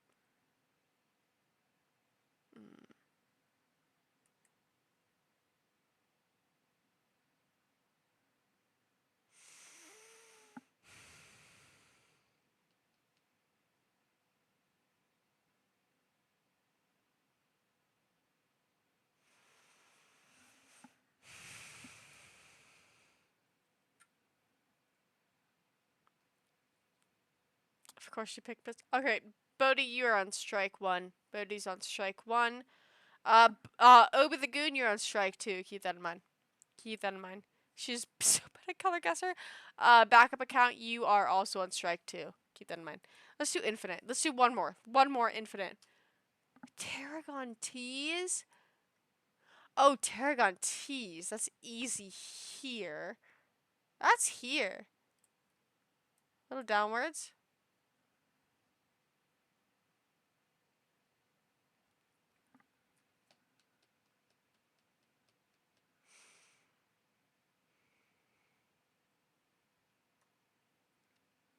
Okay. Alright, no big deal. Mineral glow? I feel like every time I go for something, like I would usually go for here, like towards yellow, but I feel like every time I go for something, it's the opposite. So maybe I should go here. And then mineral glow. Right, the one time I was wrong. AKA piss. Alright, Tommy California, you are strike one. Strike one. What the hell is this? Gabung? What do you do with Gabung? Okay. Gabung. I'm thinking green. Green, heavy green, dark green. Dark green Gabung.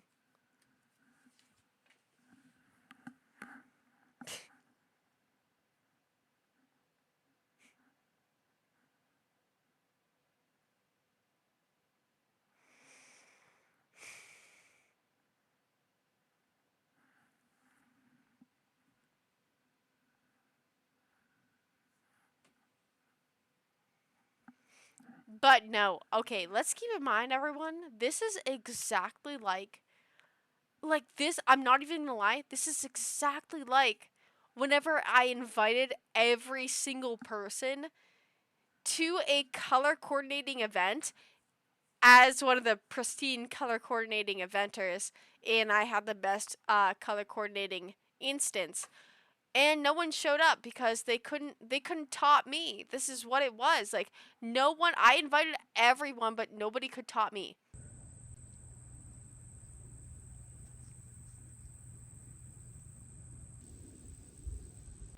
And it was really, really close. I think that was really close. Okay, one more time, one more time.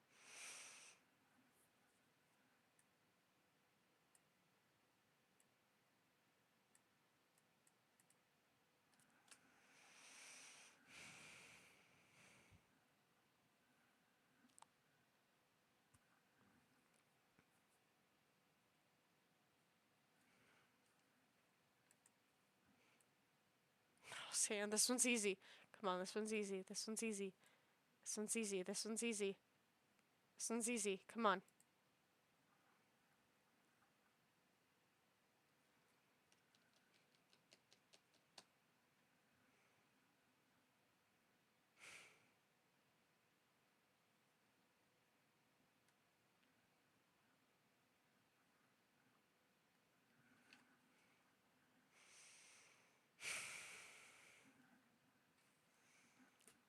Hold on. Let me grab a tissue before I begin the Reddit reading.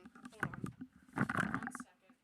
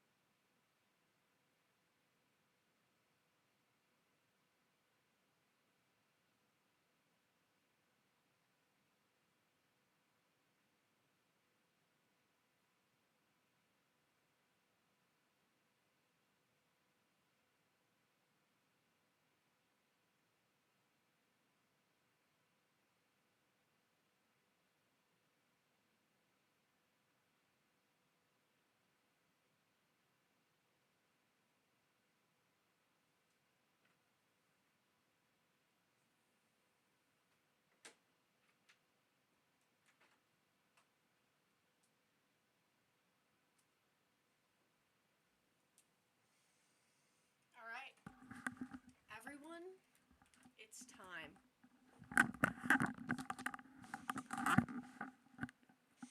Cancel out of this. We are. Oh my god. Why am I so tan? This is like a crazy tan for me, by the way. I don't like this.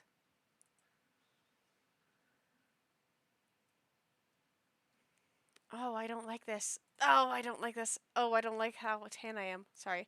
Um, what should I name the title? Should I be like, I hate everyone?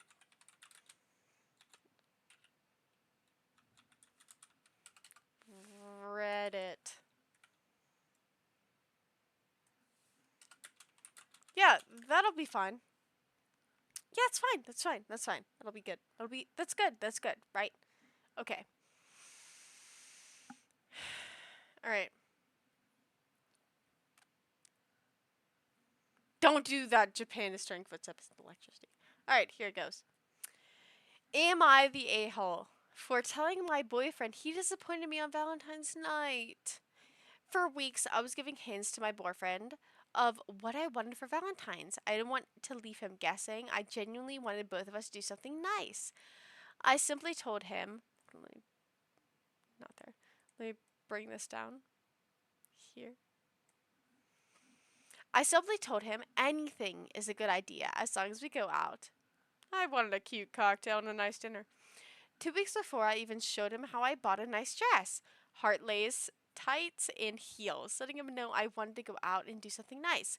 During the week, we mostly go out to restaurants, but it's casual. Jeans casual.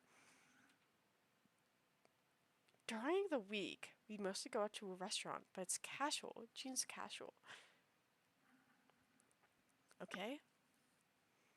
I usually never take the time to get ready and wear something nice. Side note, he lost his job in December. And this is a month ago. Okay, this is a month ago, so it was February. He lost his job in December. So, this is 2 months he doesn't have a job. Okay. 2 months he does not have a job. But their usual restaurants are casual, jeans casual. So it's still kind of like I feel like a lot of restaurants that I go to, I could probably wear like sweatpants and they wouldn't mind. So they're still going up on like slightly, maybe slightly higher end, unless like I'm reading everything wrong. But anyways, he lost his job 2 months ago. Maybe I was insensitive because he kind of told me he's been struggling financially. He plays with a band on weekends to make money, but hasn't been able to find a formal, stable job. He asked me a week before if I liked the idea of having dinner at home to avoid all the traffic and craziness because of restaurants on Valentine's Day, which I get. Honestly, I think the best thing to do if you're in a relationship, don't celebrate on Valentine's Day. Do not celebrate on Valentine's Day. Celebrate the day before or the day after. That is going to be the peak time. To be honest, peak time. Celebrate before or after. Maybe that's just me. But, okay. He said he would get steaks, wine, and be home comfy. We had a hand mold we wanted to make. With what you mean, like hand mold is like where they kind of grab their hands together and like a hand, and then you mold your hands together, that sort of thing, right? All right, got it. I thought he's asking me this because he doesn't have the money to go out and pay for a fancy restaurant, which I told him I don't mind having to split the bill because it's what I want to do. I can also buy ourselves a nice dinner. So I agreed at doing steaks at home. "Quote unquote," my parents, or in parentheses, my parents decided we'd do the same. I live with them, and that's where we were gonna cook anyways. We went to Costco and Sam's looking for the cuts we wanted, and they were all brownish greenish. Not looking good. And I just told him it doesn't have to be an expensive one, just as long as it's good. So he was like, "No, not these. Well, whatever you want to pick." And I simply said, "I don't know. Anything about steaks or meat, you pick.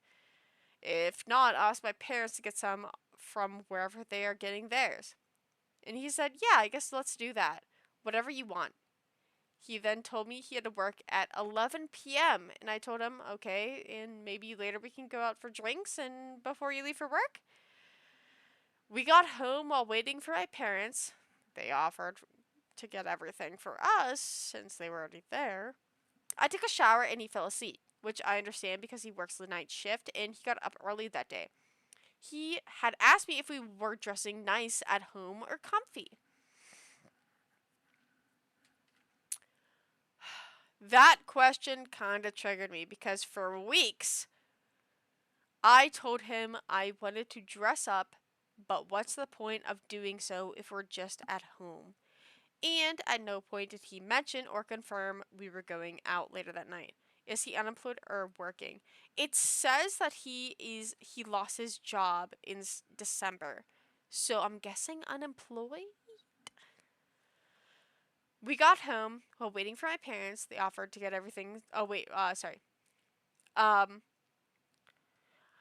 Kristen kind of triggered me because for weeks I told him I wanted to dress up, but what's the point of doing so if we are just at home?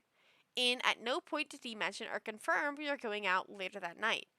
All day I held in my tears and sadness and disappointment, and obviously he noticed it and he was putting songs I liked and singing to me because I was singing in the car, and he said, "You're not singing. I know you're upset, but I love you so much and I'm so grateful for you and thank you for everything for simply existing in my life." And I was just busted to tears, not saying anything. He was constantly giving me sweet kisses and hugs, telling me nice things, and I was just meh. After eating, he said, "Let's drink wine and watch a movie." So I was like, "Okay, we are definitely not going out." I told him straight up, "I don't want to be here. I don't want to watch a movie. I don't want to go out." He just liked me. He just liked at me. He just looked at me super sad, started giving me kisses, and hugged me and gave me my glass of wine. He didn't take the hint that he didn't have any money. Oh, I didn't take the hint that he didn't have any money. What are you talking about? You didn't take the hint that he didn't have any money. He lost his job in December. So, what do you mean? You did not take the hint that he had no money. He didn't have any money. Okay, whatever. I didn't take the hint that he didn't have any money. If I was on a budget, of course, I would not spending my money on alcohol. But I was so angry. He got to a point where he was like, "I know you hate me. You don't love me anymore, and I know I can tell." I told him, "Why are you saying that?" When he stopped with the kisses and cuddles, and I knew I drove him to the point where he was almost begging for me to show him love and reassurance, and I didn't. Instead, I told him how I knew he was going to end up ruining the day, disappointing me, and how it's never what I want. How he never listens to me when I tell him things straight and he never puts in the effort. I said many rude, ugly things. He got sad and upset. He just shut down on me and he couldn't even look at me in the face or in the eye. He said to go look for another guy that would do that for me since, quote unquote, he doesn't. I said all of this knowing he always makes sure I have gas money, how he makes every lunch, dinner, date, going out, a restaurant romantic, and he always asks what I want to eat to make sure I don't go hangry. Even doing laundry together or watching movies at home with wine is my favorite thing with him. Okay, so you suck. So you suck.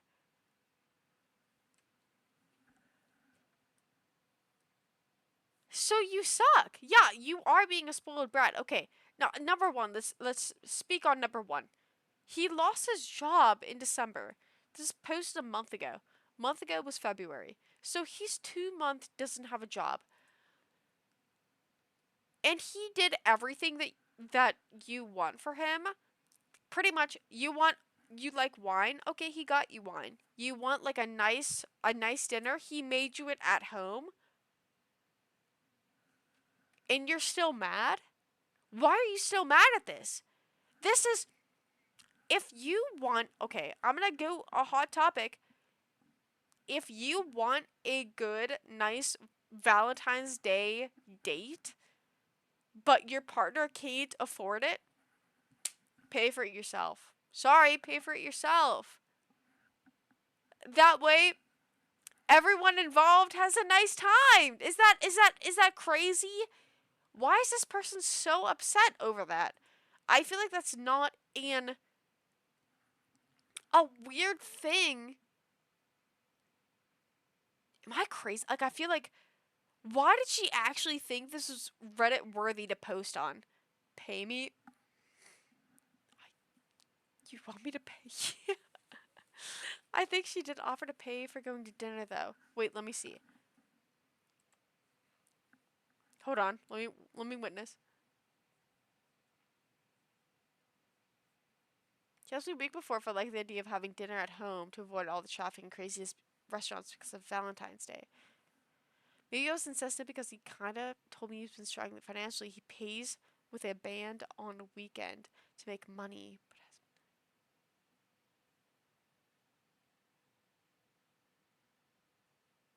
He said he would get steaks at home. Get comfy. Which I told him, oh. He has asked me this because he doesn't have any money to go out and pay for a fancy restaurant. Which I told him I don't mind having to split the bill. So I think the issue is she doesn't mind splitting the bill. Which is not a big deal. Like, that's fine. But he might not even be able to pay for, like, the split of the bill. Which also is fine. Where if he's not comfortable with splitting the bill, that's okay. And he did this whole thing of being like, oh, I'm gonna get you your wine, I'm gonna do this. I think honestly, here's the issue that I think she has. I think her issue is right here. 2 weeks before, I even showed him how I bought a nice dress, heart-lace tights, and heels. I'm gonna him show how I wanted to go out and do something nice.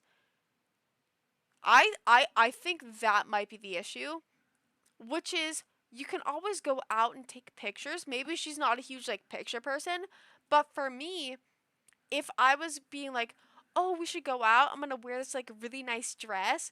And my partner said something along the lines of, "Well, I don't know if we could afford that. Like I don't know if I could afford that." I'd be like, "That's fine. Can we still at least like take if I wonder if she also just wants to take like pictures or just have the experience of like going out, which is fine because you could also have the feeling of going out without spending money.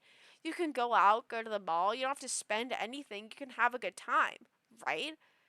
It occurs. Wait, brows greenish streaks aren't bad. Just I think I got into a. I pay for the bill the rest of the time. She pays for the tip. And it occurs after like a day, and I get into the quality of me. I dropped it on something that I don't know anything about. I don't think it's obvious though. Showing off a new dress doesn't mean immediately in the mind she wants to go out for Valentine's in a few weeks. Hold on. 1 second. I agree though. I think like whenever it comes to this is where I think communication is really peak, and they didn't communicate at all. If you want to go out for Valentine's Day in specific, you have to say, by the way, I bought this dress for Valentine's Day. Isn't it cute? I bought this dress for us to go out on Valentine's Day. Isn't that cute? Isn't it cute? Isn't this dress cute? Wouldn't it be fantastic to go out on Valentine's Day? I think that, yeah, I think that is, oh, thank you for the hydrate. Thank you, Gabriel. Yeah, for real, just talk to your partner. I think this entire thing is just insane miscommunication because you can't. And I've done this countless of times with like parents, partners, friendships where I don't communicate. So like, there's so many things that you think like in your brain you think are communicated that actually aren't. You could say, "Hey, I got this dress." And think that it immediately communicates, oh, that dress is for Valentine's Day. But you kind of have to bring it up like a few days before, like a week before, and be like, I brought this dress, I bought it for Valentine's Day. I would like to go out for Valentine's Day. If we can't go out, that's okay. I would still like to take pictures in this dress. If we can find somewhere cute that we can take pictures, that'd be fantastic. Easy. That is easy. And I'm not saying like that's easy for like everyone or anyone. Even I could find myself having some trouble with that, right? Because, you think some people read your minds and they don't. God, I struggle with that. I think every single person in my life reads my mind and they don't. But you gotta recognize and be like, you gotta bring that up like days before. I read your mind? Yes, you do, Finn. And that's why Finn and I are tight like that. That's why Finn and I are like that. If you're going out for Valentine's Day, surely you want it sorted out weeks ahead to make sure you don't get a table, etc. You don't want to be looking last minute. That's actually a good point. See, I've never like celebrated like Valentine's Day on Valentine's Day just because Have you ever tried to get a table anywhere on Valentine's Day? No. Okay, I'm gonna give everyone here a massive tidbit. Don't go on Valentine's Day. Go the day before or the day after.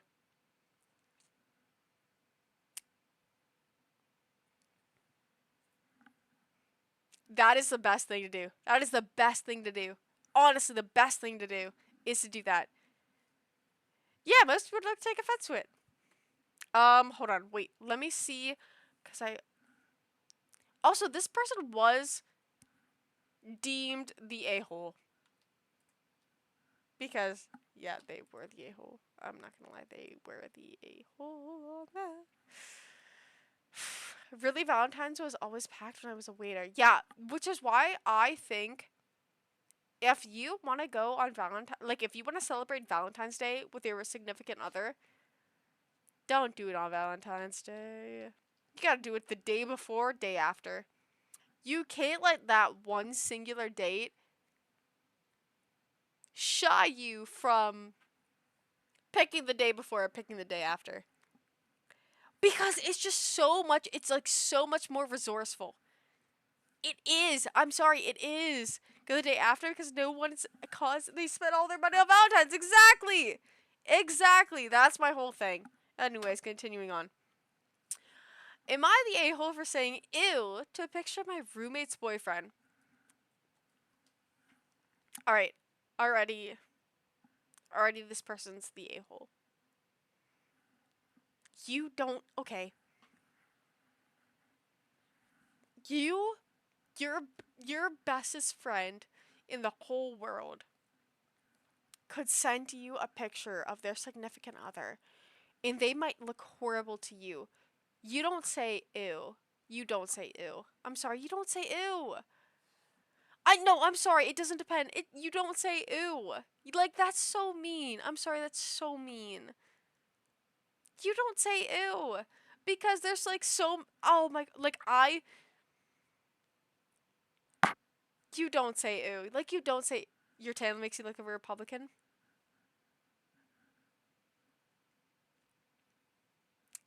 Thank you, Finn. Thank you, Finn. That I gotta grab my purple light. It's only because I don't have my purple light on. Hold on, Finn.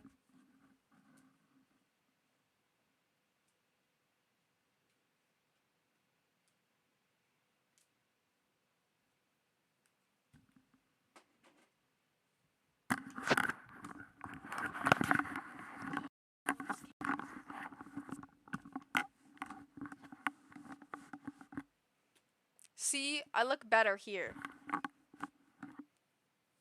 I look better with the purple light on. Anyways, Mac, don't call me that. Don't call me that. Anyways, let's continue. If they're sending me Quasimodo from Hunchback of Notre Dame, I'm laughing at them. But I think it it really strikes me. I don't think I will ever see somebody. And I've been mean in the past. I'm not gonna lie. I've been mean in the past with like people's looks. When I was like a teenager and stuff, I've been mean. Now that I've grown, like, it just makes me feel bad. Like, it makes me feel bad. Like, it makes me feel really bad. So I don't think I would ever, at this point in time, take somebody down for their views, like how their viewing are. That makes me sad. That makes me sad. I think everyone's cute. Anyways. In the past, yeah. I've been mean then. You know what? And I'll be mean now. You know what? And I'll be mean now. Anyways. Am I the a-hole for saying ew to a picture of my roommate's boyfriend? On a burner account, so hopefully they won't find this. Alright, I bet they did. I, 19 female, have been living with my roommate, 19, since February of last year. Ever since we have moved in together, our relationship has been total chaos. She has a Great Dane. Oh, cute. That doesn't have enough space in our apartment. Oh, not that cute. She doesn't care about the cleanliness. Okay, what does it have to do with a roommate's boyfriend? Anyways. Doesn't care about the cleanliness of the hardwood floors nor being very hospitable towards guests. She is temperamental and gets upset over what seems like nothing, and I can't get through to her why my friends and I don't want to spend time with her despite her wanting to be the center of attention constantly. She tends to get upset whenever she cannot be in control of the situation. Whether I have places I wanted to go and she tags along, yet insists on going where she wants to until I cave, or she gets really mad and starts complaining despite the fact that she tagged along with me, not the other way around. She used to be rude to my friends, but has been better with that. But since that happened, my friends would rather not spend time with her since she tends to be very selfish. And we don't have that much in common. She expects me to talk to her when she is sad all the time, but doesn't care about anything I do as well. Okay, so a whole lot of backstory to get to this one final paragraph, right? Anyway, the other night she exploded on me because after sending a picture of her boyfriend, I responded, ew, because I thought it was funny. I had my friends over earlier that day, so I'm concerned that may not have helped, especially since she wanted to go out with us, but we said no.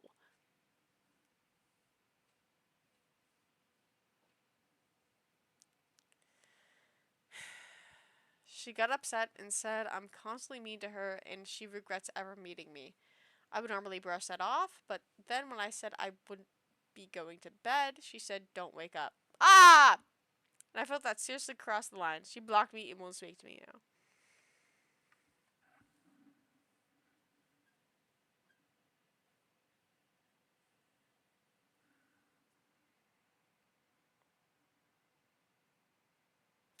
Okay, so the fact that you responded to a picture of her boyfriend saying, ew, while you had friends over.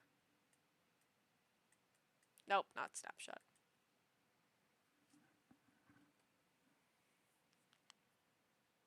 Yeah, I mean, you suck. I'm sorry, you suck. You responded, why would you say that? Genuinely, why would you say that? You don't have to say that. You just could have not said anything. Does anyone recognize that they could just not say anything? Does anyone recognize that they could just not say anything? If you don't think somebody's boyfriend is attractive, just don't say anything. Or just say, oh my gosh, like, I hope you guys are happy together. Why would you say ew? And not only that, why would you say ew while you're with all of your friends?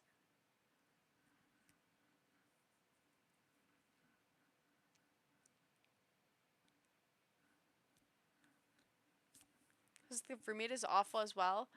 Well, maybe with her dog. I think maybe with her dog and maybe her being like introverted. But that doesn't make her like the a-hole. Just her being introverted and her dog kind of sucking. She sounds unpleasant to be around, but that specific interaction, you were the a-hole. That's what I'm thinking. Like, that specific interaction, she sucked. Like, genuinely so much. Why'd you include the first two Yeah, why did you include the first two paragraphs? They have nothing to do with the conflict at hand. All it's doing is creating the narrative you want to push forward. For the actual question at hand, you are the a-hole for saying ew at a picture of her boyfriend because you thought it was funny. Yes, you are. It was uncalled for and frankly mean. Oh, that is just so mean. No, I'm sorry. That is so mean. Imagine being in that instance of the boyfriend of that person. Imagine knowing that your friend's roommate looked at your photo and said, ew. Ah, ah, ew. Oh, God. Yeah, everyone sucks here. Honestly, everyone kind of sucks here. Ray doesn't seem that introverted. She seems like she constantly tries to get involved in their social. But, you know, maybe she's trying to get friends. Oh, God. I think so. Maybe it's just me, but I think it is everyone sucks here. I think everyone does suck here. Although that's current situation, holy crap. No. Also, like the roommates, not friends, that don't get along in general. That's my reaction when someone shows me a picture of Kayla. Alright, strike one. Alright, strike one. Okay, hold on. Alright. Hold on, give me a second. I need one more for this one.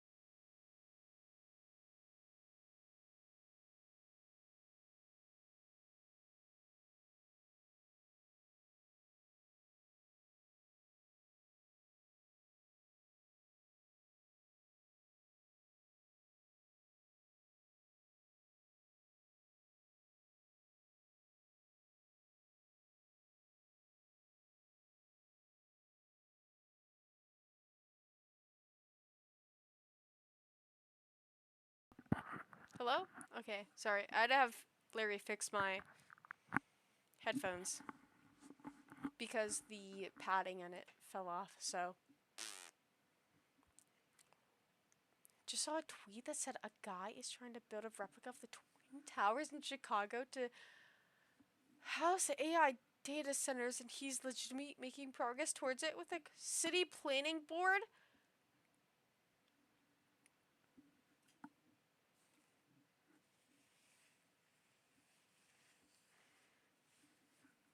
You know what? I don't even want to bother with Monk March.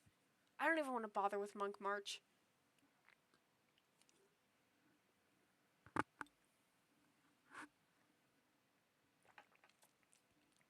That's how I feel about that. I don't want that. Oh, that's horrible. What? I don't want to think about that. Hold on. All right, hold on. Am I the a-hole for refusing to comfort my friend after her dog died? My friend, 22 female, told me that I, 23 female, was heartless and cold because I didn't validate her feelings. I've never been particularly good at sympathizing with people. I have zero patience for what I consider self-pity and victim mentalities. Maybe a part of it is what I went through through a childhood full of literal torture. Okay. And it may be very independent with my feelings. My friend called me after her dog got put down, and I expressed minimal condolences. She told me she didn't want to talk about it and asked about the huge opportunity I had gotten the same day. I told her after some pressuring, but she failed to show much excitement. She was more upset that she couldn't go to the event because it's private. I'm assuming the event is maybe the person's like opportunity that they got. That's what I'm assuming. Maybe I'm wrong though. After the call, she texted me and apologized, saying she's a burden. She said she feels like she's failing because she wants to be the person that makes my day. I told her that's a ridiculous standard. She started saying she's quote unquote starting to think she had a bad childhood because she has abandonment issues. I'll admit that comment hit a nerve.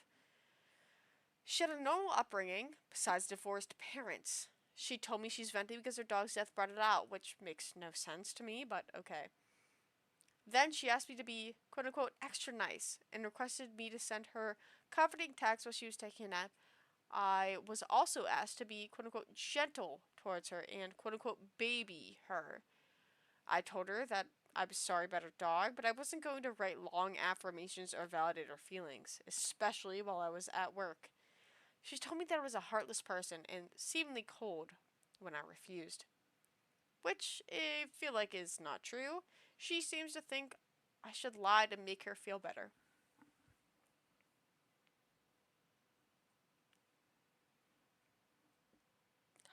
God. Yeah, I hate this person.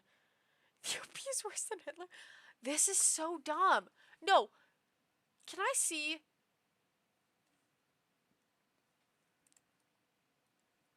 Okay, let's see this. Let's see, oh, I can't see what their... Alright, well, let's go back. What's one of their... Oh my god, they did so many comments. That's how you know that they're feeling very justified. Holy crap! Oh my god, look at how many comments they have written. What? This is not even everything. Oh my god. Okay, let's see this. Can I at least...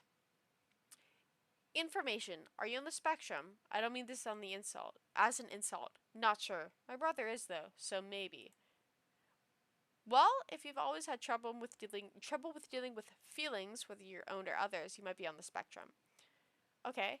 That is good to note. Let's see this one. When we care about people, we try to help meet their emotional needs. That's part of the role of friends. It doesn't sound like she is normally like this, so wanting the extra care and attention at this time is valid for her want. She's also verbalized her needs and wants clearly. Which makes me think that you might have a history of not understanding what a person is feeling or what they need to be supported.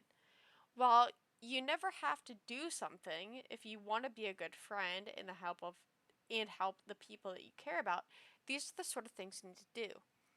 I think sending a few short texts throughout the day, which have taken less than 5 minutes all up, and would have made a real difference to your friend, had a minimal impact on you. Honestly, if I was your friend, in this situation happened to me, I wouldn't want to be friends with you anymore. Oh my god.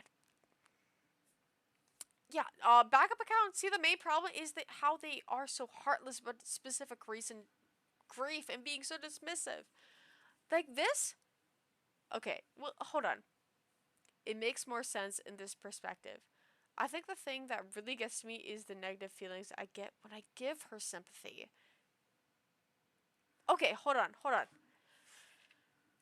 Let me read the last of this. If friends aren't there in the hard times, I don't think they're really friends at all.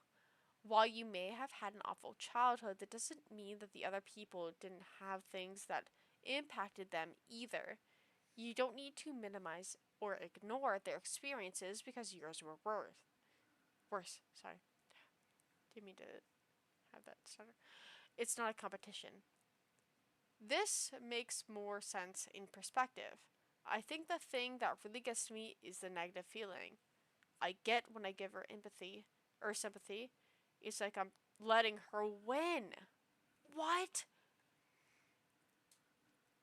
This is really weird. Okay, I think the thing that really gets me is the negative feelings I get when I give her sympathy. It's like I'm letting her win. I don't want to let her know I feel bad for her. Is there any way of combating that feeling? What is she winning? You need to dive into that with a professional because that is absolutely not a healthy perspective. Can I see this? I have to go down here and obviously okay, I can't see that because I'm on Reddit mobile. Not Reddit mobile, Reddit desktop. So, wow, this is somebody who I think or they, like, I think they really struggle. I think she really struggles with, she really struggles with empathy.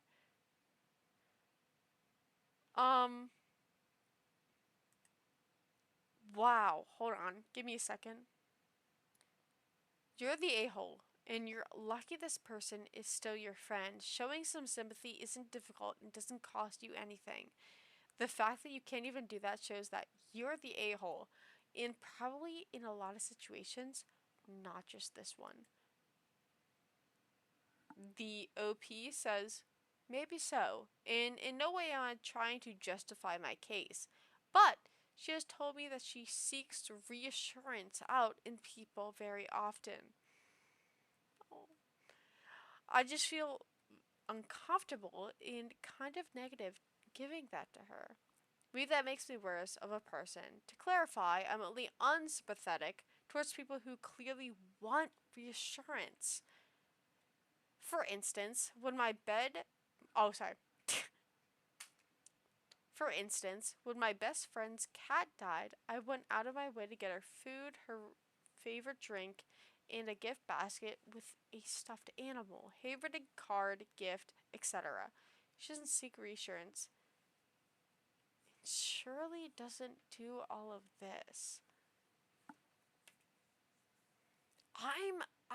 I'm really confused on this person because,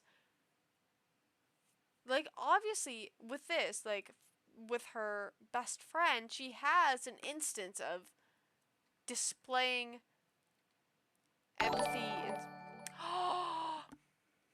oh my gosh, thank you for that, thank you for that. I'm gonna grab this. That's crazy, bro. Anyways, you stand for you want a triple blueberry sunrises? You have to do pineapple cranberry, dabble it in with more cranberry. Oh, and then don't forget, you also have to have a little bit of pineapple. Onwards.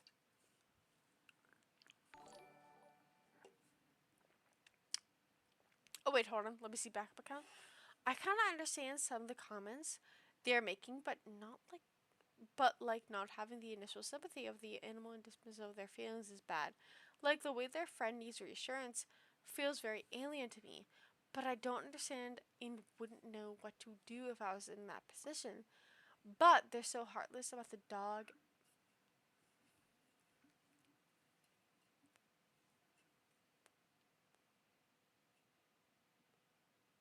Um, are we talking about the same thing? Are we talking about this? This oh. Okay. I thought you were talking I thought you were saying about the woman was the dog. And I was about to be I literally was about to be like, "Hold on. What dog?" But no, I get that. Okay. My thoughts are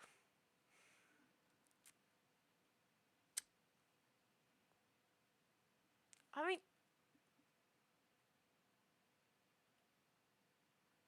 I genuinely think this OP kind of sucks.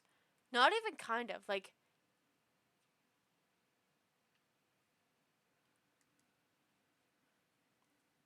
horrid sucks because I'm sorry, here's my genuine take. After two shots in cuz I broke my streak for St. Patty's Day. Father, Son, Holy Spirit. Hope St. Patty is doing well. I genuinely think I feel bad. I feel bad for everyone involved, but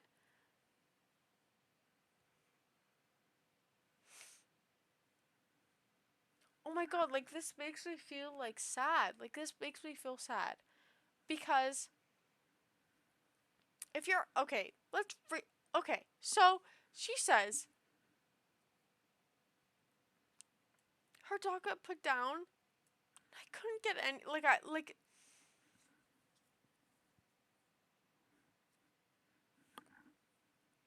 if you can't bring yourself, and I'm going to be honest, if you can't bring yourself to be any sort of sympathetic, empathetic towards one of your friends that lost somebody, Because kill me if I'm wrong. Let Zeus kill me, strike me with a freaking arrow witnessed on.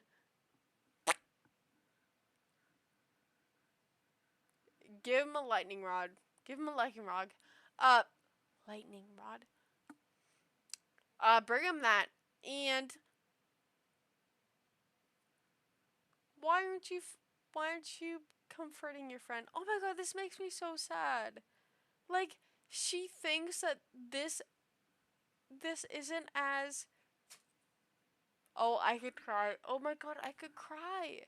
Because this is my whole thing where why people don't. How drunk on you are. I'm on 2 shots deep. Downwards. But I have something to say.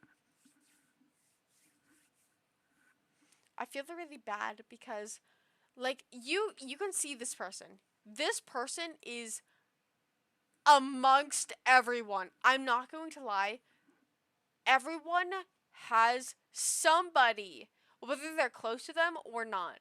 They could be like 3 times. They could be like a friend of a friend, like a family friend of that friend, and they could think like this. That makes me so sad. That makes me so sad because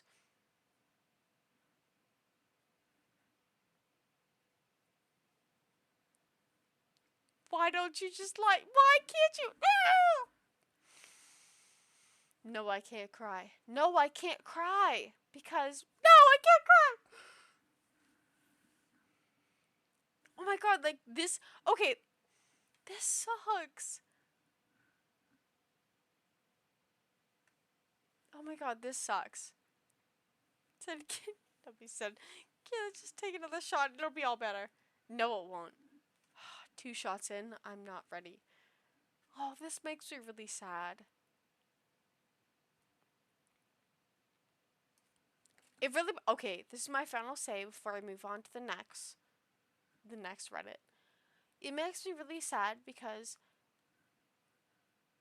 I think about all the people. I think of all the people that people. Okay, sorry. I think of all the people that see other individuals and they become friends with them, and it really bugs me how a lot of them don't actually have the best interest in mind.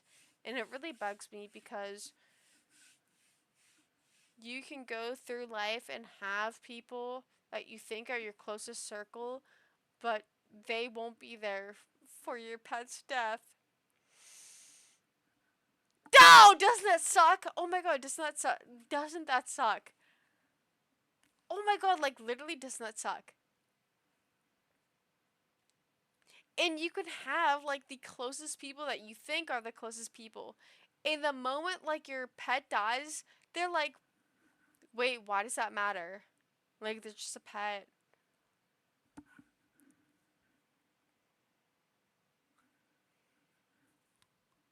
Oh my god, like, oh my god. And there's been so many people that it just doesn't matter to them. It genuinely does not matter. Like, a pet does not matter to them. Like, with my lovely cats. I have 4 cats right now. Yes? No, I don't. Oh, sorry, because my cat died. I have 4 cats, actually. Because my cat died. No, I don't! That's just as bad, but I'm not gonna personally go and wallow in my own pity someone digs me out of. But I feel like the thing is, you should have that instance to wallow. You should have that sector to wallow. Because the same thing you would do with a family member dies close to you, right? You're expected to wallow. I mean, I would wallow, right? Anyone else? Well, maybe I'm crazy, but maybe I am crazy, but would anyone else wallow? Yeah, I think we would wallow. Like, we're gonna wallow. But, sorry, I didn't mean to go silent. But, oh god. Oh my god, like, a pet's death is bad, but I'm not gonna press the bell. I'll grieve. Like, you can grieve, but I think maybe it's just me. Maybe it is just me. And my pets died. I've had a lot of people die in my life. I've had my grandma die, my uncles die, I've had aunts die, I've had... Right. I think if my cat Millie died now... Oh! You will not see me streaming for the next... I don't know. Oh god. I'd be done. Oh god, I'd be done. Oh god, I'd be done. And then the moment that I start streaming, you see me like crying. Completely crying. And then everyone could say like, user K-Course is actually using her cat's death for clout points. I would say, that's not true. Millie came on every time in this stream. And then go on, blah blah. In that whole thing. But, oh wait, hold on. Not knowing how to be there for someone in that situation is valid though, because I wouldn't know how to comfort someone. I would be like, it's just a dog, get over it. But I wouldn't know how to comfort someone, and I'm glad I never had to do it. I feel like when it comes to pets, there's so many people that don't recognize how much pets actually mean to somebody, because maybe I'm kidding myself. I could be kidding myself. Pets are genuinely, for me at least, like a kid. But also I don't have a kid, so maybe like a second kid or a third kid, because I don't have a kid. I haven't birthed. Although I feel like I birthed Millie out of me. Ah, God, my daughter. God, it feels like I birthed her out of me. But I didn't. So it feels as though it's like a kid, but like not a kid, right? Because, of course, once you get a kid, it's completely different. But no one knows. Once you feel like this like parental instinct to a young fossil, and it's so fantastic. No one knows it. It's so great. No one knows that it's so great. I'm really close to all my grandparents, and it was very hard. My granddad died. Oh, I'm so sorry, backup account. I hope you're doing well now. He died just a few months after his wife. My grandma died, and my grandma's dad, twin sister, died last week. Backup account, I'm so sorry. Holy crap, that's like awful. That genuinely is like awful. And I hope you're doing well, because I can't imagine like to witness that like back to back. Obviously I don't know like how soon those were, how far apart, but I hope you're doing well nonetheless. Is Millie your sister's cat? Millie is not my sister's cat. Well, technically I guess she was my sister's cat, because whenever we found Millie wandered her way into my garage and went under one of our cars and just started meowing. So, my sister has a really large Dr. Pepper addiction. And we put all of the pop in our garage because the garage is lower temperature, because it's a garage, so it's like surrounded by cement, right? So my sister went out there and she started hearing like And she was like, huh, weird. Let me grab my Pepsi. Or my Dr. Pepper. And she grabbed that. And she was like, no, I keep hearing this like weird meowing. Let me call my family. We go down there. What do we see? It's Millie. Millie like scrunches her way out of under my mom's car at that time. Under my mom's car. And we're like, holy crap, where did you come from? Like, where did you come from? So she came out and we're like, what? And my sister was like, by the way, I found her because I was trying to get Dr. Pepper. And I was like, okay, down with it. And we cleaned her off, did whatever. But my sister's room wasn't able to have Millie in it because my sister's room was smaller than my room. So I could easily clean up my room and have Millie in my room and have her like cage and her litter box and everything like over into a different, whereas my sister's room was just too small for that. So Millie became very attached to me. And my sister was like, by the way, I'm not gonna lie, like, you know Millie's my cat, right? I said, okay, well, let's see who she who she comes to when she's called. And so I was like, come here, Millie, come here, Millie. And then my sister did the same thing, and who did she come to? Me. She came to me. So Millie is very attached to me. And my sister's like, well, if you, because I'm moving out of this house, hopefully soon. At some point, I'm moving out of this house within the next month.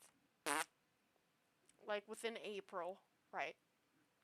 And so I said to my sister, I was like, you know, I know that you really like Millie, but Millie's really attached to me. And I feel it would be really wrong to rip her away from me, right? And before then, my baby was Mars, because he was my like social, like my cat, my emotional support cat all throughout COVID, right? They brought me this cat.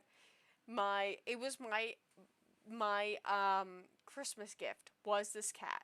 My Christmas gift was Mars, and so I loved him, and he was very sweet.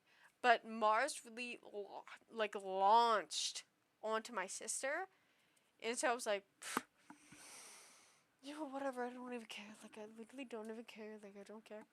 I did care, but my cat that I got during COVID really locked onto Ava, and what Ava wanted. That's my sister. My sister's cat, Millie, locked onto me. So I'm getting Millie to bring to my house that we're hopefully getting here soon, and all the other cats will stay here. Which is really sad. I still can't name all your cats. Okay, here's all my cats. Okay, the one that recently died, R.I.P. Hope died. R.I.P. to Hope. Then we have Gemini. Gemini's the oldest. The oldest is Gemini. And then we have Tommy. And then we have Mars. And then we have Millie. So Hope is dead. So we have Gemini, Tommy, Mars. And then Millie. But Millie's getting taken from here. Sorry. Rip all the pets we don't name on stream. No, actually, yeah. But none of my other pets like to be like fandangled and like put on stream. It's only Millie that's really fine with being like brought up and being shown around. My other cats don't like it. And so Millie is the only one. So I don't think I've seen the other two. I don't know Millie through stream. I remember Jem. Tommy, Mars is just really introverted, so you won't see him. But Tommy only views things from afar, so he is an issue.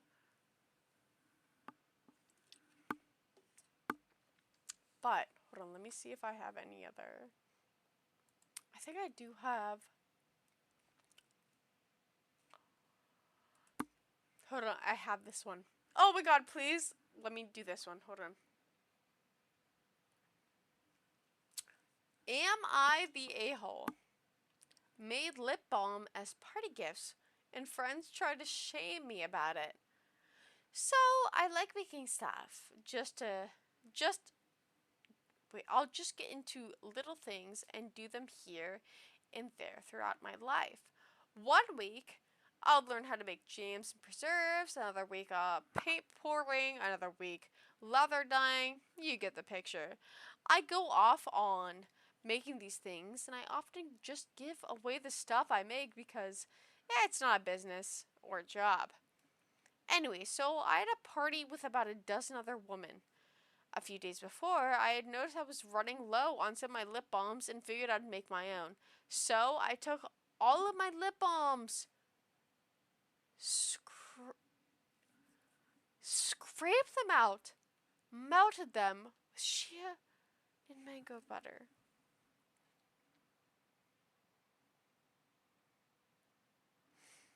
Alright, before I continue, hold on.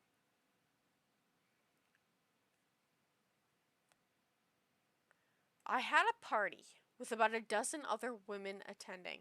A few days before, I noticed I was running low on some of my lip balms and figured I could make my own.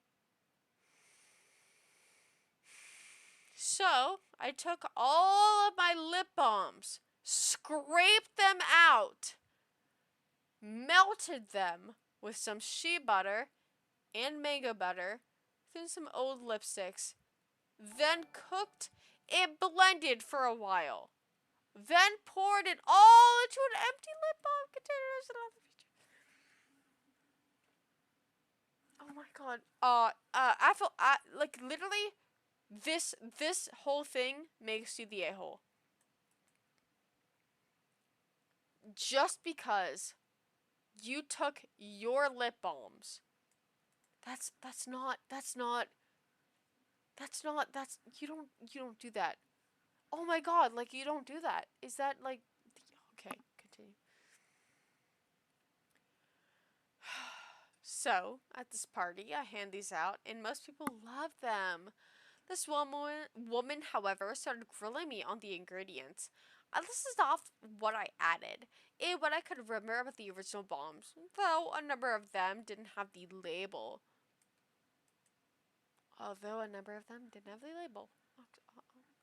Awesome. Not like they could be all that different. Then she went on about how she won't use ingredients.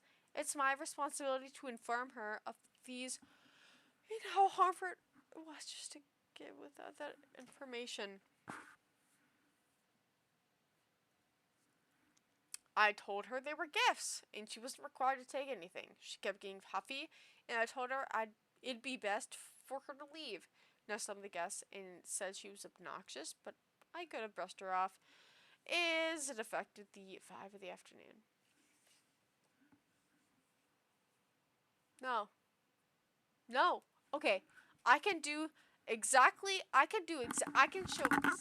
why this is a no. Hold on.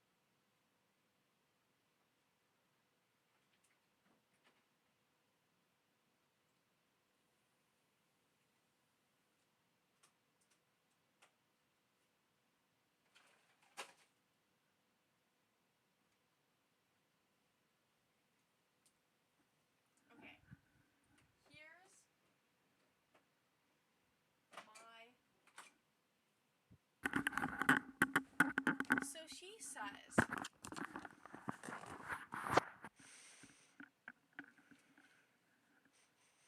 these were gifts, whatever. Okay, but you have to say the ingredients because, say for example, I can't have anything that has, and so for example, it's the wrong one, but my sister bought some things that were like tree nut based hand sanitizers, and I can't have that because the smell of it makes me sick because I'm allergic to tree nuts. So I can't have this. So she is the a-hole here because you literally can't do empty lip balm containers into small. You can't douse your lip balms into containers and just give them out because I think a lot of people don't recognize that so many lip balms, and this is talking from, maybe I'm just crazy, and I am crazy, keep that in mind. But people don't know that if you have like any sort of like nut in your, and I know I'm crazy. I know I'm crazy, but I'm really really allergic to tree nuts. So if somebody gave me something that was like pecan based, my entire lip would swell up, right?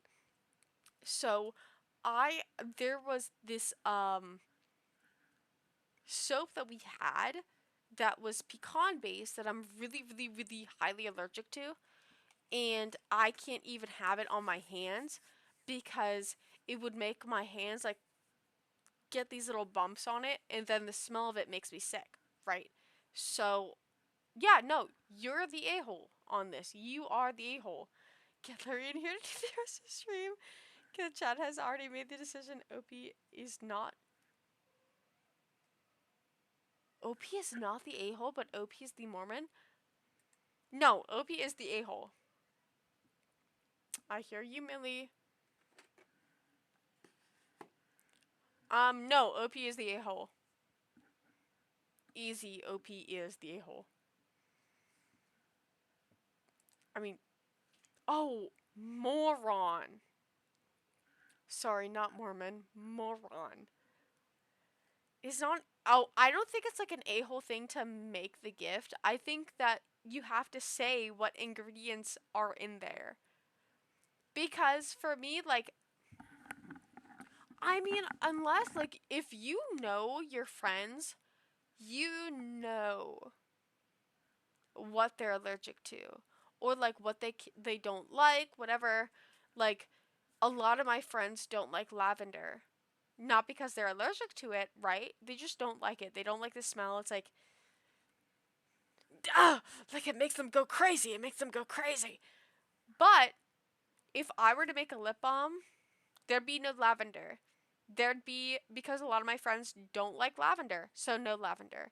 So I would cancel that out.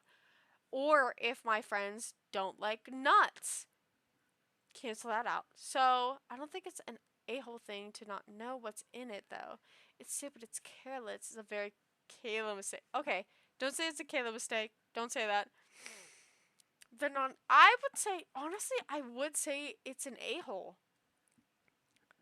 Because let's keep in mind, low on some of my lip balms. So I figured I could make my own. So I took all of my lip balms, scraped them out, melted them with some shea butter in mango butter. She took her own lip balms that she used on her lips. Let's also keep that in mind. She grabbed lip balms that she hadn't used for a while that was on her own lips and melted it down.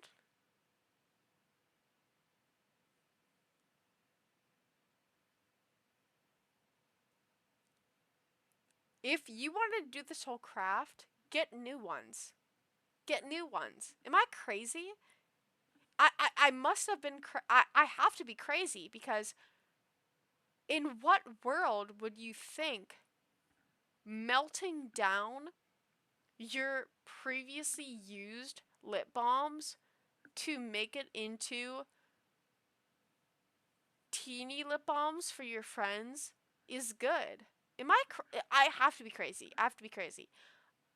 I don't think that's right. I don't think if it's one thing to grab like new ones, new lip balms, but lip balms you already used? Lip balms you already used. The heat was disinfected, but it's still weird and stupid. I still, even if the heat wiped everything, I feel like it's more of a comfort thing. Like a comfort thing for me would be like it's, oh my god, I hear you, Millie. God, hold on.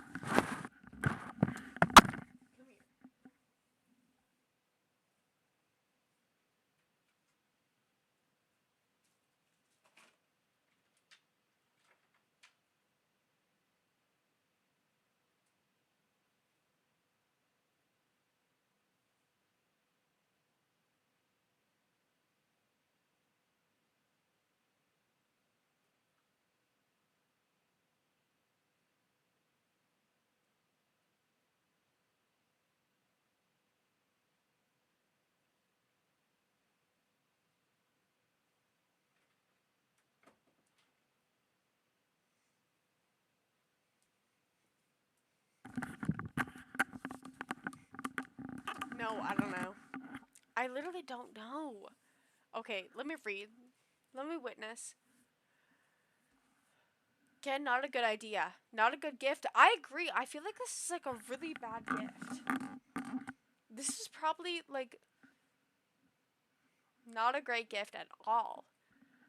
But as a gesture of good faith, she tried. She did try. Just don't use the balm. Like, don't use a balm that you've used. That's my whole thing. Don't use a balm that you have used.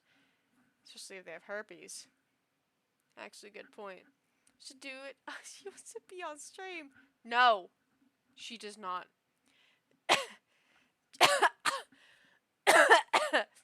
Oh, sorry, hold on. Just say thank you and pitch it when you go home. Oh, that's a good point. Yeah, honestly, just pitch it when you go home. You don't have to make a big deal out of it because that's actually a good point. Because you could say, oh my gosh, thank you. Because obviously, this person did put a lot of time into it. And they may not have like a lot of knowledge on like germaphobes or like anything like that. Or like if people, even if you melt it down and all the bacteria is gone, they might just be still be iffy. You can still accept it and be like, thank you, I appreciate this, and then just toss it. Or you can make it like a memorabilia, like put it on your shelf and be like, this is what my friend gave me, that sort of thing. It's pithy but not a-hole. I agree. I don't think it's like a-hole worthy. This is not a-hole worthy. I think honestly the person that got it could have just like grabbed it and been like thanks and then just not used it. OP probably pays for Game IQ tests as well. Alright, so I'm feeling a little bit of I feel like that was aimed at me. I feel like that was aimed at me. Yeah, you could just say thanks and throw it in the trash. They thought what they were doing was something nice. And this is why I feel like this like a-hole, like they were determined the a-hole. I could see why a lot of people deem them that, but I feel like they were just trying to do something good. I'm sorry. I maybe they were just trying to do something good. Is that so bad? I feel like that's not that. I mean, it's bad, but like I don't know. I don't know. Okay, well let's go on to the other one. Let's go on to the other one. This one's a long one. Hold on, let me. I'm out of my Coke or Dr. Pepper.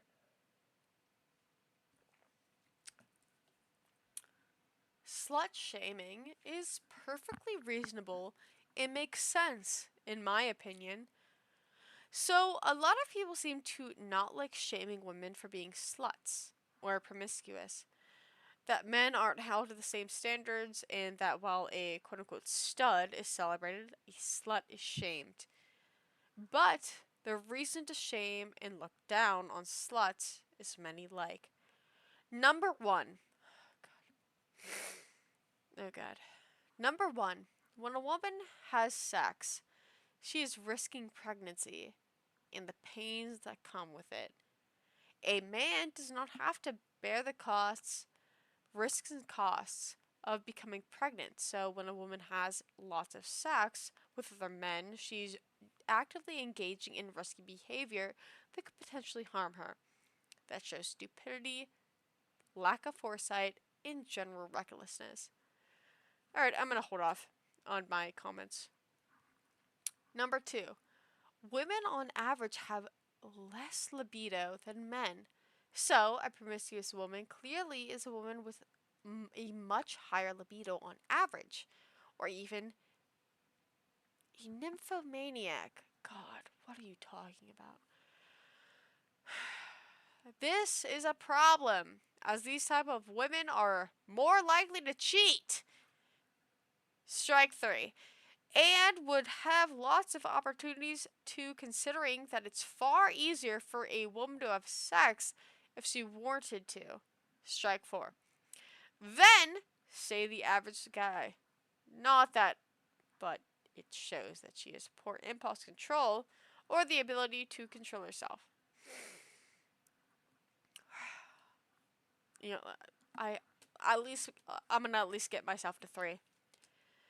Number three, an uncomfortable fact is that some men, I'm not saying all, are potentially violent and vicious. There's reason why the majority of crimes like assault, rape, robbery, murder, and more are most commonly committed by men. How is this? Okay, I'm confused on how this gets to slut shaming. Okay, whatever. Okay, let's see if it comes back to it. There's a reason why the majority of crimes like assault, rape, robbery, murder are all mostly committed by men. The fact is, a promiscuous woman. How did we come back to this? The fact that a promiscuous woman would go into the apartments or hang out with lots of random and strange men, despite knowing the risks, clearly shows she's either stupid, gullible, or violent herself. Now, if you associating with one man who you know isn't violent and have sex with them, these risks disappear.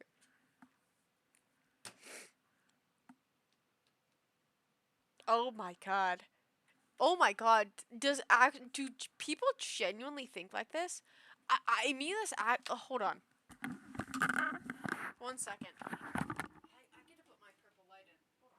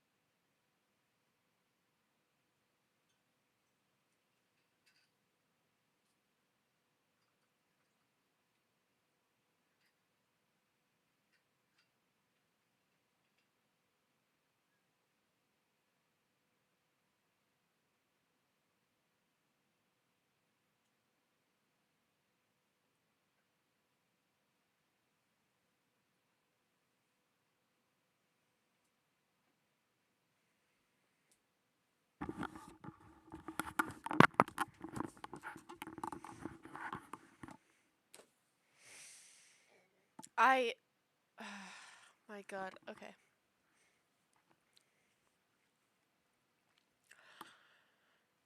Alright, let's recap on the last third point.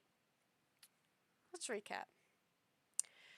The fact that a promiscuous woman would go into the apartments or hang out with lots of random and strange men despite knowing the risks clearly shows she's either stupid, gullible, or violent herself. Now, if you're associating with one man who you know isn't violent and have sex with him, these risks disappear. Alright, awesome. Number 4. It's far harder for a man to have sex with lots of women, while it's very easy for women to have sex with lots of men. So the average stud tends to be attractive, charming, well-put men, while the average slut is likely a less attractive, reckless, sex-obsessed, and naive person. And number 5, finally, another uncomfortable fact is that sluts, capital on the S with sluts, by the way, capital S sluts, tend to be weak-willed. Women who oftentimes have sex with lots of men for validation or because she's too weak to say no. Because she wants to appease a guy or stay in a relationship with him so she has sex with him, then this pattern repeats with other guys.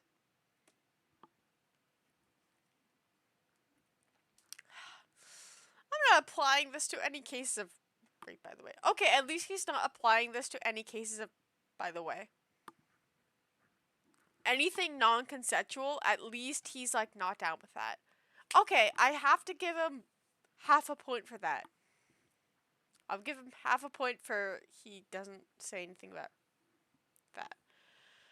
So don't say I'm victim blaming. This is something people don't take into account. If you have a relationship with them, it's likely she won't even enjoy having sex with you, only faking it so she can get validation or to continue the relationship. This is bad because she'll agree to having sex with you, but secretly resent you for quote-unquote making her have sex with you. This wouldn't be the case with her. This wouldn't be the case with non-sluts, who I assume would have enough confidence to want to have sex because they enjoy it.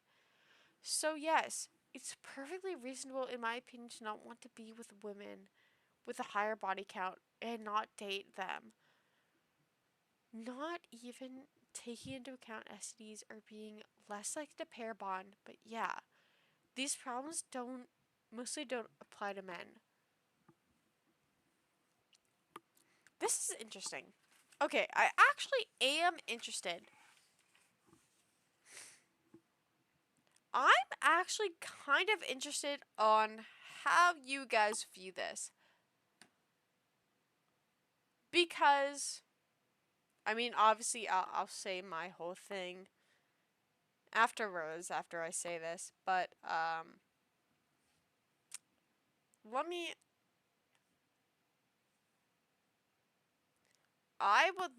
me do a poll. Okay, I would love to do a poll. Give me a second, because I actually can't do a poll whenever I can't talk at the same time. New poll. Person.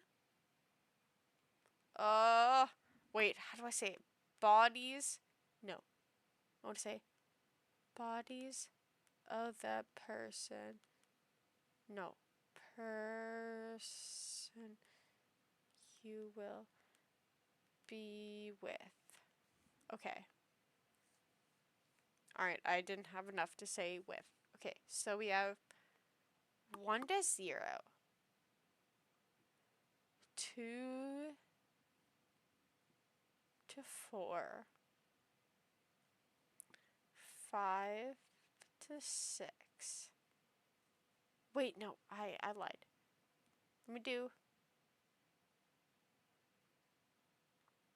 I'll do virgin on this. Would you do virgin on the first one, and then we'll do 1 to... Should I do 1 to 3 or 1 to 2? I feel like 3 is a good one. 1 to 3, and then 4 to 6, and then 7 to 8. And then 9 to 9 plus.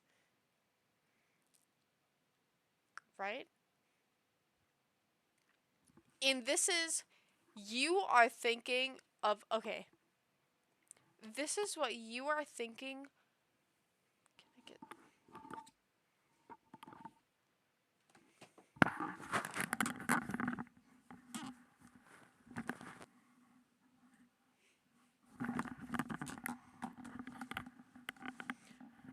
Sorry.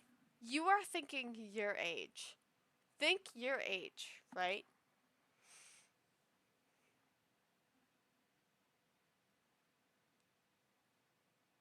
You know what? Putting 10 plus.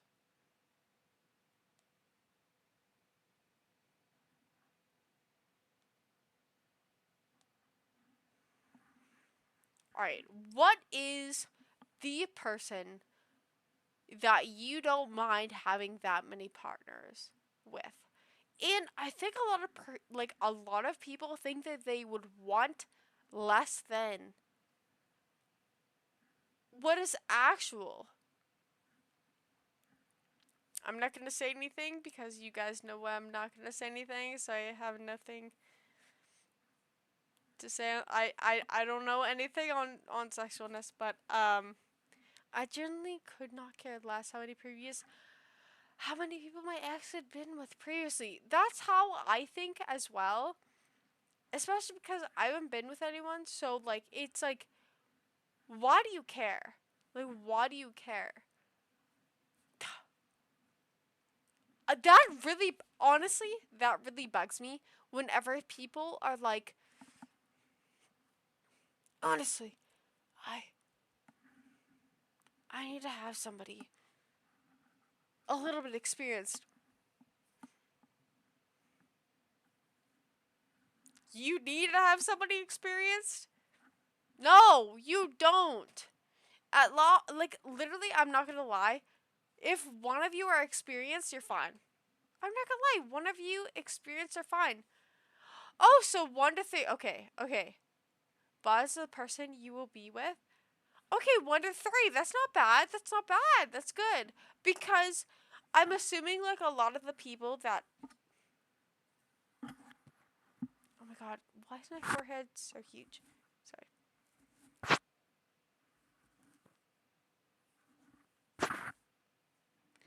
I think that I never think that what somebody has been with is a massive input on like what they could do in the relationship, because obviously no, duh.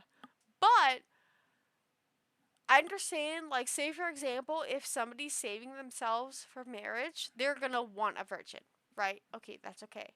That's okay. Okay, that's okay. But here's the thing where she's trying to ask you the number of people you wouldn't mind people saving. Can you like actually, okay, everyone? Can you actually like link me to every virgin that you know? It's not so I can like their blood doesn't actually have anything to do with me, but like it'd be really nice. I mean, like it wouldn't be. I mean, like it could be nice, but like low key, if they have any, like if they're like down with like the Red Cross, like if they're down with the Red Cross, they should go through me, because if they go through me, I'm actually like a really hard, like I'm a sponsor. I'm a sponsor for the Red Claw. Oh my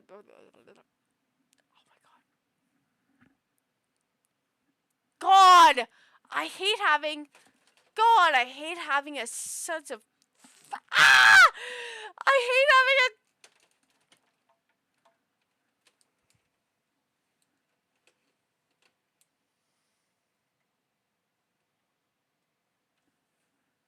Sorry, guys.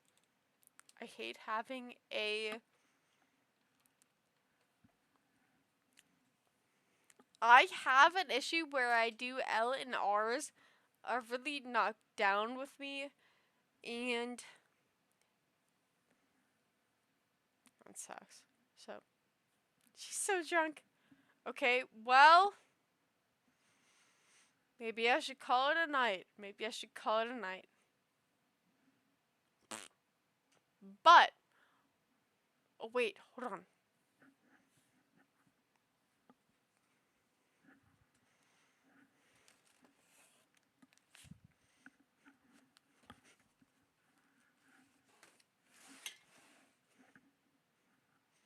Before I do,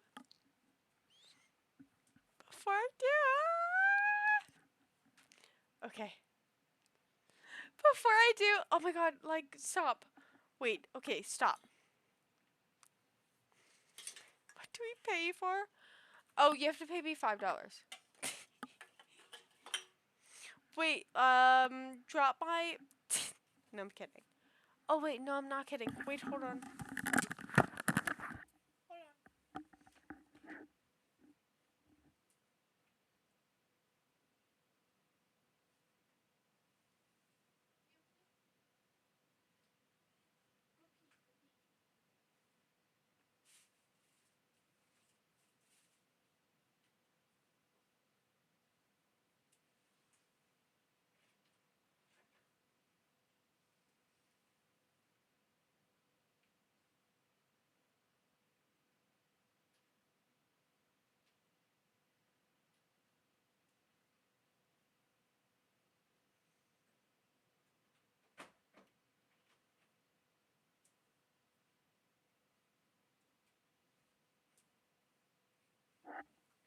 Okay, sorry. Hold on.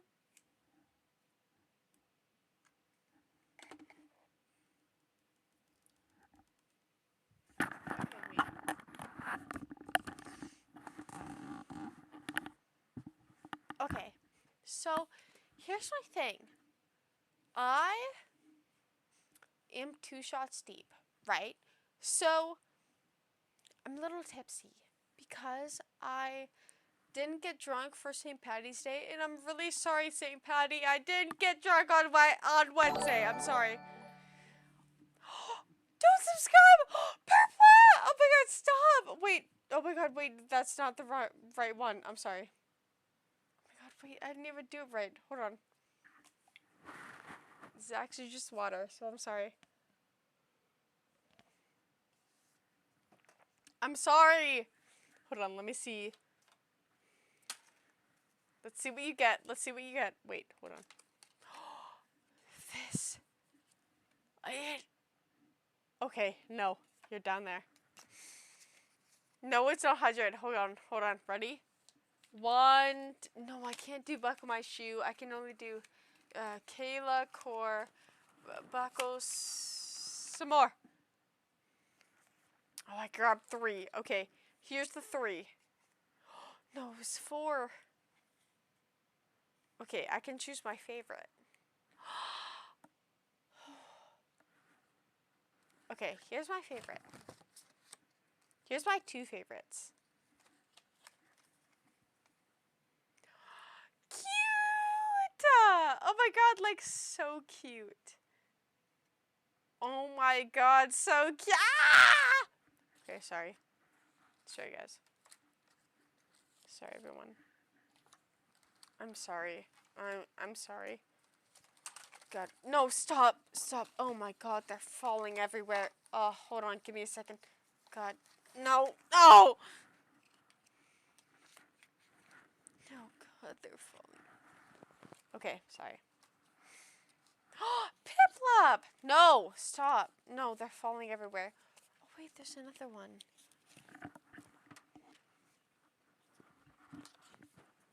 Okay. Okay, I'll put this here, and put this here, and this here. But I also have to put this one here because they're also Pokemon. But to combine them together. No. God, just give me a second. God. No, this'll, God, this'll, no, no, no, it's fluttering. You know, it doesn't matter. I just want to look at my, stickers. Hold on. Hold on. Alright, that'll work. Put it there. Okay.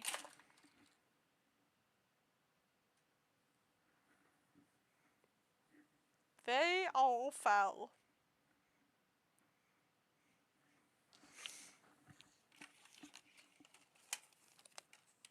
Every single one of them fell. God. Okay, just put them up. Oh, thanks to the hydra. No, my God, they keep falling. Stop! Okay, okay. Maybe if I put them... Oh my God, they're gone. The entire stack that I put up there is gone. I'm not even kidding. I have a whole stack. I'm not even kidding. They're gone. And I usually like I know the stack. Like you know the entire Pokemon stack. Oh my God, they're gone. Oh my God, they're gone. I'm not kidding. Okay, so I'm not even gonna bother. Let's just ignore that. Let's ignore that for now. All the Pokemon cards, let's just ignore. More sober for a minute. There, no, just. Okay, let me make sure that I don't have what do I say? Let me do I hate everyone, but not Reddit. But like I just hate everyone. Okay, that's great. Not on Reddit, so that's great. So let's see. So here's my thing that I hate.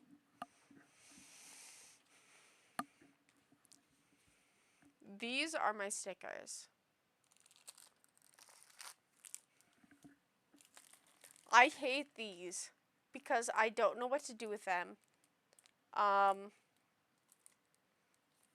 don't like these, obviously, because they don't give me, if they gave me 2 sets of this, then I would like them.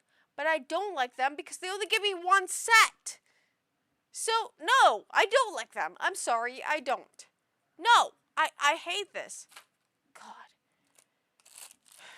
Hello Kitty. No, I don't like Hello Kitty. They only give me 1 set of this. Once again, 1 set. Don't like it. This one, love. Heavy, heavy love. Yes.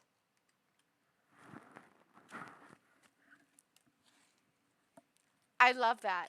Everything that I have to do. Can I get my hair down here? Stop. Everything that I have.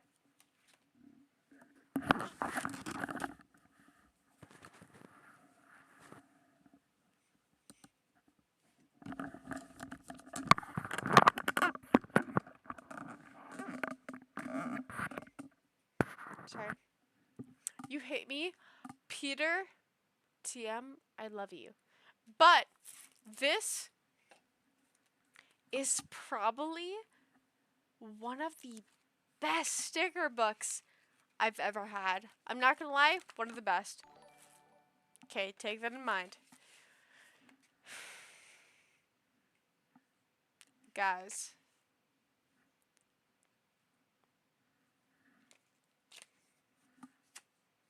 Let me look in.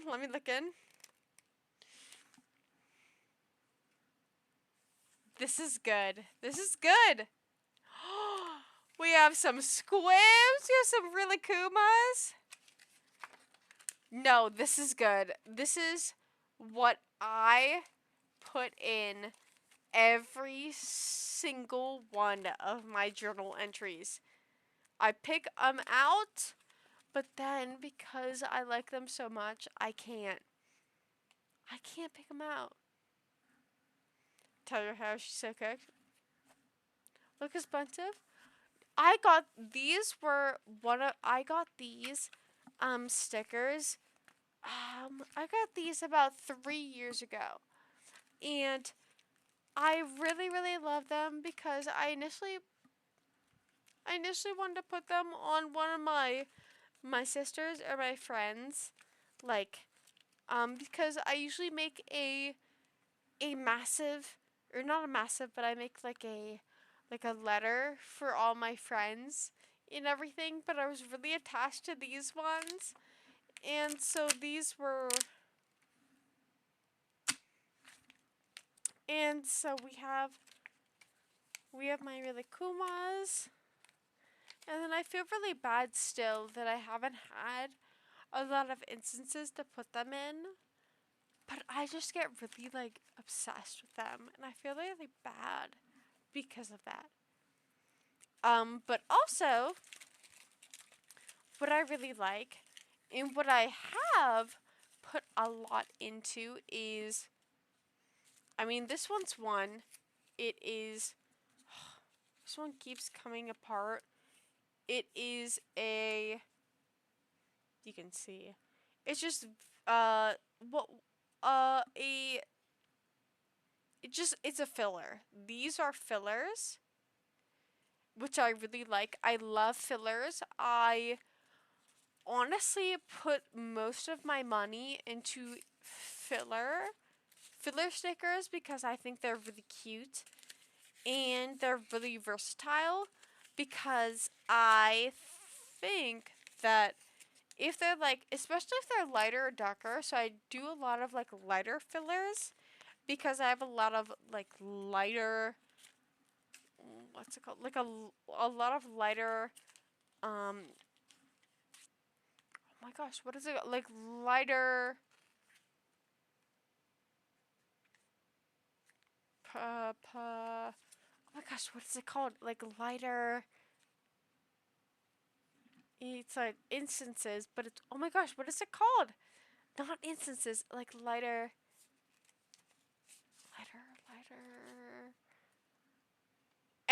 letter entries.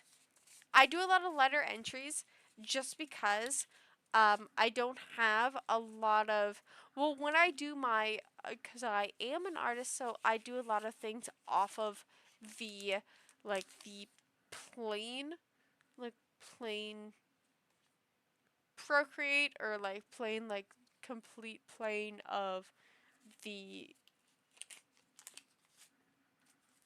basic, the basic traditional, whatever.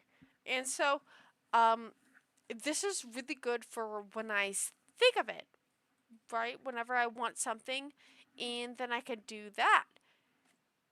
I can do, this is fantastic for the, like, plain, the,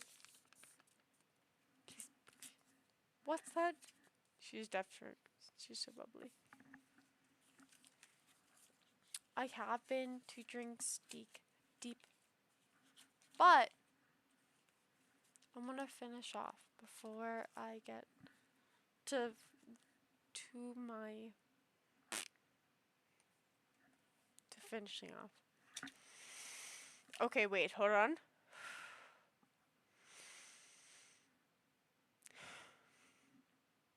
Okay. Let me show you the rest of my stickers. Okay. Dr. Pepper off stream. I don't have any. God, I wish I did.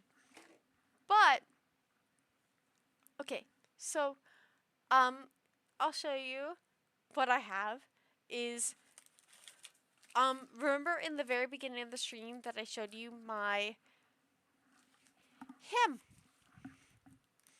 This is what my sister got me whenever, this was 6 years ago. My sister got me this, and I was young, and she got me this, and I didn't even know what he was called, so I called him Squim, right? But then I smushed him a lot. So then I got a lot of him. But she got me a lot of him. And I also have a lot of him down here. But because I like to journal a lot, I have him. And I also have a lot of other. I have a lot of other journal like stickers. I have a lot of other stickers. So I have that. And then I have, this is the last that I have of my duck ones, because the duck ones are like really expensive. And I gave a lot of my duck ones to people that I like I love. So I had 2 sheets of my duck ones, and I have 1, 2, 3, 4, 5. I have 5 left. And so I gave my sister about 3, and then other ones were to people that I love, and like if they want to do that sort of like journaling, then I gave them there. And then I also have this one, which I love this one because you guys don't even understand when it comes to like journaling. Oh my god, you guys don't even understand. You guys don't even understand. Okay, oh my god. Like, you guys don't even understand, because when it comes to journaling, there's 2 sectors. There's like 3 sectors of journaling. There's the ones that you put on your laptop, your your journal cover, or like whatever else, right?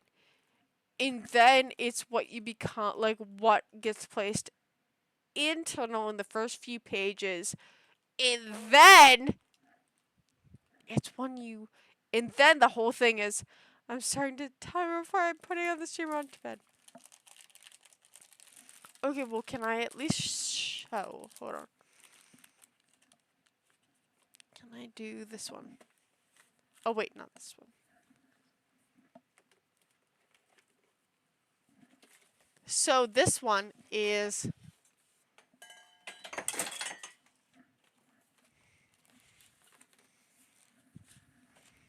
I think it's this one? No, it's not this one. It's the other one. So this one is what I do whenever. So this is my usual one. But, so I have this frog, right? And then what I do is have my anything that's like on a package or anything, I put it onto there. So I have all of these that were on a package, and I place it onto there. And then these ones I also did place it onto there because we're on a package. So I think it's really cute and really sweet. My only worry is because it's one singular page, I'm worried that there's gonna be something that happened to it. And I'm worried that it's gonna construct. But anyways. Hold on, let me show you the rest of my things. Okay. So here's this one. This is also my stickers. There is, it's all, I got this a year ago, so I don't even remember where I got this, but it is all like drinks and everything there. So I'm gonna call her iPhone and Discord and everything when she's timing us off. She's still streaming. Wait, okay. Finn, can you call me in like, okay, call me in 30 minutes. Call me in 30 minutes. But, because I really do want to show this. Okay. So, I think this is really cute because okay, witness it.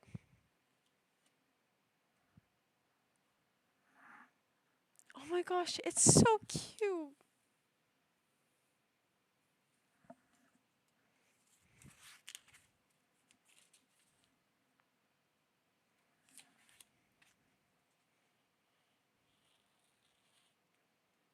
Okay, that's cute.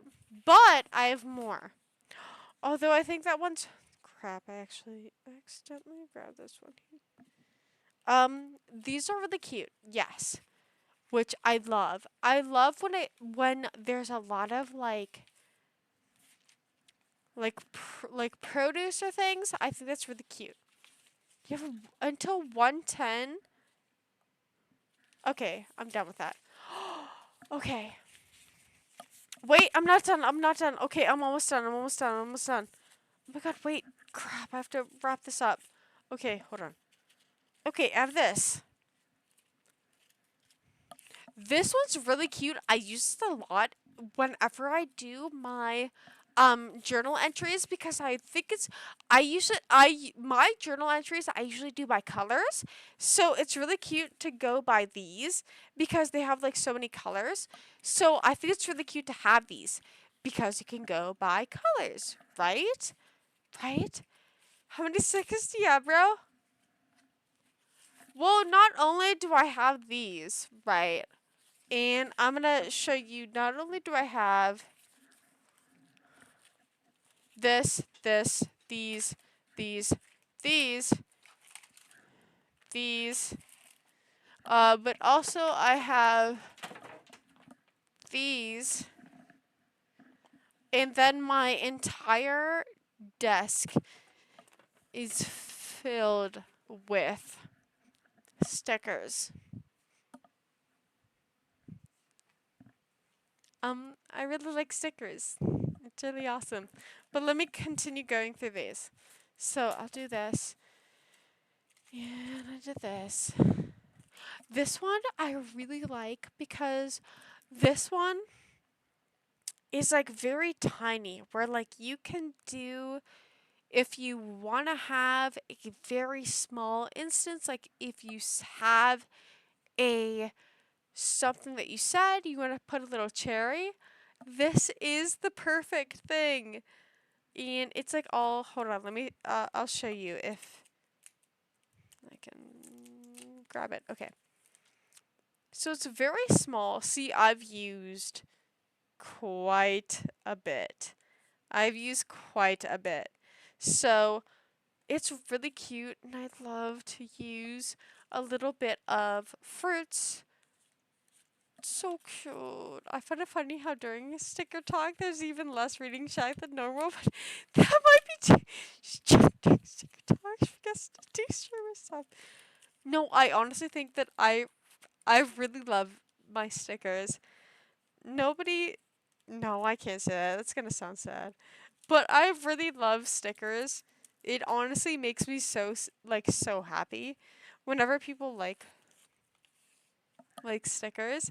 But like these are so cute, and you can use these on these. I really like because especially in the corners of things. If you use these in the corners of things, because they're very like rectangular, like very square, it's really nice. When is Kayla's birthday? I'm celebrating my birthday on April 3rd. So we're celebrating it April 3rd. Oh, ate it. Ate it. I'm sorry. Good. Okay. I'll do one more. I'll do one more. This one is also so cute. Dude, why won't it come apart? It's all really cute. It's such cute. Oh my gosh! It's little convenience items.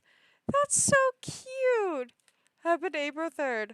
Well, I'm celebrating my birthday April 3rd because I'm having my birthday for everyone else that can witness me on April 4th. One more. Okay, I'll show you one more. Hold on. Okay, I have that one. Hold on, give me a second. And then, sorry, I have to grind this one up. And then I have, oh, this one's cute as well. This is also a cute one. Whoop, upside down. Oh, cute! Come on, this one's cute. Okay, this one's cute. But also, kid me if I'm wrong. Come on now. Oh, come on now! You're joking me. They're so cute. Oh my god, they're so cute. And then I have this. Oh my god! They're so cute. Oh, I can't. No, I can't. I genuinely can't, like, look at any more, or else I start getting emotional. I start getting. I'm already getting emotional. Oh my god, like, look at these.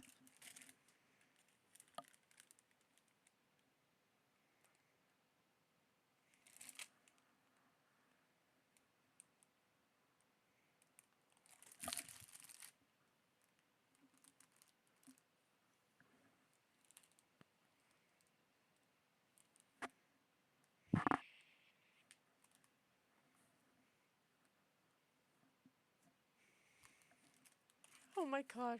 I can't do any more. I'm gonna start sobbing and crying.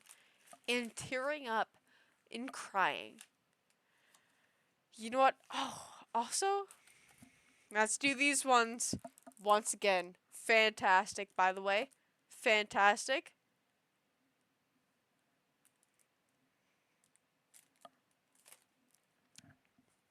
Alright, 2 shots in. That got me enough.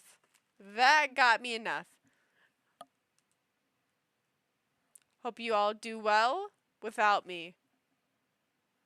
No, you won't. Nah, I'm just kidding. Anyways, bye.